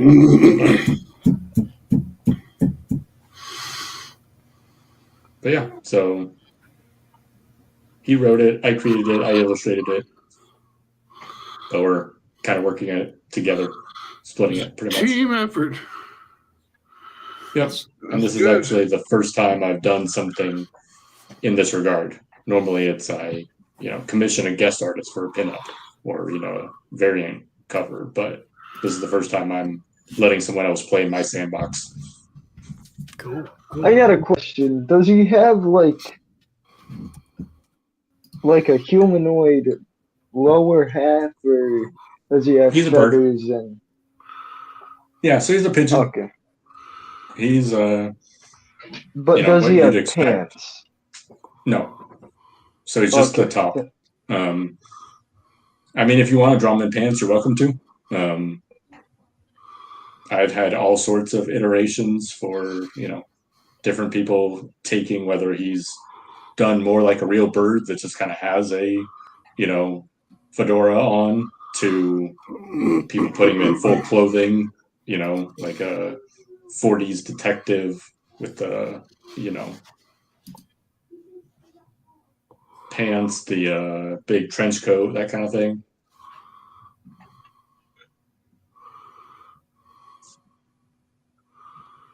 So yeah, I'm looking forward to this project. It's the links in the chat. We've got a pre-launch page right now.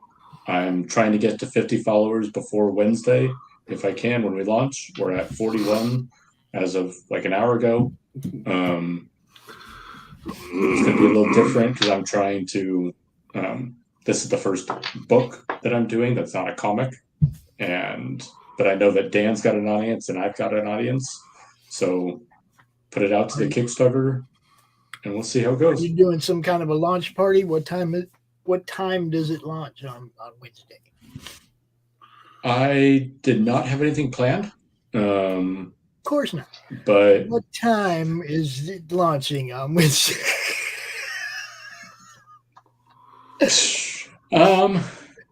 Well, that's the problem. I have to be in office on Wednesday when I was planning on launching it. So that didn't matter in your last campaign, did it?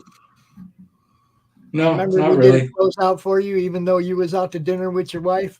What time does your campaign launch? It's gonna go on. It's gonna probably be up by 6 a.m. Central, if not. Oh, come on! I'm not getting up and doing it at 6 a.m. I wasn't expecting you to. But no, I'm simply saying. But see, the closeout party would then be at 6 a.m. Okay. No, I'm doing it. I've got a set schedule. I'm gonna have it end on scheduled close. What was it? Here, I've got it as up. long as you got it closing at a good time, because I mean, if I've you got set it- it to launch a little later, we can do some kind of coverage on it before it launches and get some people knowing that it's about to go. But I'm not getting up at 5 a.m. to do it. Oh yeah, no, I know when I. You be getting up at 7. If for you that. launch it at You're an noon, hour. if you launch it at noon, we can go out there and tell everybody an hour early, hey, it's about to launch. Whether you're there or not, we can still do that. It's ending on Monday the 27th at 1:30 p.m. Central. So it'd be, and I was planning on taking my lunch, so I'd happy to, if you guys have an availability. We can definitely do Monday Madness a little early that day. That's not a problem. Cool. Here we are, folks. Hold up. Nice. Does he have a like lollipop it. in his hand? Flicking a coin. Yeah. Like, Well, hi, Thanks. Rock. What's up? Really? You're saying hi to your dog, Max. You're saying hi to your dog, Max. Yep.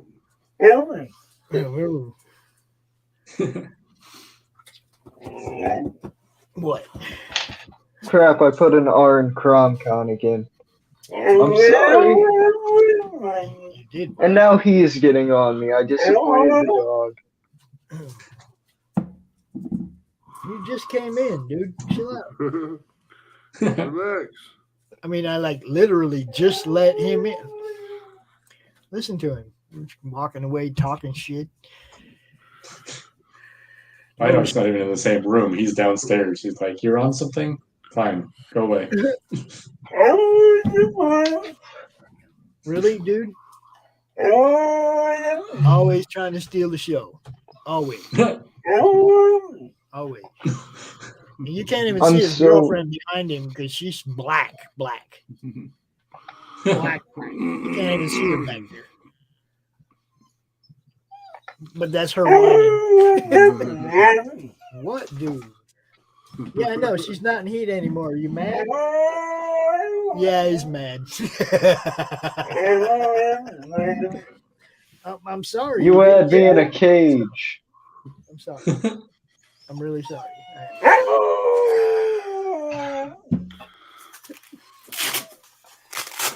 Well, I guess CRoM Con's going to the dogs. You'll be okay.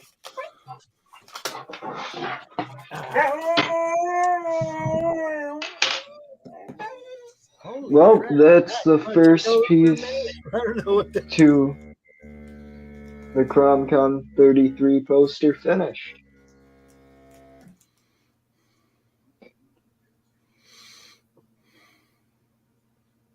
Somebody ask this man a question until I get these dogs settled down.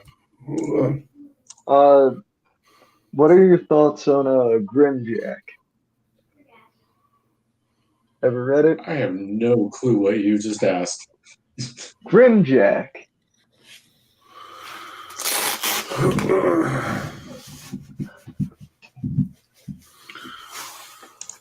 What are your plans after this Kickstarter? Well, if all things go well with that book, you know, the plan, I know my co-author Dan has a couple more books in the series that he's working through, but that probably won't launch until probably do these like one a year, assuming it goes well.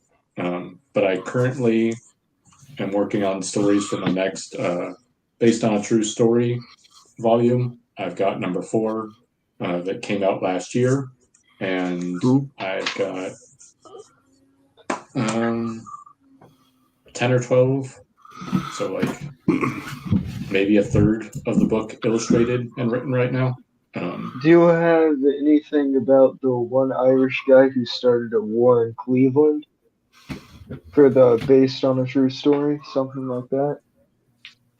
I don't. I normally stick more towards Italian Cosa Nostra style, you know, Capone and Bugsy Siegel and people like that. But the Irish mob's interesting too. Oh yeah, I have. Are you talking about Danny Green? Thanks to Wikipedia. Okay, yeah, I've heard a little bit about him, but I haven't read much up on him. If you want to see something great, watch Kill the Irishman. Yes, I'm familiar with that one. Haven't seen it, but it's on my to watch list with a million other things. So, what brought you to Indiegogo instead of Kickstarter? This one's actually on Kickstarter. Oh, okay. I was looking at the last one. I actually haven't done any on Indiegogo. I've always done Kickstarter projects. Me too. I mean, I've done some on Indiegogo, but I've not had very well. It has not been very well received on Indiegogo. But I thought yours was the Blood World one, but it's potato, which is just shit. He's back. The sign up motion. But you're doing good. You got like what? Let's see. You got 42 Yeah, followers. I think. Yeah. That'll be easy to convert. Yeah, I'm hoping so. I would love to get to 50. My projects tend to be pretty a smaller audience. I don't think I've broken 100 backers yet. But I am, maybe this project will be the one to do it when I've got. It could be. I mean, you get. How many do you have so far? Backers. He's got 42 backers, but if he gets 50 or 60, he could definitely convert half of them easily. Okay. And then pick up some more backers of it. I mean, 100 backers is not. It's not unthinkable for sure. Pops, I'm pretty sure your dog's mad you cock blocked him. Oh, I'm sure he's mad about that. There's no doubt. No doubt in my mind that he's been upset with us for about a week now. Yeah, I've never heard a 3-year-old kid curse the way he does. So what brought you to Kickstarter then instead of Indiegogo? Well, let's see. I was a couple of years ago in 2019, pre-COVID, and I was doing little conventions around Chicago, little library shows, little comic conventions and things. And I had one book, my first trade that I had self-published on Amazon, but it wasn't really converting. I had people coming up to my table and interested on the things I did, but wasn't making a very good profit, honestly. Yeah. And it's all out of pocket at that point. So I came up with the idea of this based on a true story where I took real life mobster stories and adapted them. And I liked the concept, and I was like, let's just see what happens. So I created a 24-page little booklet, and it ended up doing decent. I just kind of threw it out there. I had a decent following of people who had been following my comics for the past, because at that point I've been doing my comics for 6-7 years, and I was like, I really enjoy true crime, and so why don't I merge my comic and try and put everything together? And so I was looking at the first pages that you showed of that book. Are your comics mostly just comic strips with stuff below them, or is it like full-on sequential art where there's balloons and everything inside of the? So it's full-on sequential art, but these ones specifically are with my based on a true story. They actually they're more like anthology style. So each page is a separate story, and I just kind of do a comic. You're supposed to read that first, and then below it, I give some history about what really happened. So like this one is talking about The Irishman and the movie that came out a couple of years ago by Scorsese about the disappearance of Jimmy Hoffa. But so like these books, I do. They're full on, but they're like newspaper style comics. And so each page, different story, different character, things like that. But with my other comics, they're more traditional, like your classic Garfield, Calvin and Hobbes style books. Okay. All right. So the link is in the chat, and Bret is also one of our sponsors. Follow it.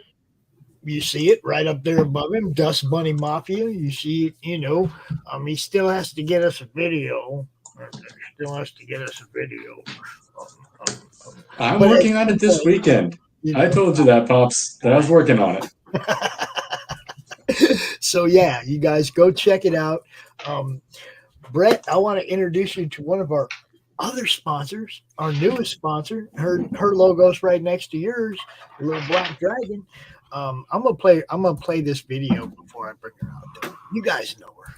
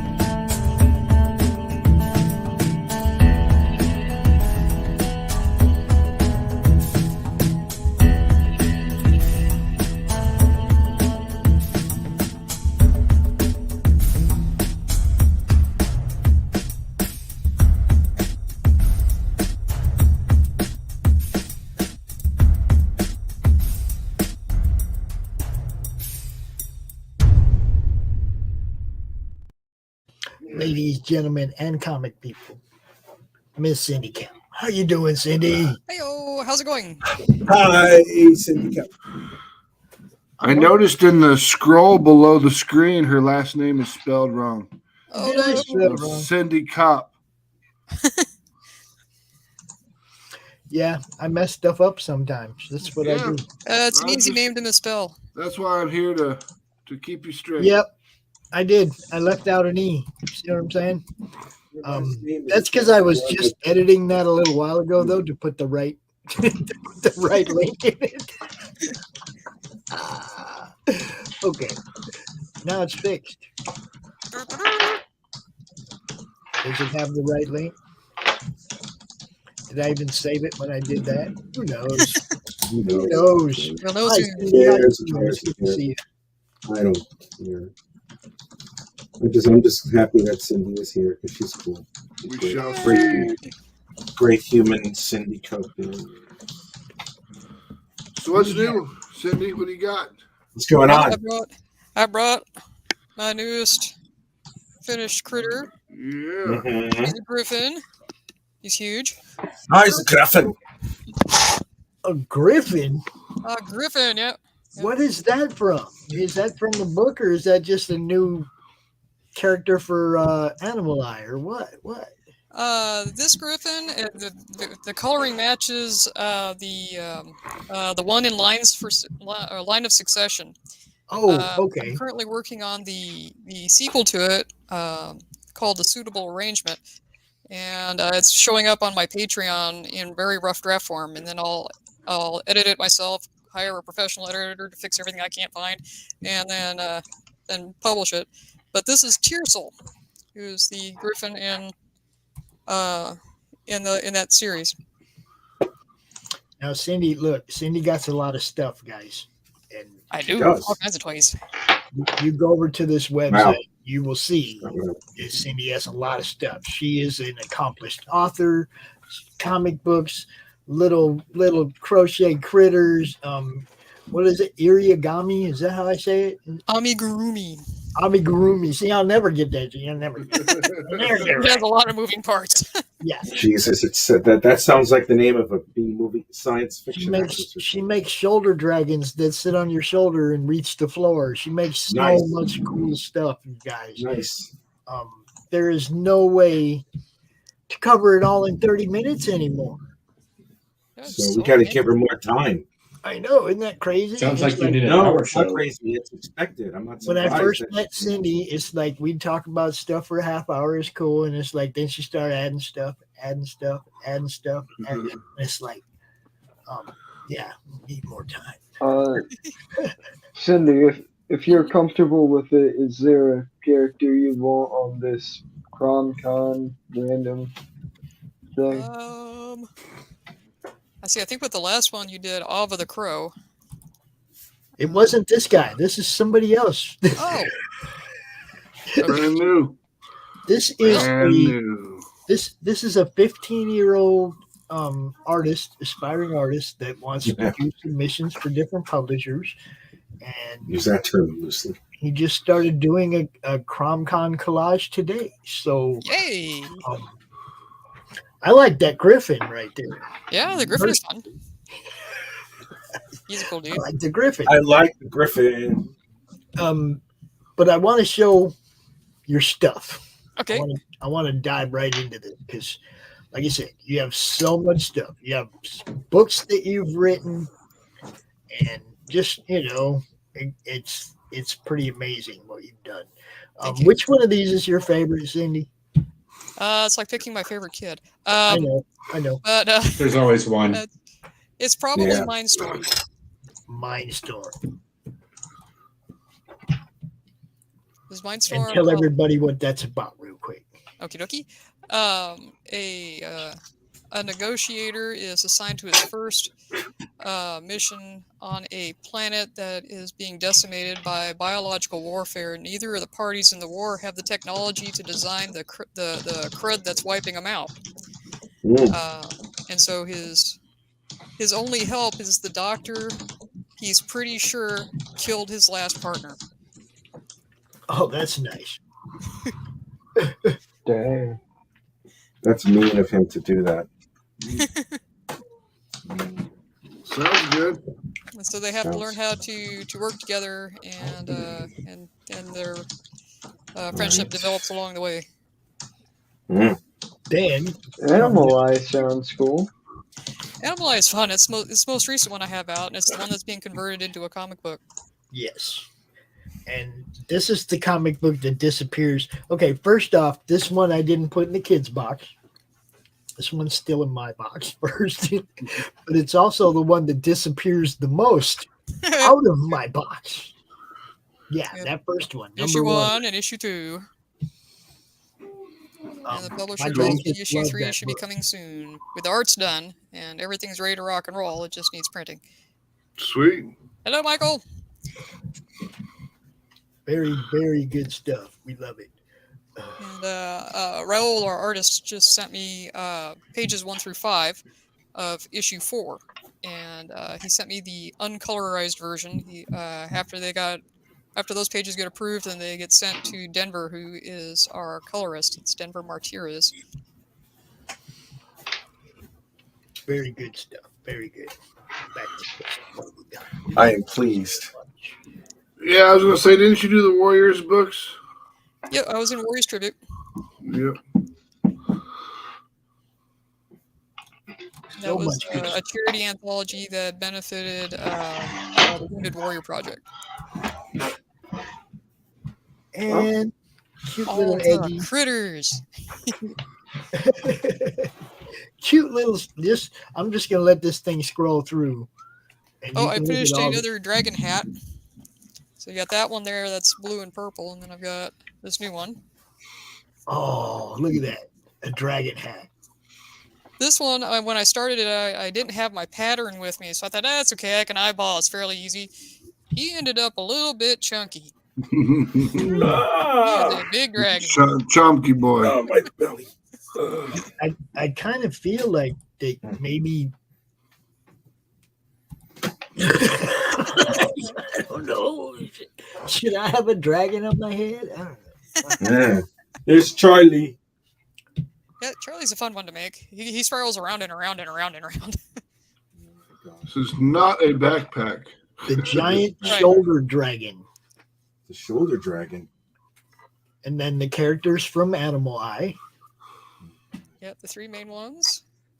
Why does he shoulder such a burden? Why? Well, some people have bears to cross, and some people have crosses to bear. Or shoulders to hold on to, or something. I don't know. Yeah, That spider is huge. Measured diagonally from the end of 1 foot to the end of the opposite foot is more than 8 feet. Wow. That's pretty big. He's a big dude. Yep.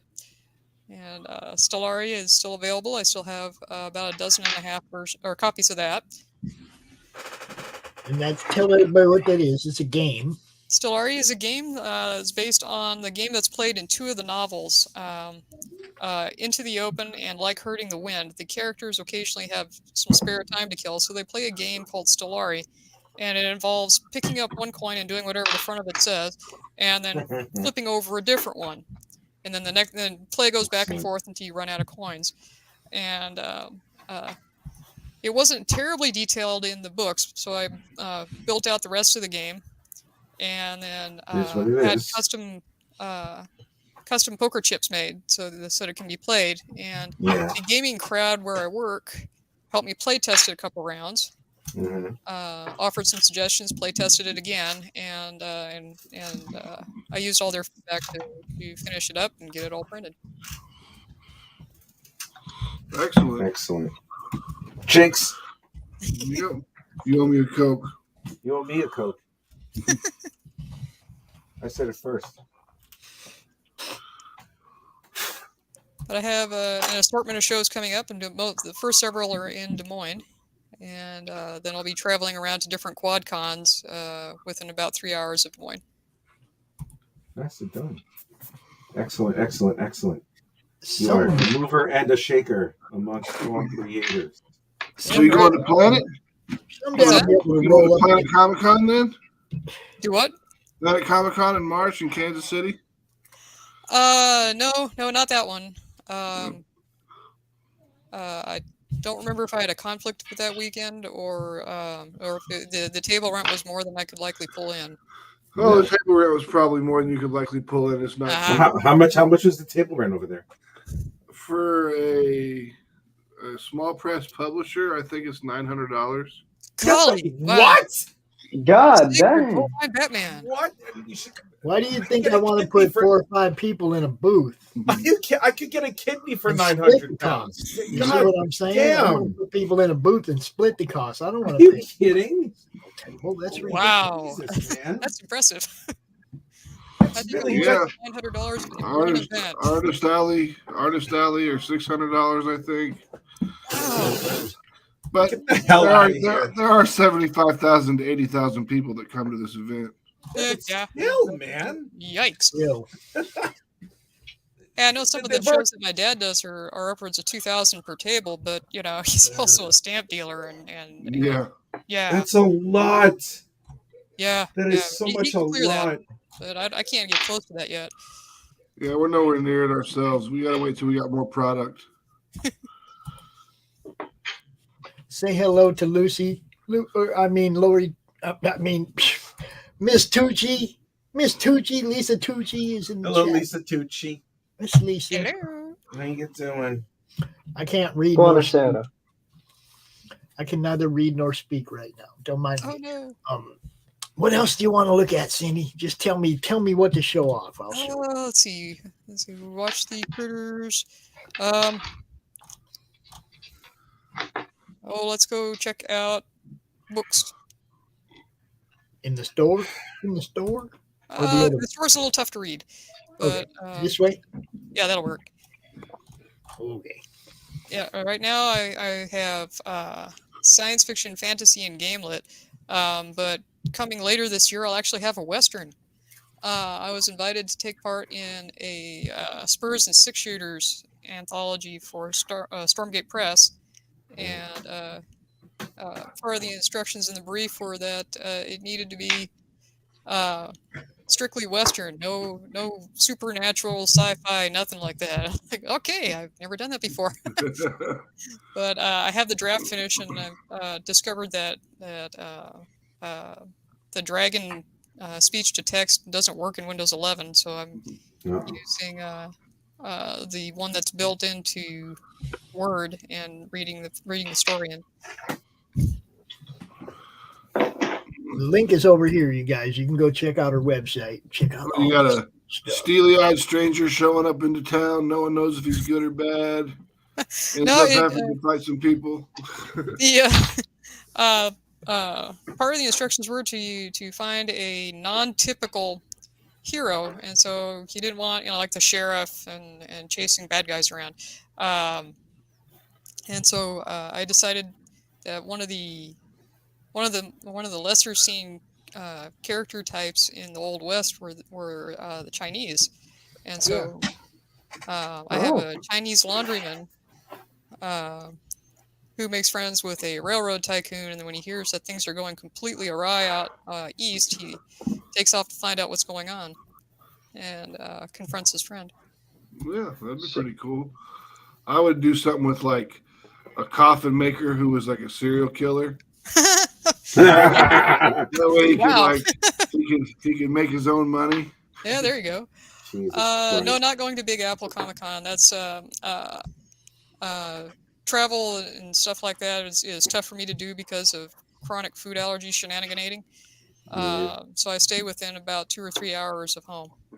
Yeah, but besides New York, most of New York cuisine is pretty much an allergen reaction or triggering. I used to live there. Trust me. I got real. I like it. What'd you say? What? I said Rich coming real. I like it. Well, no, I thought the child said something. Is the child still here? Yeah. Okay, good. All right. I got confirmation this was okay, right? What was okay? Adding the from here. Can't see anything. Your camera's too high, dude. You should put it lower. I can't. What the hell is that? It is a very rough figure. Oh my god! It's a very rough figure. Mm-hmm. It's a very rough figure. Yeah, it's a figure roughly. Oh god! Yeah, it is me. It's where I can figure out how I'm posing this. Okay. Oh, that'll work. Help me. Yeah. See? Oh, by the way, Cindy. Lisa just told you what to do, Rich. Who told me? Well, who told me what to do? Excuse you. Lisa said this. All right, I'll leave the kid alone. Sorry, Lisa. Lisa it's every morning I have to be subject to Cindy Koepp's dad jokes, and I'm like, no, stop. My God, don't ever say that again, ever. You must Cindy has the best morning jokes. She does, but I'm a curmudgeon old bastard, and I'm like, no, you can't stop saying that. I'm trying to sleep, woman. So what's your Beauty and the Beast like? My Beauty and the Beast story, that's an anthology. About a dozen of us all created a story that's sort of a riff on the Beauty and the Beast. Mine is a gamelit tale in which the beauty is the beast. Mm. And the heroes have to fix the problem, and they come up with a somewhat unorthodox solution. Cool. So it's not like Anne Rice's Beauty and the Beast. What's Anne Rice's Beauty and the Beast about? Jesus Christ, what can that be about? It's like porn. Nice. Yes. I mean, that's terrible. What's that? What's that? She did Beauty and the Beast and Sleeping Beauty. Oh, God. And it was very, very disturbing. Yummy. Yeah. Tasteful. It was interesting, put it that way. PBS level interesting. Very what about Moonlight and Claws? Story about Moonlight and Claws, that's another anthology from the same publishers, When Your Beauty is the Beast. And in that one, all the writers came up with their own riff on, which one was that one? Wolfman. And everybody's got a werewolf to deal with. Yeah. Wasn't he a DJ in the 70s or something? Yeah. So, yeah. Wolfman Jack? For the Wolfman. How the hell do you know about him? What do you know about Wolfman Jack? He doesn't know anything about Wolfman Not Jack. much. Just look it up on Google. My hands have been That dude had the On second this. most famous radio show, a rock and roll radio show in history. Who was the first? It wasn't Casey The guy who did Kasem. the top 40 show. Really, Casey Kasem? Yeah, that would probably come in first. It was, I think it would be someone else, like from WPLJ from the 70s or something. No, it was Casey Kasem with his, Really? Yeah, because he was what do they call it when you get all over the place? The Voice of America? Yeah, when you get Geez. Now it's fucking Ryan Seacrest. when you get like when your show, like when your TV show goes to a different network. Oh, syndicated. Yeah, he was syndicated all over the world or all over the country. Syndicated. Syndicated. Syndicated. Yes. Oh my God. It's You don't Cindy's use that, fault. Cindy Koepp, I will be very disappointed. Ooh, what is that? What is it? Is Yeah, that a Wolfman snake? Jack was probably the second most famous rock and roll DJ. What does Cindy have in her hand? What is that? That is a Thai snake. A Thai snake? Yep. What? Oh my God. I want one. How much? You can turn it How much into more? a How much for the snake? You can put it around your neck, Rich. Choke yourself. Good. Don't do that. Thank you, Pops. Guess who's not going to host the madness anymore with you? I love you, brother. Yeah, whatever. That you just told me to choke myself. Whatever. You see how mean he is to me? Choke yourself, not with my hand, with your hand, with your hand, my hand. Not with my hand, with your hand. Yeah. I had this guy out I had a book signing a few weeks ago, and I had this guy out, and I wrapped the tail around my arm and put my hand under his head and just like wove him back and forth as I was walking. And someone came up to me, "Is that real?" Like, white purple, hon. It's Oh my God. It's a real fake snake. Yeah. It's a real thing in my hand. It's a really fake snake. I Oh, really boy. made this. Yep. Man. Let's see. And then I have another one that's turquoise, like brilliant turquoise with squares all over it. And I did the same thing, and same thing happened. It's like, no, it's not a real snake. You know any It's not a snakes? real snake.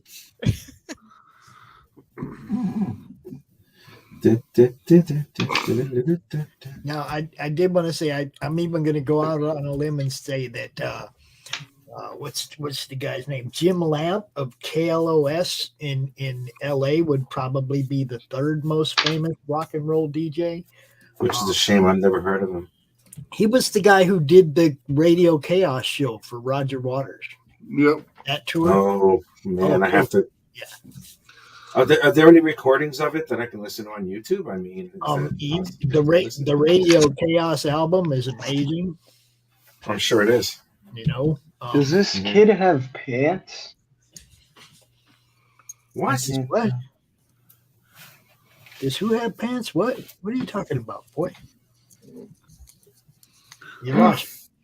Who? I don't even know the kid's name now. I feel bad.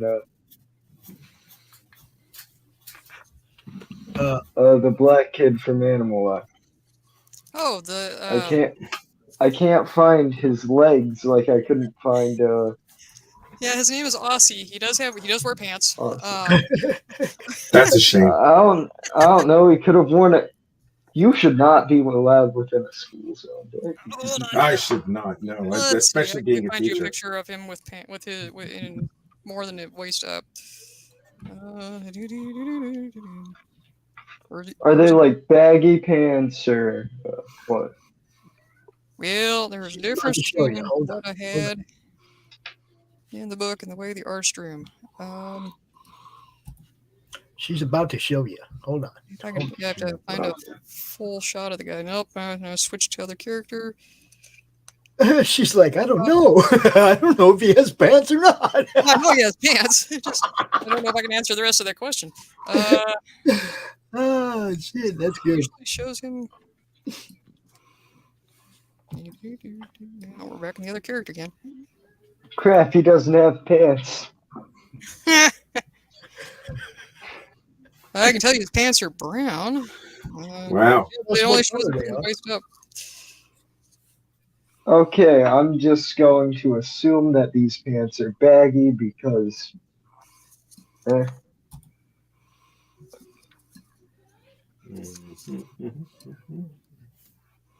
That's funny. He never shows them like in a full shot.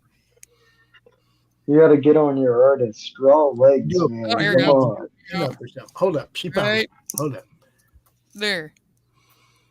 Oh, there you go. Pants, boots, little, vest over his shirt. Yeah. Does he have a tie? Nope. Not that formal. Oh. See that? All right. That big? Okay. Yeah, I saw it. Thanks. He could have gone to a cotillion and then hunt afterwards. And that was from number 2, right?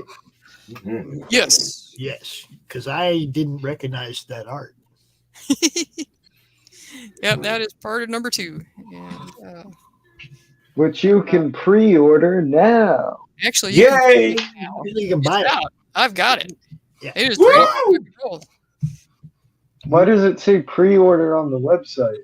It says coming soon. Which website? Are you on my website? Bearpublications.com. Oh, I don't know why he hasn't updated that yet, because I actually do have it. Yeah, my website should actually show that it's available, and if it doesn't, need to go fix that because confounded it's here. Fix it. Yes. Got to sell books. That's why. Why we're here. This is a digital convention that is monthly. It's great, kids. Yes. It's great, kids. I love it. I say kids like I'm not the youngest person here. Ever. The youngest person ever here on this show. Ever. No, we had one other 15-year-old on the show too. Remember? Oh no, he was 12, wasn't he? Oh no. Oh, a youngster. Not 12. He had like 12 books by the time we met him at 15. That's where I got the number 12 from. Remember, he'd sit here and he'd go, and this book, and this book, and this book, and this book, and we were just like, dude, you're 15. Where did you get the time to do book after book? And his parents were really supportive of what they were doing, what he was doing. And he was doing it. I just need Roland to respond to my emails, man. I know he can't right now because he's on the road, but do it. The whole thing is you're gonna run into rejection a lot more than you're gonna run into acceptance. Yeah. Yeah. So just brace for that.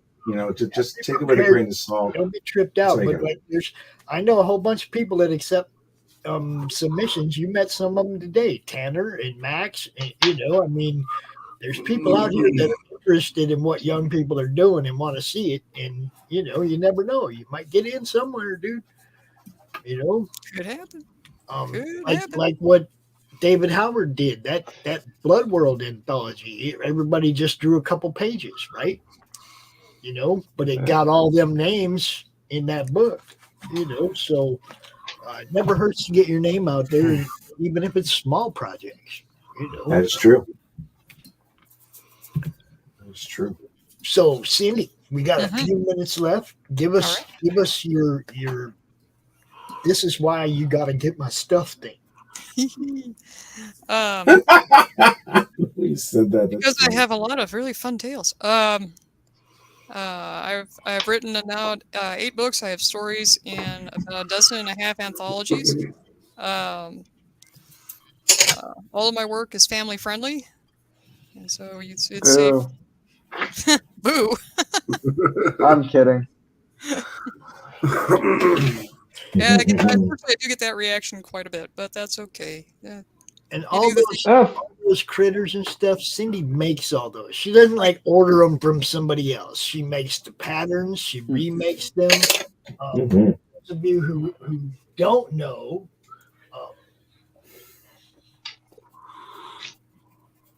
she made the little CRoM. She made our CRoM too. I did not know. Here we are.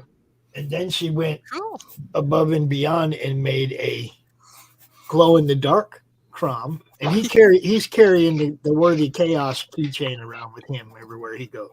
Why would he do something that silly? Because he likes Carissa. He has bad taste. That's what he is. Rich. I know. I shouldn't have said that. Stream of conscious. You be nice. You trying to I be am nice. I am very nice. I'm also devastatingly handsome, so that must mean I must be nice. I am so handsome.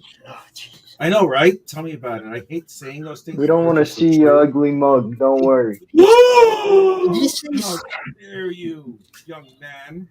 Did he say devastatingly handsome? Yeah, that was from Ferris Bueller. You don't remember that? It almost gave me almost, You know what? Your face. I think I'll be okay. Hold on. I think so. I hope so. There's a colostomy bag right there for you. All right, you guys, look. The link is in the chat. Cindy stuff. She makes the little, she even make a CRoM for you if you want a little CRoM. Definitely. Okay. Price is right. She's cool. Support what she does. She's a long time supporter of what we've been doing here. Mm-hmm. She's been behind us and helping us for a long time. Always sharing our links and stuff over there in the Rising Tide Network. And, Cindy's the best, man. She deserves everybody's support. So go check her out. She's a lovely person. And what's that guy's name? This is Tearsole. Tearsole. Okay. Yeah, I like this one is based on a pattern created by Hooked by Katie. And it looks like something. The Anduin pattern. Mm. So, except I added a floof on his tail. The pattern did not have the floof. He's got to have poof. He's a lion. He's a griffin. He has a floofy tail. All right, so right now, Cindy, have you met Laurie before? I think so. Okay, because it is that time, yo. We're gonna play a little something, and then we're gonna bring out our next guest. You guys know her. How have I been on here for 5 hours?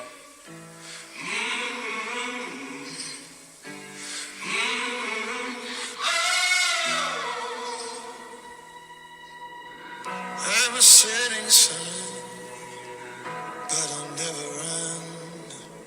I'm a dead man walking. I will stay and fight as long as I'm alive. I'm a dead man walking. I'm a dead man walking.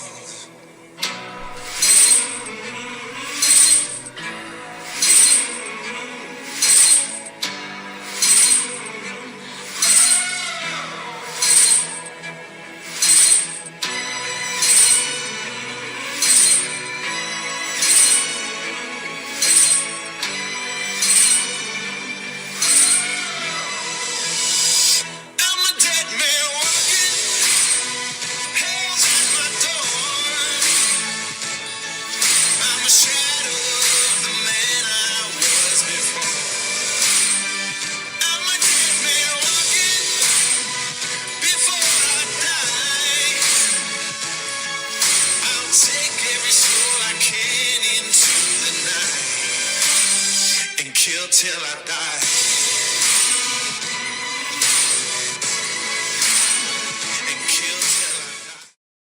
Hey. Hi, everybody. What up? Hello. Hi, Cindy. How are you? Hello.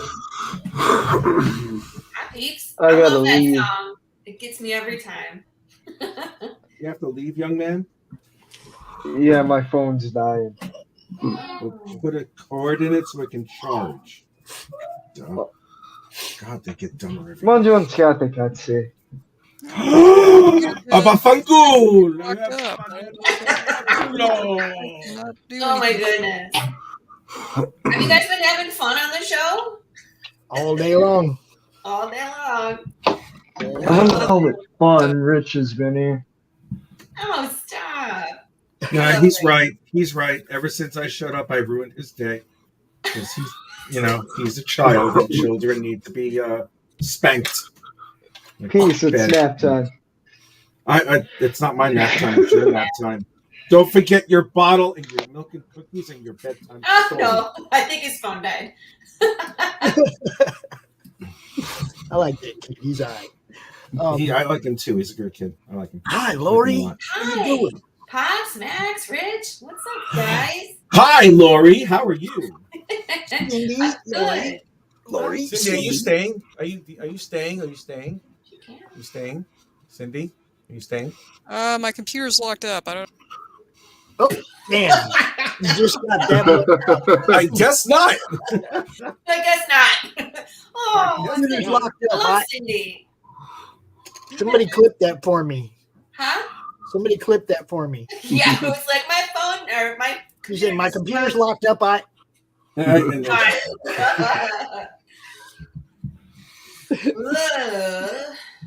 love you, Cindy. It's good to see you. I hope Good seeing you again, Miss Cindy. Hey, wait a minute. Well, let me share screen. Boom. Oh, do the thing. Window. Share. Look, over there right now. Sign up for Path of the Film Rider 3. Yeah, yes. I'm working on the short film. I'm filming some stuff at sunset tonight. This is just something. Hey.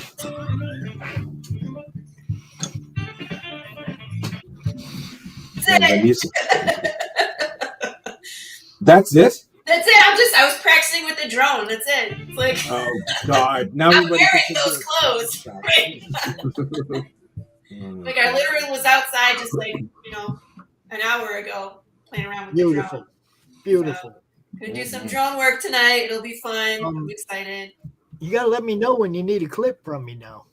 Oh, I have a whole shot list you have to follow this time. Well, so I'll send it your way. Yeah, you know how much time I have to go looking at other stuff. You got to put it in front of me so I can see it. It's like like when I started doing this, I used to be out there searching for everything, right? Yeah.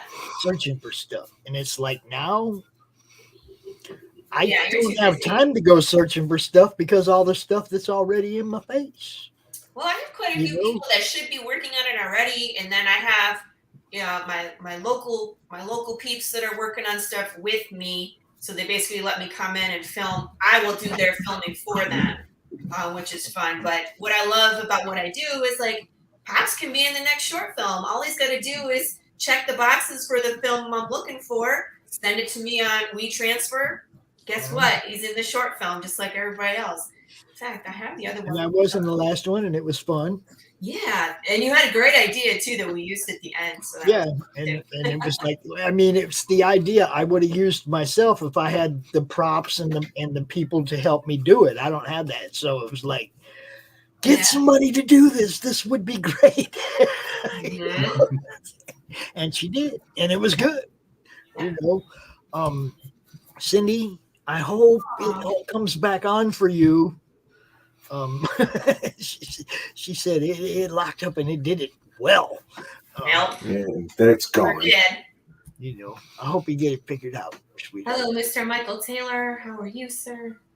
Michael Taylor. For those of you who don't know me, I'm the writer-creator of the comic book experience called Path of the Pale Rider. I say experience because we have a comic book that you read, but then I write riddles. So like I just activated the riddle for number 2. So people are solving that and finding out that they're getting stuff in the mail. So that's fun. And then,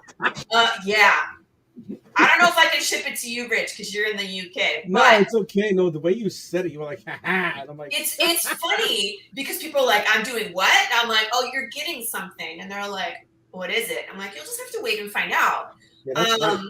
So I just, I have a fun time with that. And then we do short films.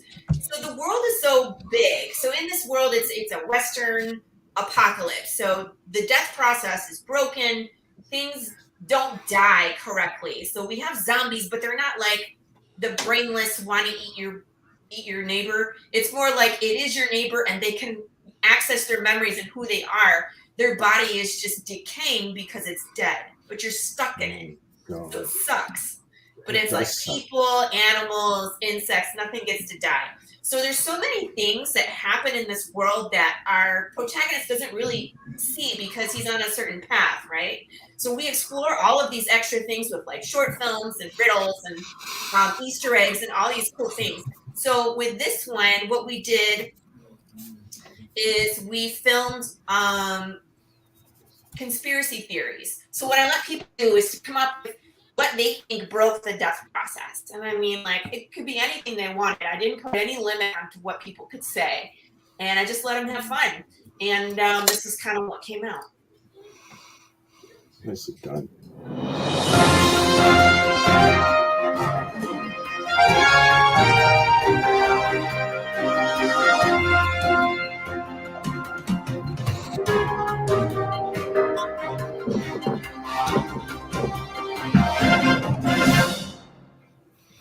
Good evening. Thank you for joining us on Channel 13 WDED.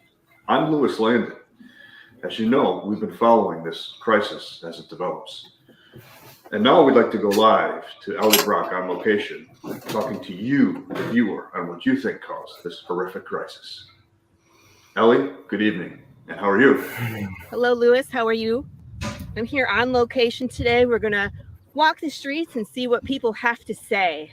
Hello. Thank you for joining me this afternoon. You got it. What do you think broke the death process? The witches. It's the cats. You know, if I had to pick one thing, it'd be the aliens. Aliens. Yeah, aliens. Where did they come from? Outer space. Why do you think the death process is broken? I can tell you. It's that damn sugar. That's a good question. And a lot of you are going to say the government. I know, in fact, most of you are going to say the government. I think it's the government. No comment. Do you want to talk about what you think broke the death process? Sir. What? Sir, do you have a second? I'd like to ask you a question. It has to be Anthony Fauci. None of this is the reason death was broken. I honestly think it's vaccines. What's causing the undead and what's causing the human form to turn into the undead. And it's not just death. If you think about it, this makes sense. No comment. Wait, are you saying we can't die? I think it's the food that we eat. It's in our candy. I'm not answering no questions. Is it even real? What? Maybe it's not. Maybe it's not. I bet it's the cats. I know it's the cats. Everything is genetically processed now. Just not the GMOs. Remember the pygmies?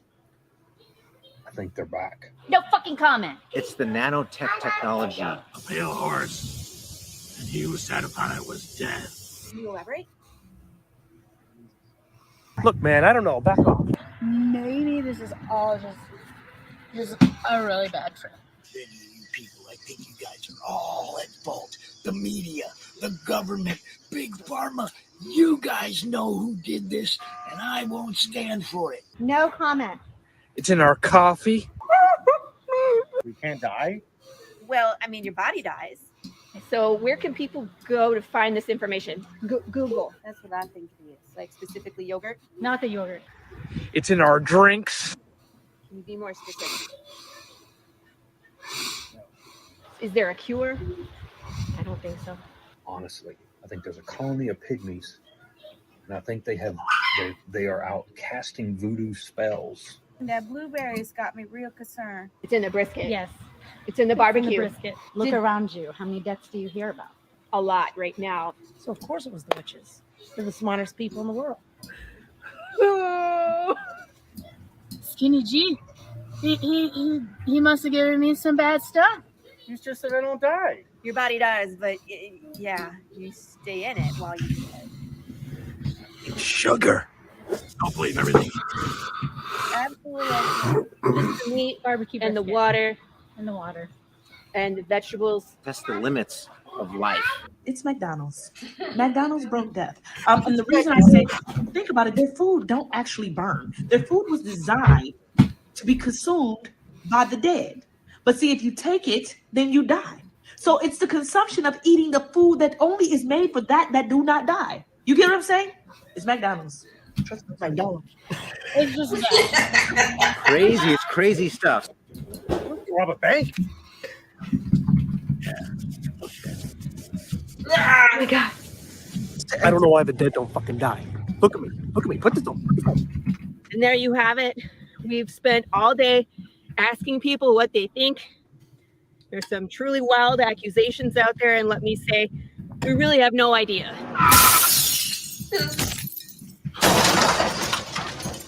Go to commercial. Is she okay? Somebody call 911.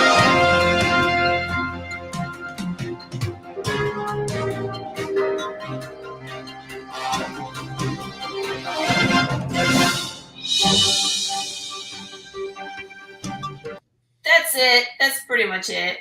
But I mean, let me see here. Because we got this guy. We got. I mean, these are all on my webpage too. Like I got the blooper reel. And here's like Pine Fox. This is the first one we did where we have some riots and stuff. It's pretty fun. I'll just maybe.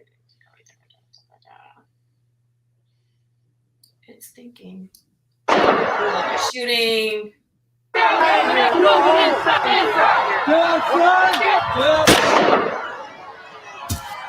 did some drone work on that one too, but it didn't get into the final.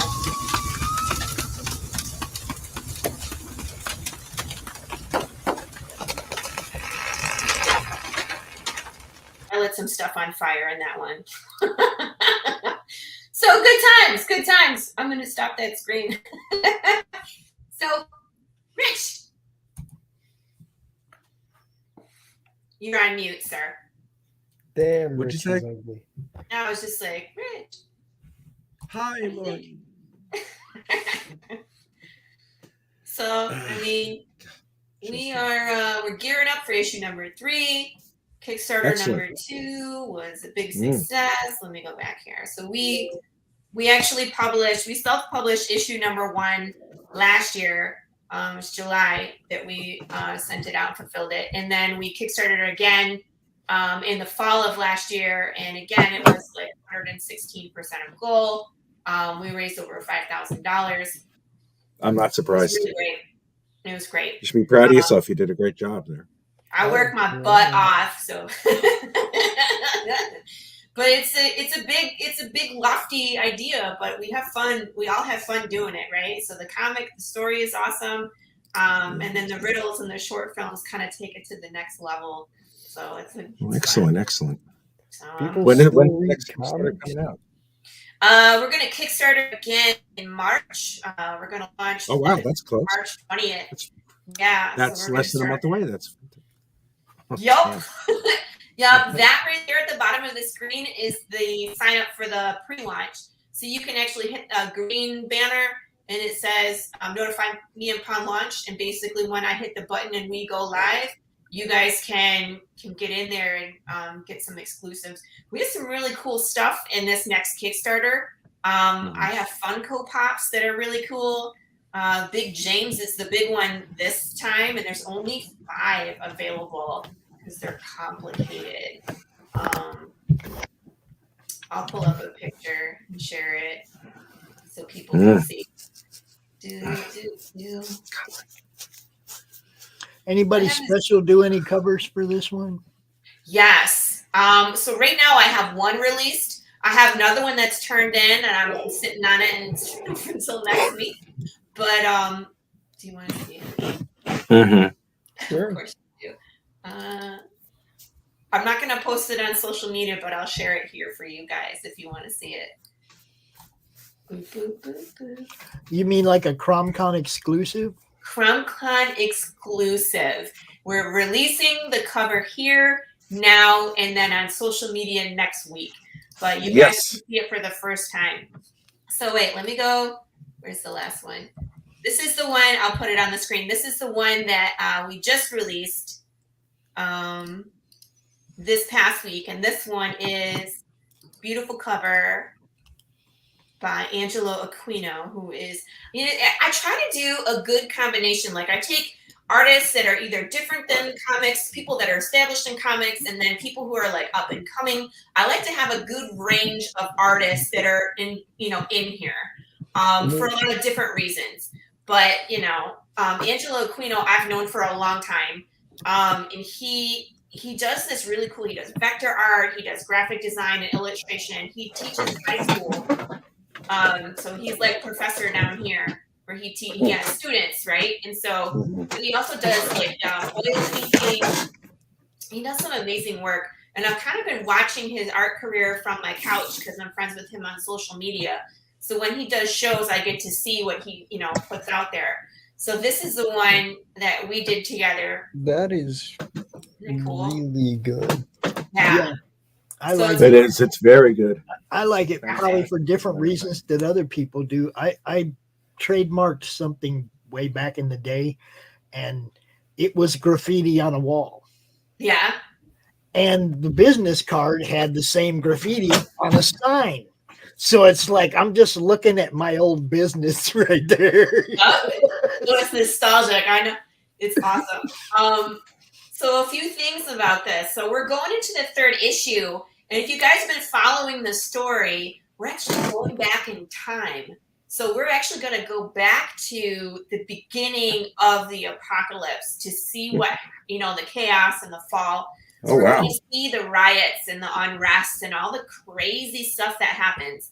I think I go through like 5 years of the apocalypse in issue number 3. So it's pretty like wham, bam, thank you, ma'am. We fill up full of action. So this is just one of the things like quick historic montage. Basically, yeah, but it's going to be like most of the book. So, Laurie, if I may ask, are you going to be introducing new characters in this prequel? Yes, there'll be Excellent. 2 new characters in this. Well, there's actually going to be several new characters, but 2 that are very important. One that's going to be a reoccurring. Okay.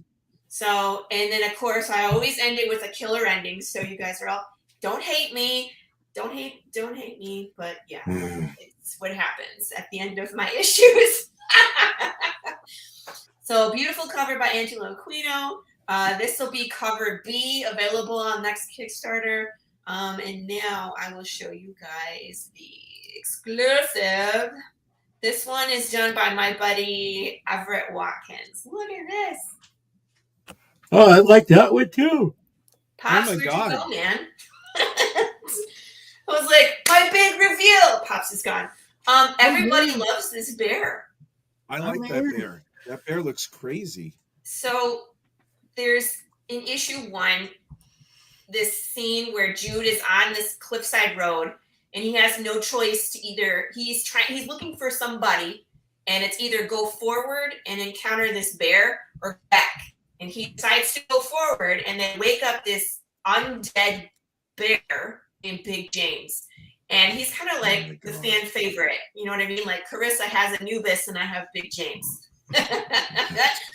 So this is Everett Watkins' work, which he did a cover for 1 and he did a cover for 2. So if you guys remember the variant covers for 1, the one with the cowboy with the smoking gun, that was Everett. And then last issue, the Christmas tree with all the zombies on it that said "Welcome to Santa Claus," that was Everett as well. Is there a harpoon in that bear? What's that? Is that a harpoon? Yeah, there's arrows and He's got everything sticking out of him, man. and all kinds of stuff sticking out of dude. Like at this point, you can't really stop this giant undead bear. It's like Cocaine Bear, right? But just Cocaine Bear. 6% of Americans think they can beat this thing. Theater. I'm just saying. So yeah, so this is Everett Watkins cover. I have, of course, Marco DeFillo is doing the A cover, and he's already started working on that. So his is in pre-planning. I have 2 artists that are also involved with. Hello. I'm going to have a William Russell cover, and I'm going to have a David Sanchez cover. Are you guys familiar with those 2 names? Yes. No. Okay. William Russell does Psycho Sal. He's pretty popular doing variant covers as well. He is also affiliated with Charter Comics as I am. So we're doing a trade where I'm actually going to be writing 3 issues of his Psycho Sal, and he's going to be doing some covers for me. So I'm looking forward to a William Russell cover. David Sanchez is he's an incredible artist. He is he's usually on deck for like Image. Thank you.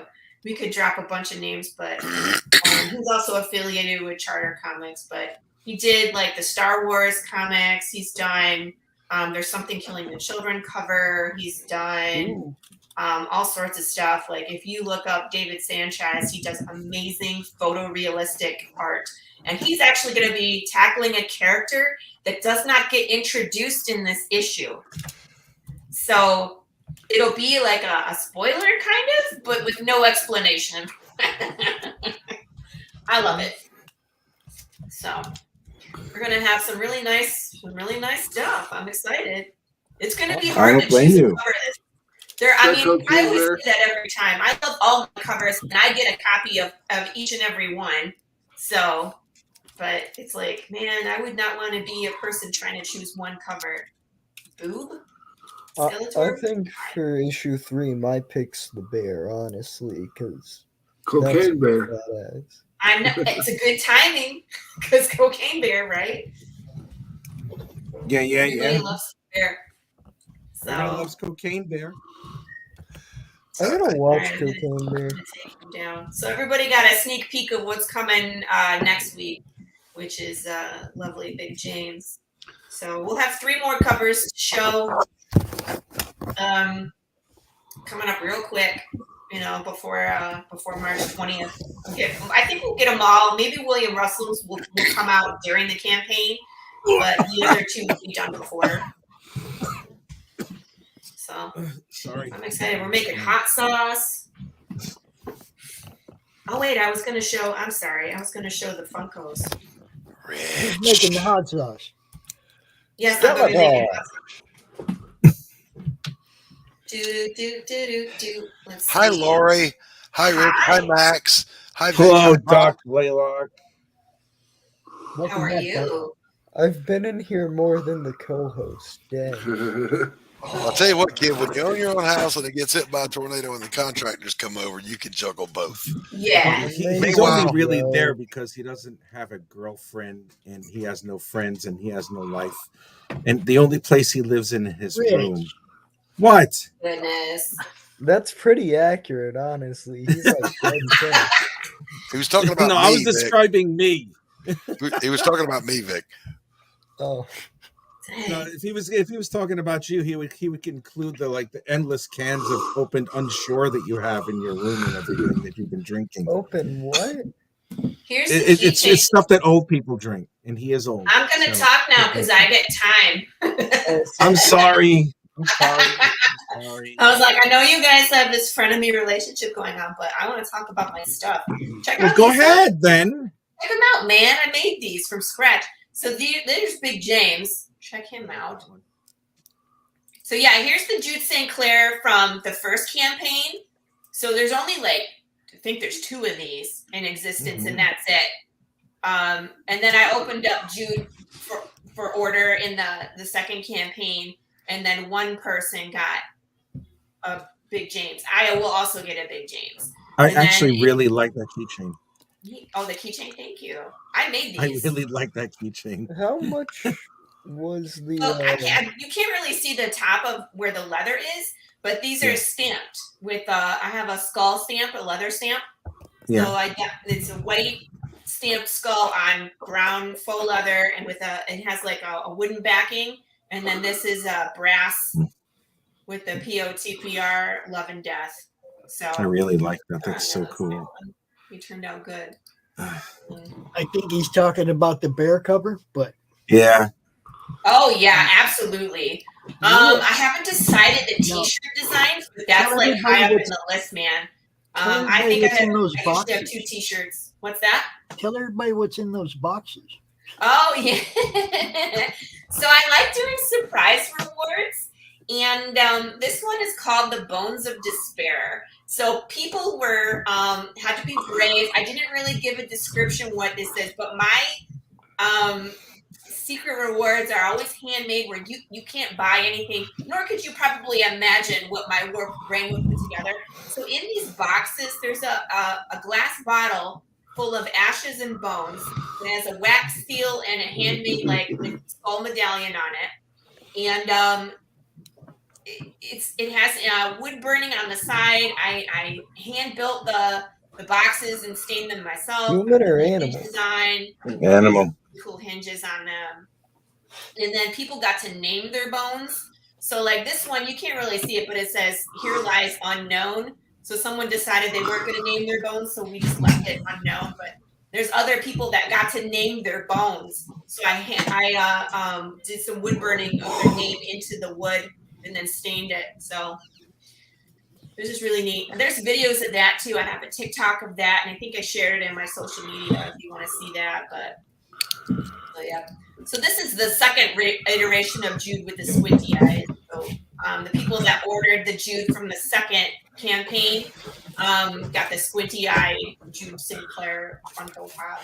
So we have fun, man. We do lots of fun stuff. I have a choose your own adventure book, so you can walk around in the wasteland yourself and run bounties and try to catch, undead or living people. And I think one of the paths you end up undead, and you get to see what it's like to be undead in the world for a bit.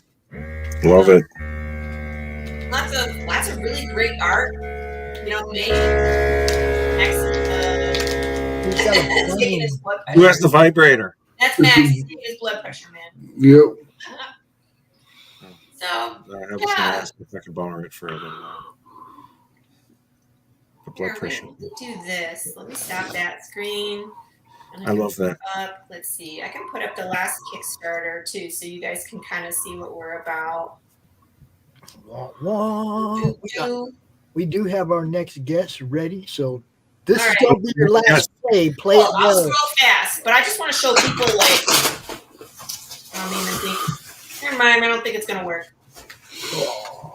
All right, give everybody the big pitch. Wait. Okay, one last. Wait. I do want to share one last thing for screen. This one. Yeah. What's this? Oh God. That artist really.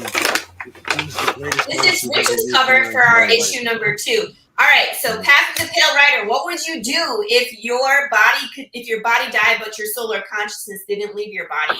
So that's what this world is based off of. If you like Mad Max, Book of Eli, Fallout, science, any kind of science fiction, zombie apocalypse, this is the series for you. We mishmash that all together, and it's a killer story. It's a wild ride. And I have a lot of multimedia experiences that you can follow along that are all free. They all come along for free. So it's not like we got to unlock stretch goals to get to the short film. We do the short film for free every time. The riddles come along with every single issue. We have a ton of fun. We have blooper reels. We have shenanigans online. Find us on Facebook, Path of the Pale Rider group. You can check out our website. You can purchase issues if you would like a physical copy and we're not Kickstartering. You can still buy them from our website. Let me put that in the private chat real quick. It's pretty easy. It's just www.pathofthepalerider.com. There you go. And we're on all the freaking social media groups. We're on TikTok. We're on Instagram. I'm on Twitter @PathPaleRider. Come follow along and see what we're doing. If you want to be in the short film, now's the time because we're filming it tonight, and everybody can start sending in their stuff. I'm getting ready to Kickstarter again.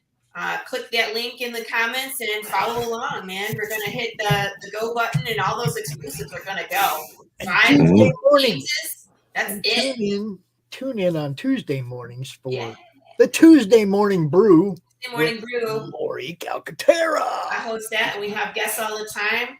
Panel. It's kind of a crazy show, and I love it. It's a little bit different every single time. You never know what you're gonna get. So.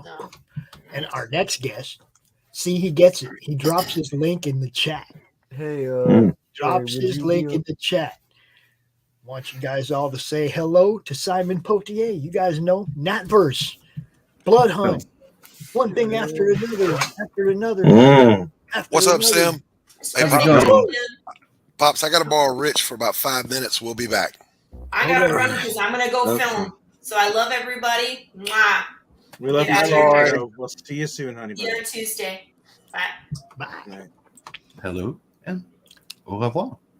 What's up? What's What's up, up? I'm doing fine. How about you guys? dude? Pretty good. Pretty good. It's been a good day. Lots of cool stuff. Some noobs. Hey, No, I've been watching the stream while I was working on something. So what are you working on? Oh, you want to see what I'm working on?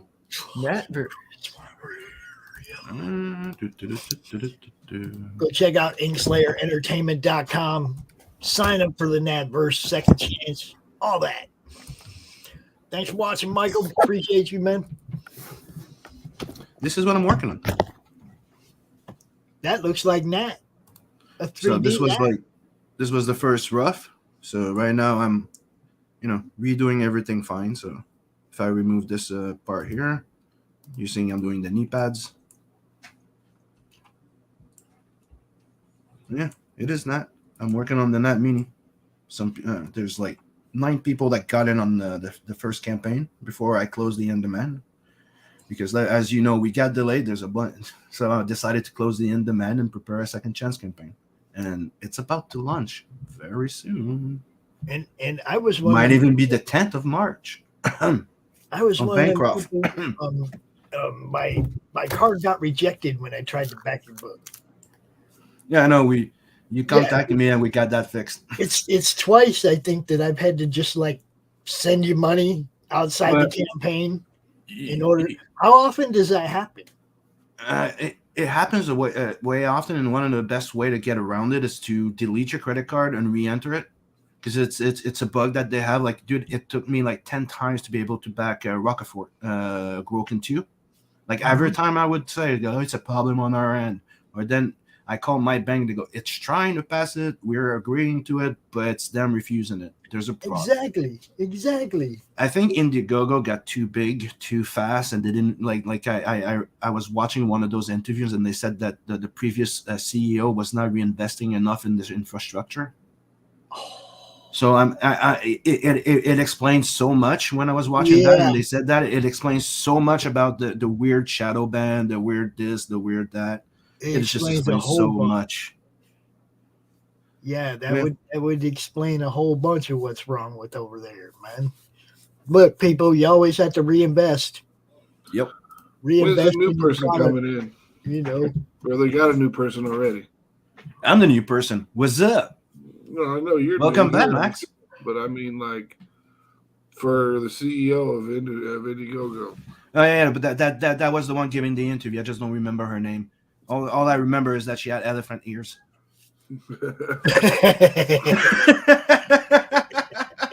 And apparently she's still okay with shadow banning people. No, because what they address is that they wanted. There was a lot of freaking people leaving their campaigns in demand for way long, so that was overcrowding the search ban and the advertisement thing. Yep. So it's an algorithm that's screwing up. That's why it's not pinpointed on people. Okay, but what about the people like Stephen B who just put their sign up, and like Doc who's in sign up and they're shadow banned? I have no clue. Like, I can't explain it. I'm just saying, like, that's what I'm saying. There's a whole bunch of weird things going on, and the only best explanation that explains everything that's going on that kind of makes sense is when they said they didn't reinvest in the infrastructure. It's like building a website, but you get so much people going in, but you don't invest in having it going faster, being able to tolerate with it, to protect other people, and you just let it go, and it just starts being overcrowded. So then the algorithm can't do shit anymore, dude. It's one of the first thing I pointed out is like, it's been like that for like almost 3 years already. That you go on your Indiegogo, they'll go, this is funding, and you go click on it, and it's closed. Mm-hmm. It's there's a problem with the many website. different things. There's so many different things, but what I did not like was somebody got an answer saying, well, we like when they posted the message, it doesn't guarantee that you'll be seen or stuff like that, and I'm like, well, that's fucking stupid. Yeah. Sorry about swearing, but yeah, it's freaking stupid. Right. We get it. It's stupid. Look, that was one of the things I used to say when I first started doing this. Is like the people that promote these campaigns were doing more for you than the people who were putting you on their site. You know, it's like, yeah, you can put your book here, but we ain't gonna tell nobody. Fuck you. You know, it's like, what good is that? There has to be a marketing arm. There has to be something that's getting people's attention and bringing them here. Yeah, I mean that's the one thing about Indiegogo is like it's not very good at displaying other comics to people that are looking for comics, but a lot of people don't go to Indiegogo looking for just a window shop. They usually go there for a reason. Yeah. Another thing that people are forgetting is that the comic book side of Indiegogo is nothing. Tiny. It's tiny. It's nothing. So we might be getting a shadow ban because the tech department is getting way more support, way more traction. So it's one of the things that they also mentioned. So maybe we're getting overrun by but you mentioning me that a mailing list getting shadow banned, that's fucking stupid. That you cannot find it in the search bar, that's freaking ridiculous. Yeah, you can't find it. You can't find Doc stuff in the search bar at all. You can't find Stephen B. Dude, he has 50 subs on his YouTube channel or whatever, right? Stephen B. They shadow banned his book. Yeah, but Pops, remember when my campaigns were shadow banned? Go check them. Since they're closed, you can find them. Yeah, it's weird. It's weird. Like as soon as I closed the in-demand, because that was the other reason. Because one, I got into problems with stuff, and I had to freaking move like within 4 months or something. Right. So it was one of the reasons why I closed the in-demand. But the second reason is because you couldn't find my campaign, and there's no point having an in-demand up, right, with one backer a month when you're international. The $25 fee, it just freaking eats it. Right. It's I think it can still it needs some updates, it needs some upgrades, but I still think it's one of the best platforms, to be quite honest. Well, it does. They need to take people's like suggestions and put them to use, or like there could be a real easy solution to this. And I've said this for quite a while now. They could put a sensitivity warning on those campaigns that there's too much blood and gore, or whatever the stupid excuse is, right? It's kind of weird since the new CEO now we got tips. Yeah, and that's another one. That's another one. It's like you go to back something and they're sneaking an extra charge onto the buyer. Yep. Okay. When you go to check out, you look where it says, Indiegogo trying to take some extra money, and you change that to 0. And it doesn't give you the drop down option to change it to 0. You got to type that shit in. Mm-hmm. But take the time to do it. Don't be giving. They're already making money off the creators. There's no reason for them to be trying to make money off the fan as well. Just give me That's a one of second. the things I hate about these platforms in the first place is they're trying to make way too much money off you guys. You don't make that much money. No, we don't. But can you just give me 1 second? I forgot my coffee. I'm just going to go pick it up. I'll be back in not even 1 minute. Sure. But yeah, that's one of the things that bugs me. It's like they should do this on a scale of how much you make. Yeah. A percentage of how much you make. Not a flat rate that's going to kill you, or whatever. It's all different, and it's all stupid. Not that long, was it? The flat rate really doesn't bother me too much because it lets me kind of eyeball what I need, what I'm going to be getting. Because like 10% is 10%. It's easy to figure out. Mm-hmm. Yeah, but 10% is too much if you only made $2,000. Yeah. No, who's taking? You're talking about what I'm saying. Let's escalate that by how much you're making. Okay, look, I get it. Indiegogo wants to make money, but off the little guy, leave the little guy alone. Let them grow so you can make a bunch of money off them later. But somebody mentioned it's funny that the tip doesn't go to the creator. No. It's Indiegogo, man. Mm-hmm. They're getting paid enough from what they're getting 10% of the campaign. Now they're trying to get another. How much is that $5 or whatever they were asking for? Like for Tanner's campaign, right? $13. But if you don't catch the tip, it's $18. Okay. It's a $13 campaign, yo. It's not $18, but when you go to check out, what does it say? $18.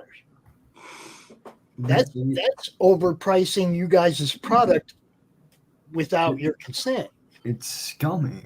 It shouldn't show up in the total. Well, it's It's predatory. Yeah, pretty much. They could put it as an option to click, but it shouldn't show up in the total until after it's been clicked. It's not just Indiegogo. If you notice, anywhere you go now, they ask for tips. But do they ask for it, or do they put it in there ahead of time? You see what I'm saying? This is where it becomes them upping the price of your product without your consent. Hey, you see this Preston piece? Yeah, I love. I know this Preston, dude. You know what that is? I'm hoping that's a cover, like real soon. But technically, it's the cover of the Ashcan. Oh yes. On the Second Chance campaign, there's going to be a very like a limited numbered sign, and it comes with a head sketch inside of the next Not the Merc story. It's going to be 16 pages, and it's going to be a digest size, and it's going to be very limited. I'm only going to be printing enough to fulfill the campaign, but the closest to 50. If that makes sense, because I have to print by batch of 50.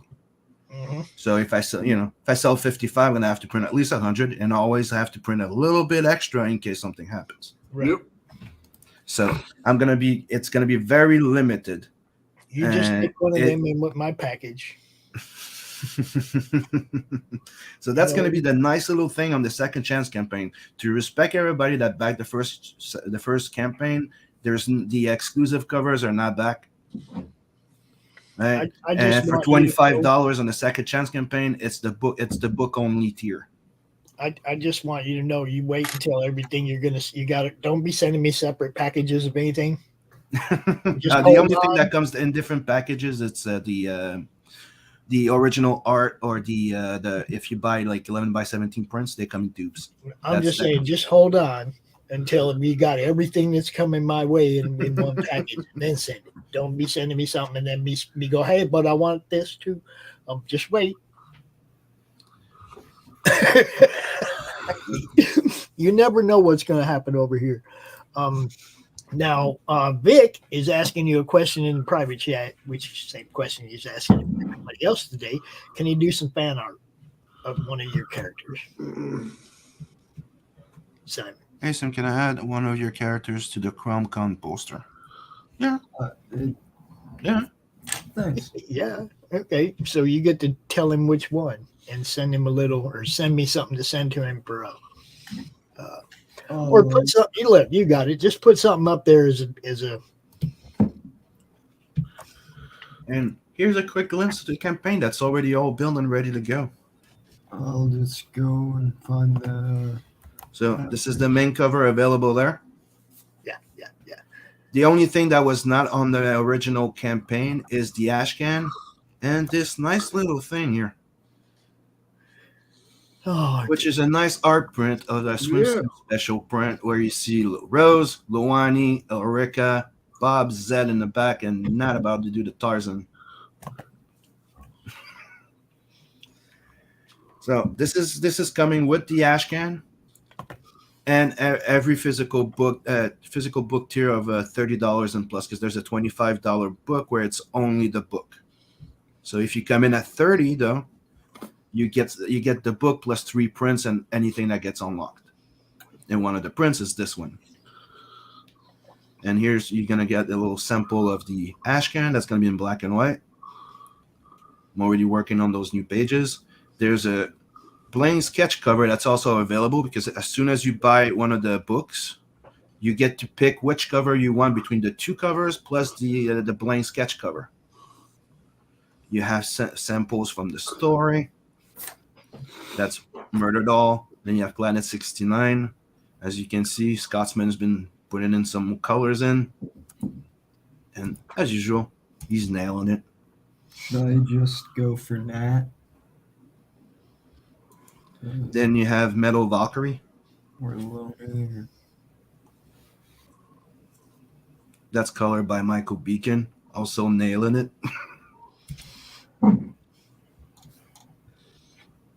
You see her in her big armor. That's her bike.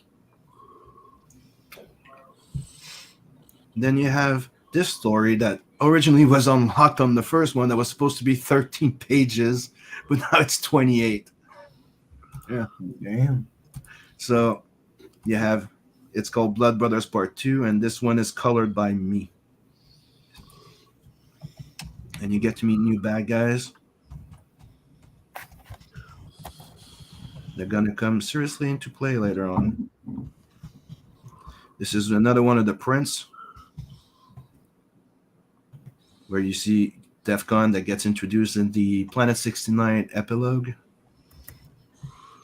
You have that piece that Pops likes a lot. Which piece? Which piece is that? The not safe for work one. The stay out of my grotto one. This is going to be the stretch goal, so you're going to get 2 more prints and a double-sided bookmark, where it's going to be Nat on one side and Luani on the other. So that's going to be the other print. That's the other print that's going to be unlocked. And then you have the team. But one of the things that people have been asking, and I finally decided to make some available, is if you go all the way down here, you have the sketch cover that you can get for $80 USD. But here you have the original art of the Metal Valkyrie cover. You have the original art of the Kickstarter original, exclusive. And you have that your favorite piece that you can get the original pencils. Oh, that. So you're gonna get all the original pencil. And here you have the Preston cover, which is a Tales from the Adverse One sketch cover that's fully painted. That's also going to be available. So you definitely don't want to miss the launch, because I rarely make original available. You want me to play the video? Okay. Okay, let me stop. I'm going to reshare because I did not share for the audio with the images. So give me a sec. Boom, boom, and there we go again. We're going to get Max a camera that sits on his desk and looks up at him. Want to reshare my screen? We always just see like the top of his head.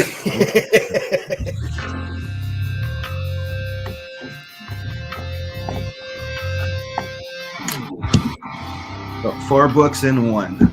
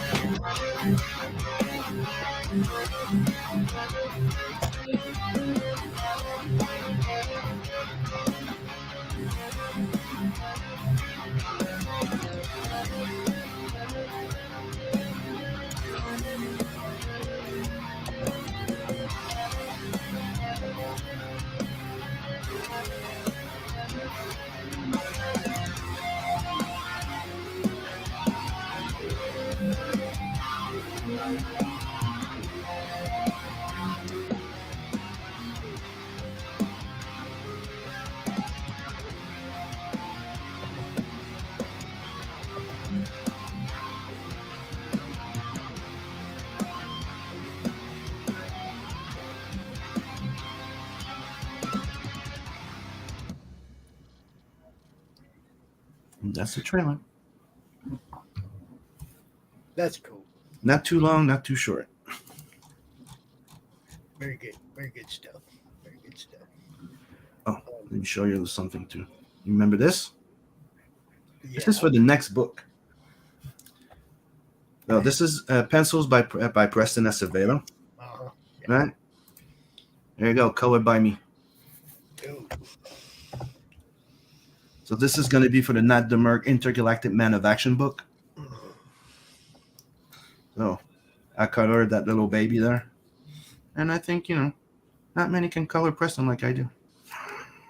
No, I'm going to say that's just badass. But, pretty much everything that you guys do is badass. So this is going to be also a cover for the next book. And as you can see, you see Nat young.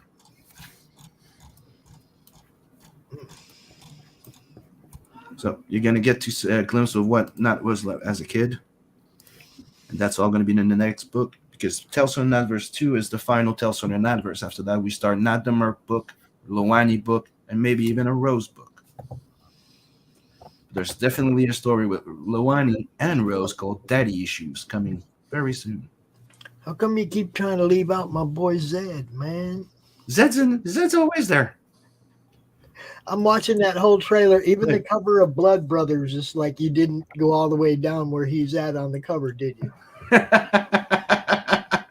If it wasn't for him showing up at the end of that trailer, But he's not. He's not on the cover. Call you out. He's not on the cover of Blood Brother 2.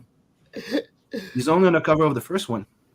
I was about to call you out. If he hadn't showed up at the end of that video, I'd have been like, where the fuck is But that? look who's there. There you go. See? Look. This is my little wink to the diner at the end of the galaxy. As you can see, Nat is not too impressed. But who's that there? Yep, CRoM with Nat and Luani and Rose. Yeah, Luani and Rose. Some other chicks. But look, he looks happy. But those are the chicks from freaking Maverick. Yeah. I just don't know their names, so I'm sorry. You know, I haven't even had a chance to read that yet. Mm-hmm. He definitely had put together a really nice campaign, no doubt. My package should be on its way soon. I can't wait. I think I'm going to abandon the whole poster thing. The whole. Are you scared? No. Huh? I'm lazy. I know there's a lot. Look, with there's a the lot time of I'm people that spending come out on here. this, I could be doing another page of compa, you know? Yeah, that's the whole thing. It's like Right. there's a lot of people that come out here during CRoM Con. It's really hard to try and do some kind of poster with everybody on it. You know, it's like Here you go, Pops. Here's another one of the covers for the next book. Who's there? there he is. That's my dude, Zed. See, Zed's that orange guy. Okay. Zed's Yep. the orange guy back. He's the stoner. He's the stoner. He's the stoner genius mechanic. You know, my kind of guy. You know, stoner genius, right, Max? Like the stoner engineer. Space Stoner sounds awesome. Was Max asleep or dead? No, he was A little nodding. bit, but I seen him nodding when I said that. Yeah. this is how I start my digital painting. So I do a rough sketch and I just start putting colors in, and then after that I'll start painting. But it's gonna be a cover. Hey, Doc, thanks for getting rid of Rich. Oh, it's my pleasure. It's what I'm here for. It's what I'm here for. I had to take him to the woodshed. So as you Check can him out. see, Second Chance campaign has something for people that want to return, and the best part is all the stretch goals get unlocked for both campaigns. So if you back the first one, you don't come back for the second one, you'll get it anyways, because it's technically every package gonna get the unlockable perk, except if you back the book only, that comes with nothing, right? And the other thing is, I've already prepared the email, so everybody that backed the physical book from campaign number 1 would be getting an email with a secret perk to be added to their tier, so they can have the only two things that they couldn't have on the first campaign, which is the ash cannon plus that swimsuit special perk. Cool. And they won't have to pay shipping all over again. They're just gonna have a thing an extra $5. And that's it. I'm looking forward to it. So people go sign up, because you definitely don't want to miss mid-launch, especially if you want some of those original art. Just saying. And the stories are good. Okay, I got the first one. It's good stuff. Thanks. I'm trying to have fun with it, and I hope everybody has fun reading it. And he's got animation going on, and I don't know if you wanted to do a little March announcement yet or not, but you can if you want. I will when we have a specific date. We're still working. Like, we have the list, and anyways, we're not gonna get into it. But there's a show that's gonna be coming soon. Yeah. And that's about what we'll say, and it's gonna be with me and Margie. It's cool. It's real cool. Might be called the movie verse. Now see, now you just got me. Might as well show the banner, man. No. Let's leave people. Oh. I still have to work on that. I still have to put a logo together. So Make them wait. yeah. All right. I have to put the intro. I have to put the intro together. I have to design our logo, and it's all gonna come. It's gonna be a lot of fun, you guys. I promise you. You're gonna love the next show coming down the pipe. I hate the waiting. Yeah, but just think of how happy you will be when it comes. Yeah. Sim, you got good stuff going on, bro, as always. Thank you. And we do have our next guest in the backstage area. And I don't know, it's a day that starts with Michael and ends with Michael. With a Michael in the middle or two. Well, technically, we started with a Timothy, so we're okay. Well, we have Mike Barron, though. Yeah, but I'm just saying. I was talking about the guest. We started with Mike Barron, and this segment is going to end with our friend Michael Gonzalez. What's up, Mike? What's up, Hello, Doc? Michael. Hey, everybody. How you doing, man? What's up? I'm doing all right. How's you guys doing? Oh, wonderfully. You just did you launch this thing again? You launched this, right? No, not yet. Oh, not yet. Okay, well, drop me the link. Drop me the link. I got. Yeah. What I did was I have like a draft preview version of it. Oh, cool. So people can check it out. But it's not finalized yet, and it's not live yet. But you can see pretty much everything. There's a link to have a preview of both books in there. It's got like all the tiers, everything. Everybody can check everything out, the pricing and all that kind of stuff. All right, let me get this in the comments real quick. Look, and there was one of them other Michaels that was here earlier. Earth's best friend. I mean, Michael's been everywhere. I didn't do that. Who did that? Why are we looking at the top of Max's page? That didn't make sense. I wish I would have asked Mike Barron about First Comics and everything. I should have done it. We gave you the opportunity to ask questions. I wasn't thinking. I'm an idiot kid. I'm an idiot kid. Give me fucking Nick, break here. Give me a saying, bone. the first time I talked to Mike Barron, I did worse than you. What are your influences? Yes. Bye, Vic. Michael, do you want to share your screen and show this off? Could you do it? Because I'm not that good with it. I can't. Doc, and Bishop, Ben, okay, and Max. I gotta go. Gotta go eat. Family, and break your leg, Michael. Sim, 9th Gate tonight. Horror Club. All right, Sam. Behave yourself. Gotta go. Gotta go feed the kids. All right, see you later. You don't have to. Y'all go check out Natverse. Yeah, they get hungry enough, they'll find their way to the fridge. I mean, Yeah, that's how I do it. Yeah, there's food in there. Go get something. There's food in there. There's a microwave, everything. Yeah. You know how to Max, use it. you okay, buddy? Yeah. Have your meds got you knocked out? Yep. You should go lay down. Probably should. Go lay down and get some rest, bro. All right, sounds good. All right, Talk to you guys later. All right, Later be on, good, man. Max. See Peace. you. Poor Max. Doc be chasing people out the stream. Look, go home. Take care of yourself. I'm taking care of my friends. They need to take care of themselves. Listen, I've been here all day, like back. So You're a kid. Nobody cares. Okay, fair enough.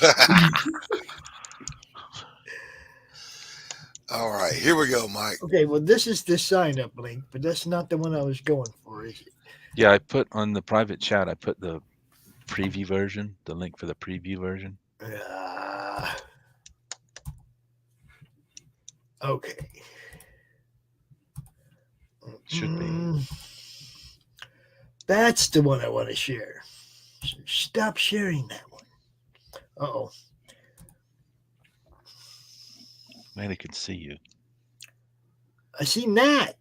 Look, that was Just a pretty take a quick cup. Nat, dude.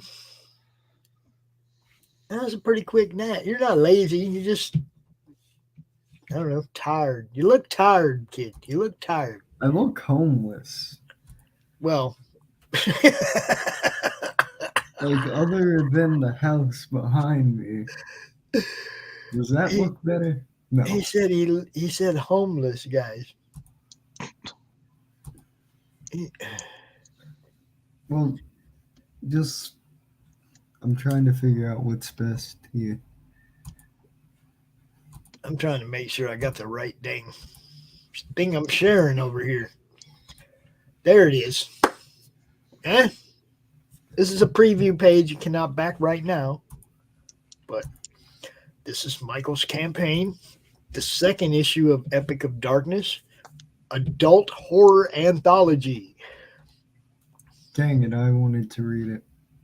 I like this. Yeah, you might have to go away, Vic. No. There's nothing on here that's well, wait, there You can't show anything lewd on Kickstarter. There's probably nothing lewd in the book anyway. I'm just saying. Yeah. Oh no, there is. Yeah. He said, "Oh no, there is." Ah. Yeah. All right, go ahead and let's just not scroll past everything. Let's talk about it. What's up? You got your warning. I like that you got your warning up there at the top. Red Sonja. Do you know Red Sonja Jr.? Yeah, that's my mom's favorite comic. Okay, just checking. You should get it for your mom. Dun, dun, dun. We got Epic of Darkness, number 2. 4 stories, 36 pages. Stop on this cover. Look at that. Ooh. That is amazing. Who did that? That is Brian Ascura. Wow. He's done work for Phil, I think. He's done stuff for other people in the group. So fantastic work. Beautiful. Yeah, he does the interior art too for that story. Oh wow. Now it's like 4 different people, right? What do you mean 4 different stories? Oh yeah, it's 4 stories, unrelated stories. Just it's an anthology, so it's different things. We have different. Like the first story is kind of like a dark comedy, and then we got dark fantasy. Then the stories with that girl, it's kind of like a post-apocalyptic kind of. It's sort of like Evil Dead meets Mad Max kind of stuff. Mm-hmm. So I got all these different ideas that are sort of broadly horror, and so I figured I'd put them in an anthology instead of just trying to like do, a single comic for every single idea. And Hey, Max, look, somebody you know on that list. Oh, Max left. See, you guys chase him away. Look, Fern Cord does work for Max at Atrocity Press, guys. Yeah, I'm sure there's a lot of names here that. Lucia Duarte, yeah. There's names we know. Names that we know. He's poaching talent. There's no such thing as poaching talent. Yeah, you're just working them in, whenever you can. That's right. If they can fit you into their schedule, then they deserve to make that money. Yeah. So my goal is I wanted to launch it on March 16th, but there's still some artwork I haven't gotten in yet for that story right there, that black and white. That's Gilliard Goulart. He's doing the art for that. He did the art on the last book, the King Dead Jed story, right? The zombie wrestling story. He's doing the art for this one, but so far I've only got about 3 pages from him. It's I think it's like 7 or 8 pages. So there's still some more, and I don't want to launch until the book is ready to go. Right. So I might have to push back the start date a couple weeks or something. Now, does that remind you of anything, Doc? Doc here. Doc, Yeah, I'm here. I'm looking at it. got that Abo Grizzly feel? Yeah. I was just gonna say that's some Abo Grizz, and that looks great, man. Yeah, I love That it. looks so cool. Yeah, Now- he's an amazing artist. He's got all these. If you look at like all the panels, he's got all these crazy details in the panels and stuff. Yeah. Like one of not on this one, but in the next page, you see like a little eye that's like flying through the air. A little eyeball, like just. So you got some digital, you got some mega digi. Okay. Yeah. So what I did this time is like last time I had it like there was digital, then there's physical, and then there was combination digital and physical. So I figured I'd just simplify it. So I just have digital track this time. So if people just want digital stuff, and then I have combination. So if you get physical stuff, you also get the physical counterpart to it. So it just simplifies it. Not so many rewards, and I have the rewards for this campaign. So there's items that are unique to this campaign, but then the catch up is for people if people missed the first campaign and they want all the stuff from the first campaign and this campaign, then it'll all come together.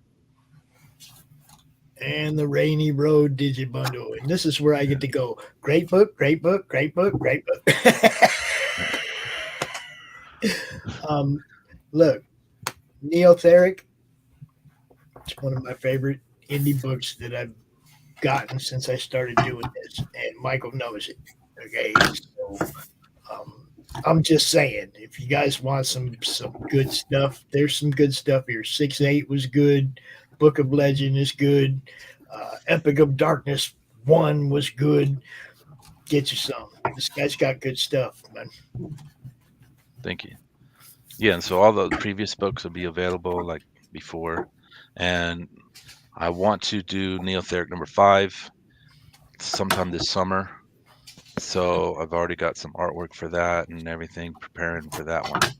But that one I won't be able to do the whole book ahead of time, before the campaign, because I just don't have the funds for it. Right.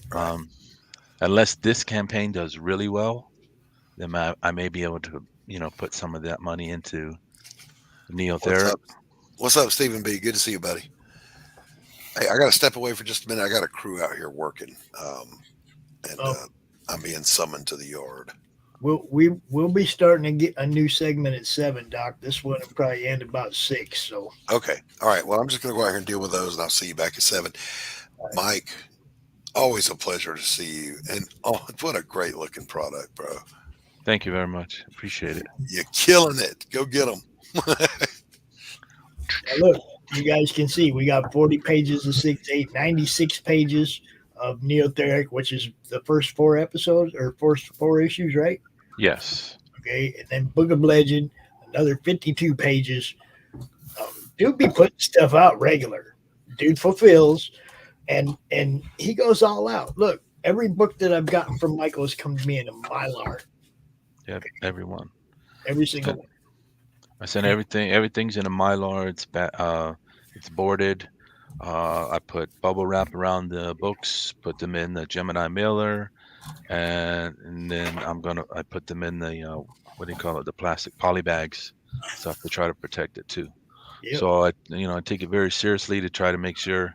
Never had a problem with anybody getting a damaged book or anything like that, and I just try to go a little extra step to make people realize, like I'm taking this very seriously, and I want, people to see it's like a quality product. And just like when I try to find artists to work on a book, I, try to find people that, would do art like you would find in any other book, like Marvel, DC, or whatever.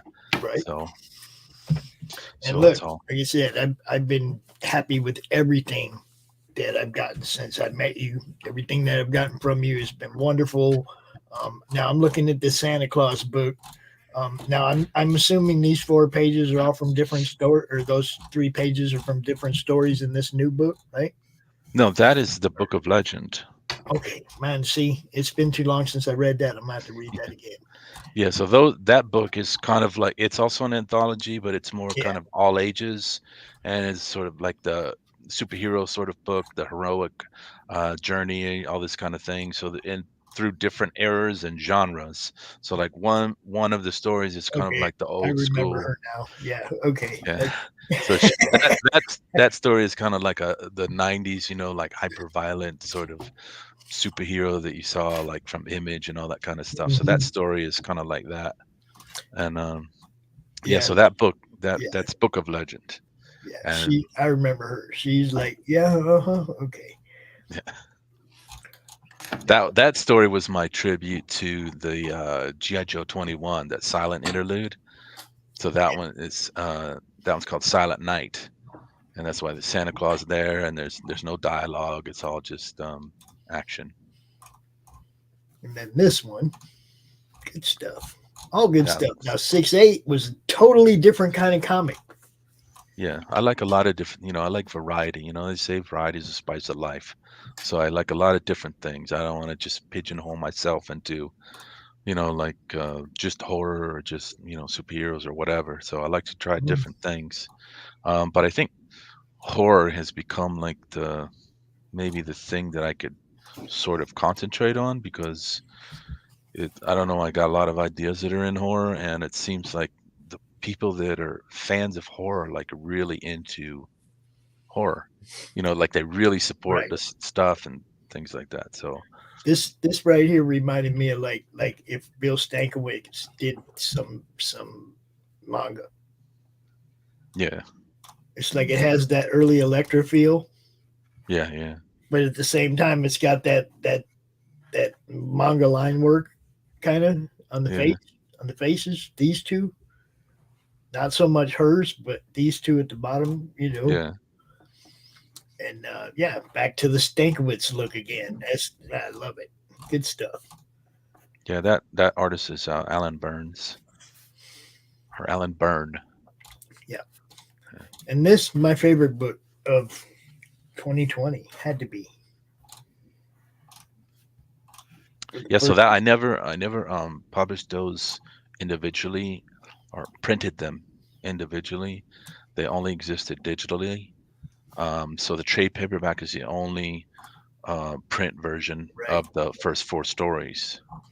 But like I said, I want to do the 5th issue this summer, and I already got Joaquin and Lucia they've done some of the art for it, so we can have samples to show people. And she did her own pinup for it, and he did the cover for it. And as part of this campaign, one of the stretch goals will be an ash can of the number 5. So I'll put that together for people so they can get ready for it and hopefully support it when we come out with it. I'm gonna be up on that one. Where's my Neotherapy? Dude, I love that. Now you got stretch goals. Yeah, so that image there, which is this one, and the last campaign I had this, but it was only black and white. I didn't have it colored. So Put that back up. I colored it. Anton Bandy colored this for me, and he does the colors on Mighty Mascots, and he's the one that I was hoping to get to do the colors on Gun Engine Zero, that project that failed last year, but I'm still hope to do that someday. And then that's the Neotheric Ashcan preview. So there'll be a digital, PDF, and then also be a physical that I'll print out for people. Let's make sure we get this one to 1,500 so I can get my ash can. Yes, yes. What do you mean by mystery comic? From your collection. Okay, so you could get anything from the Rainy Road staple. No, not from my published comics, like from my collection. Collection. Yeah, so like it could be anything from like my old 80s comics and stuff. Because I wanted to have like for That's every unique. stretch goal to have a digital component and a physical component. And this is just one thing I thought of, is like, I got all these old comics, and they're not necessarily worth anything. Some of them actually might be though, but I got stuff all the way from back like the 70s, all the way to just a few weeks ago. So it could be all kinds of stuff. So, and I Cool. figured I'll drop that in. It's like a mystery box kind of thing, extra little That's thing. new. That's a good idea. And then of course the metal trading card at 2,000, guys. Yeah. So that's I like the I have metal got cards. a whole set of those. I'm thinking about whether I should add that to this campaign. It's like the whole set that I've already done for the first 10 books that we've already done, because I Right. have those already done, but I'm not sure, because I was thinking about maybe saving those for the future campaigns for those specific books. Right. Right. Like for Neotheric, I got a bunch for Neotheric, and then for 6-8, I've got some for 6-8. And you don't want somebody putting 10 of those in a package that's going to up your weight to the next category. Yeah. Your Yeah, because shipping weight. the metal, once you stack Yeah. a whole bunch, they start to get a little bit heavier. Yeah, So, it'll definitely put you up over that next shipping cost. and that's the other in thing. next bracket. Everything in this campaign, the prices you see that's it. There's no extra for shipping anything. So like There you even go. if you get, you get one of the reward tiers and then you add on a book or two extra, there's no extra for shipping. So everything that you see is what you pay for. That's it. There There's you no go. extra And surprise. everything is an add-on, right? Most things are an add-on. At the bottom of this list, all the way at the bottom, I showed some of the things that are not add-ons, not available as add-ons, but they're bundled in certain rewards. That makes sense. There's some things that are special, and there's also some things that are just digital, like PDF of the making of, that I have all like Easter eggs and like extra artwork and stuff that tells about the how the books were created. Those are only in digital form. I don't print out 20-page like book of that kind of stuff. So some things, there's a few things that are just bundled in with the other things, but almost everything else you can add on. And there in the middle there, you see I have those damaged copies. Yeah, if you just want a reader, you just want a physical reader, pass around to your kids or friends or whatever, there you go. Only $3. So I can buy damaged copies. That is cool. Well, it's not cool that he ended up wasn't getting a cool. box of damaged copies, but it's cool that you can unload them. It's Hopefully. cool that it's cheaper because I'm poor. Well, I always try to consider it because I'm poor too. So I try to consider, like, I have a basic reward tiers for people that if they the PDF, or what do I have it at? The basic reward tier for the PDF, I think, is $5, and then the basic for the physical is, what did I put at, like $10, I think, and that includes shipping. So but the basic ones, what I did is, like, they won't be eligible for the stretch goals. So as a way to kind of motivate people to go to higher tiers, then the higher tiers you can get all the stretch goals. But I still want to make available to people, like, you can get the book and it's not that expensive. I'm not asking people, $20 for a PDF of the book or whatever, Right. So try to be reasonable with it. And see, here you go right here. If you look at the page count, you got $5 for 40 pages, you got $10 for 52 pages, you got $20 for 96 pages, or 35 for all them pages added together. And no extra for shipping. That's the price. And no add-on for shipping. So that's what it's going to cost for the books, period. And like I said, this is all good stuff. Look, Neotheric is easily, I mean, like I just keep saying, it's a great book. It's fun. I giggled. I enjoyed it, and I like, man, I hope he keeps doing this, because I was looking forward to the next one. I finished the thing. You got sticker sets, and let's see. Sweet. Cool. Yeah, there you go. One of That's them awesome. stickers right there. Yeah. On the old batting helmet. Good stuff, man. Always good stuff. We got Lady X pinups. Yeah, I'm so those are assuming from the that's first. a naughty Yeah. one down there. Yeah. Yeah. It's covered. Yeah. That's the ones Fernando did. That does not surprise me at all, Yeah. my friend. We love Vern's stuff. We do. He's awesome. And then we got the Heaven Sent. That's kind of like a World War II nose bomber Right. art sort Right. of thing. That look kind of cool. So Those that's a new old- one. The war pinups, man. Yeah. The war Yeah. pinups. And then a retro pinup. That's from the first campaign. But then the one just below that, the Grave, that's the character in there. This is also, we had this on the first campaign, but it wasn't colored. It was just black and white. So this is the first time that it'll be colored. This was also colored by Anton. He did this for me. So that's basically new in this campaign. Cool.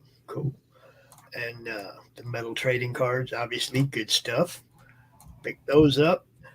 The items only available in certain bundles. There you go. The mini bookmark. There's the little tiny bookmarks I had in the last campaign. I still have some left over. So what I'm going to do is just bundle those in with some, give them some of the bundles.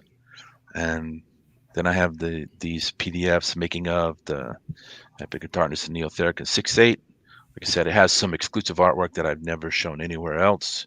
So you can see some new things and some Easter eggs and how we developed the whole project. And like Epic of Darkness is my first, that character, that Lady X character came to me when I was just out of high school. So it's been like 30 years, kind of putting this character together. So Now that's a cool desktop wallpaper too. yeah, so that's from the first campaign. I still have to figure out what I'll do for this campaign. There will be a new one for this campaign. As always, Michael, you got it going on, man. We just got to get you seen more. Now, look, we got a lot more shows on the network now. A lot more different people you can go out and talk to that have different audiences. So, check that programming schedule. Go talk to people. Timothy Fling, Laurie, all the different people on the network. Paul Gomez. Go be on all these shows and have fun doing this. As always, Trying to. Now tonight at 8:00 we have the Horror Movie Club, and the Horror Movie Club, they actually highlight a different campaign each week, and they have the guy, the guest, pick a movie that's not behind a paywall. We all watch it and we go out and talk about it. We talk about the campaign. So maybe next month, while your campaign's active, we can get you out on the Horror Movie Club show. Yeah, that sounds cool. So how do you pick a movie? What do you pick it from? Well, you go to like Tubi and you go to the horror category and you just pick something that we haven't watched recently or whatever. And You ever do It Came From Hell? tonight we're doing the Ninth Gate with Hojo. He just launched his Mythicals yesterday. Got a little nodding off pops up on the 33. You got me nodding off, dude? Really? Max was the one falling asleep, not me. What? Pops never sleeps. Dude, not near enough, that's for sure. Yeah. Look, you guys, go sign up. Is that the sign up page? No, that's the other one, huh? No, that should be the sign up page. Okay. Go over there and sign up, guys. Get Yes, ready for please. this one. This T-shirt will be available. Oh, that's a nice shirt, too. Yeah. So Ninth Gate's on Tubi? I believe so, yeah. I'm going to watch that as soon as this ends. Yeah, you better go watch it real quick so that you can be ready at 8:00. We have the Stephen B. Draw stream at 7:00 when we start segment 2. You want to come out, hang out with Stephen B. and draw? You're more than welcome to do that. I just seen a munchkin, man. Did you catch I that, did too. Michael? You caught that? I caught Yes, I think it's a gremlin. Horror story in here. I just seen a little head floating by behind the couch back there. Oh, there's another one. There's another one, yeah. So give your big pitch, Michael. Throw it at everybody right now, real quick. All right, so Epic of Darkness is adult horror anthology. It's the second issue. We're continuing this crazy wild ride. The first issue was really crazy. The second issue is going to get even wilder, and the third issue is going to be insane. So trust me. So what I really appreciate if people go check it out. Like I said, in that preview draft version of the campaign, there is a preview of each book that you can, if you click on the link, there's a graphic there, and you can click on that. You can see the stories from the book. The book will be ready when the campaign launches, so I'm not going to launch it until the book is ready. So you'll get the book no matter what. Well, as long as we as long as we reach our at least minimum goal. So hopefully people give us a chance. Yeah, go check it out. Look, like I said, I love everything Michael's done so far. I'm looking forward to everything he keeps doing.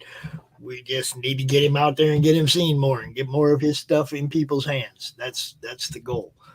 So thanks, Michael, for coming out. Vic, thanks for hanging out all day, youngster. But I got to go give me something to eat before we start part 2. Me too. See you. If you know what I'm saying. So y'all have a great day. Go check it out right there. Go look. Go sign up. Do all that stuff. I'm going to play a couple ads on the way out.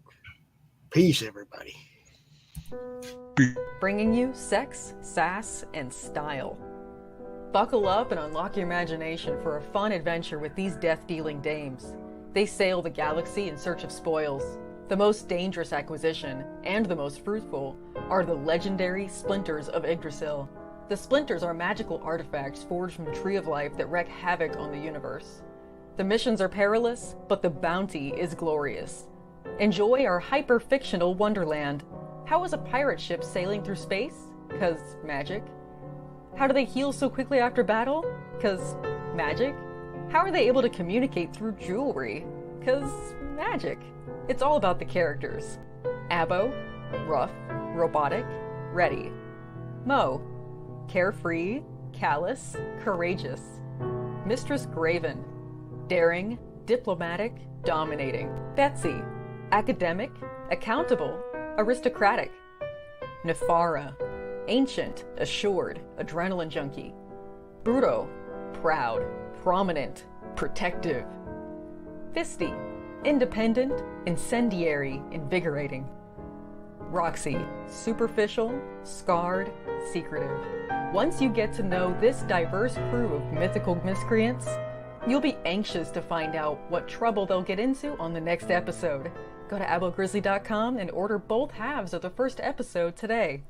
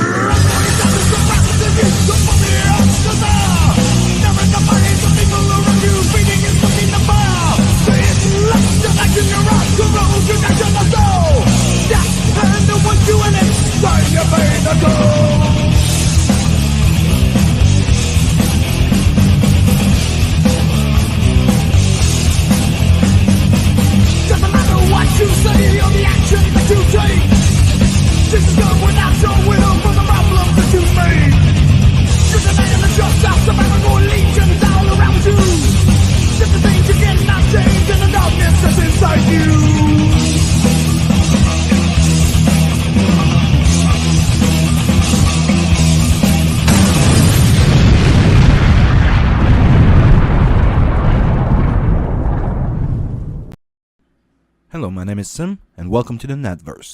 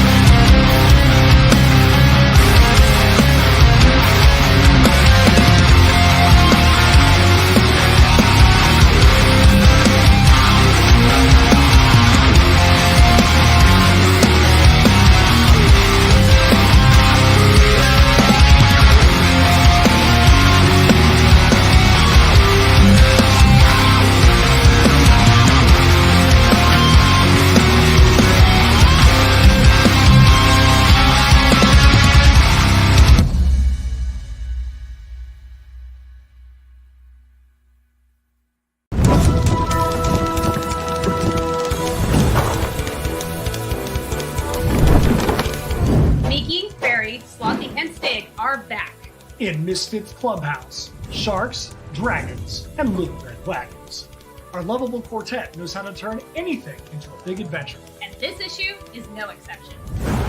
They have a face-off with the ever-feared Old Man Willie. There's a beach bash bonanza in their future. And we also get to meet for the very first time their favorite TV hero, Bruce McTutherson, Aquatic Investigator. This campaign will have multiple collectible covers by awesome artists. And as you'd expect from us, some unique swag. We hope you'll stick around. Come on in and hang out in the clubhouse. Join along in the shenanigans.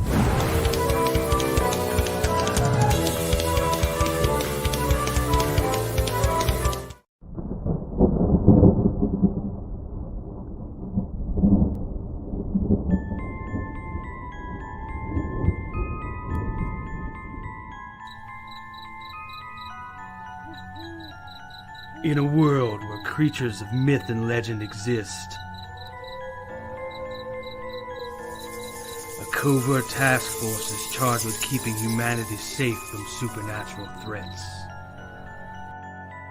And when young Nancy Moon stumbles into the eternal battle between good and evil, she finds...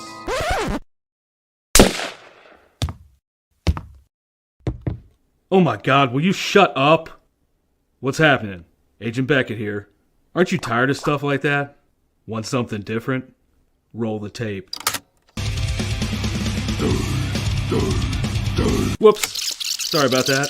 That's a song I'm writing for my ex. Okay, here we go. Yeah, that's more like it. Alrighty. Welcome to the world of the mythicals. We have it all. Monsters. Magic. Government agents. He's the strong silent type. This guy. Ugh, gross, dude. Get some kind of cream or something. Lots of 90s style action. Pew pew pew. And that strong female lead alluded to earlier. Not to mention a dashing field commander with a great sense of fashion. Look at those glasses. South River Studios presents The Mythicals, Issue 1. Buy it, if you dare. Ugh, will you can it already? How'd you get free? Now beat it before I lose my cool. So what are you waiting for? Sign up today. Like right now. Sign up today on Indiegogo. How do you end this thing? How do you put the where's the brakes on this bus? I forgot. Jazz hands. Jazz hands are done. Comic Books for Kids provides comic books to kids in hospitals and cancer centers across the U.S. It's a place where we can all work together to make sure every child has a comic book. 100% of all proceeds go towards the kids. It's about making a difference, and while they're in the hospital, allowing them to fly like a superhero, battle dragons, or rescue teddy bears. We are in every state in the country and now support over 160 hospitals. Every month, we add more. Visit cb4k.org.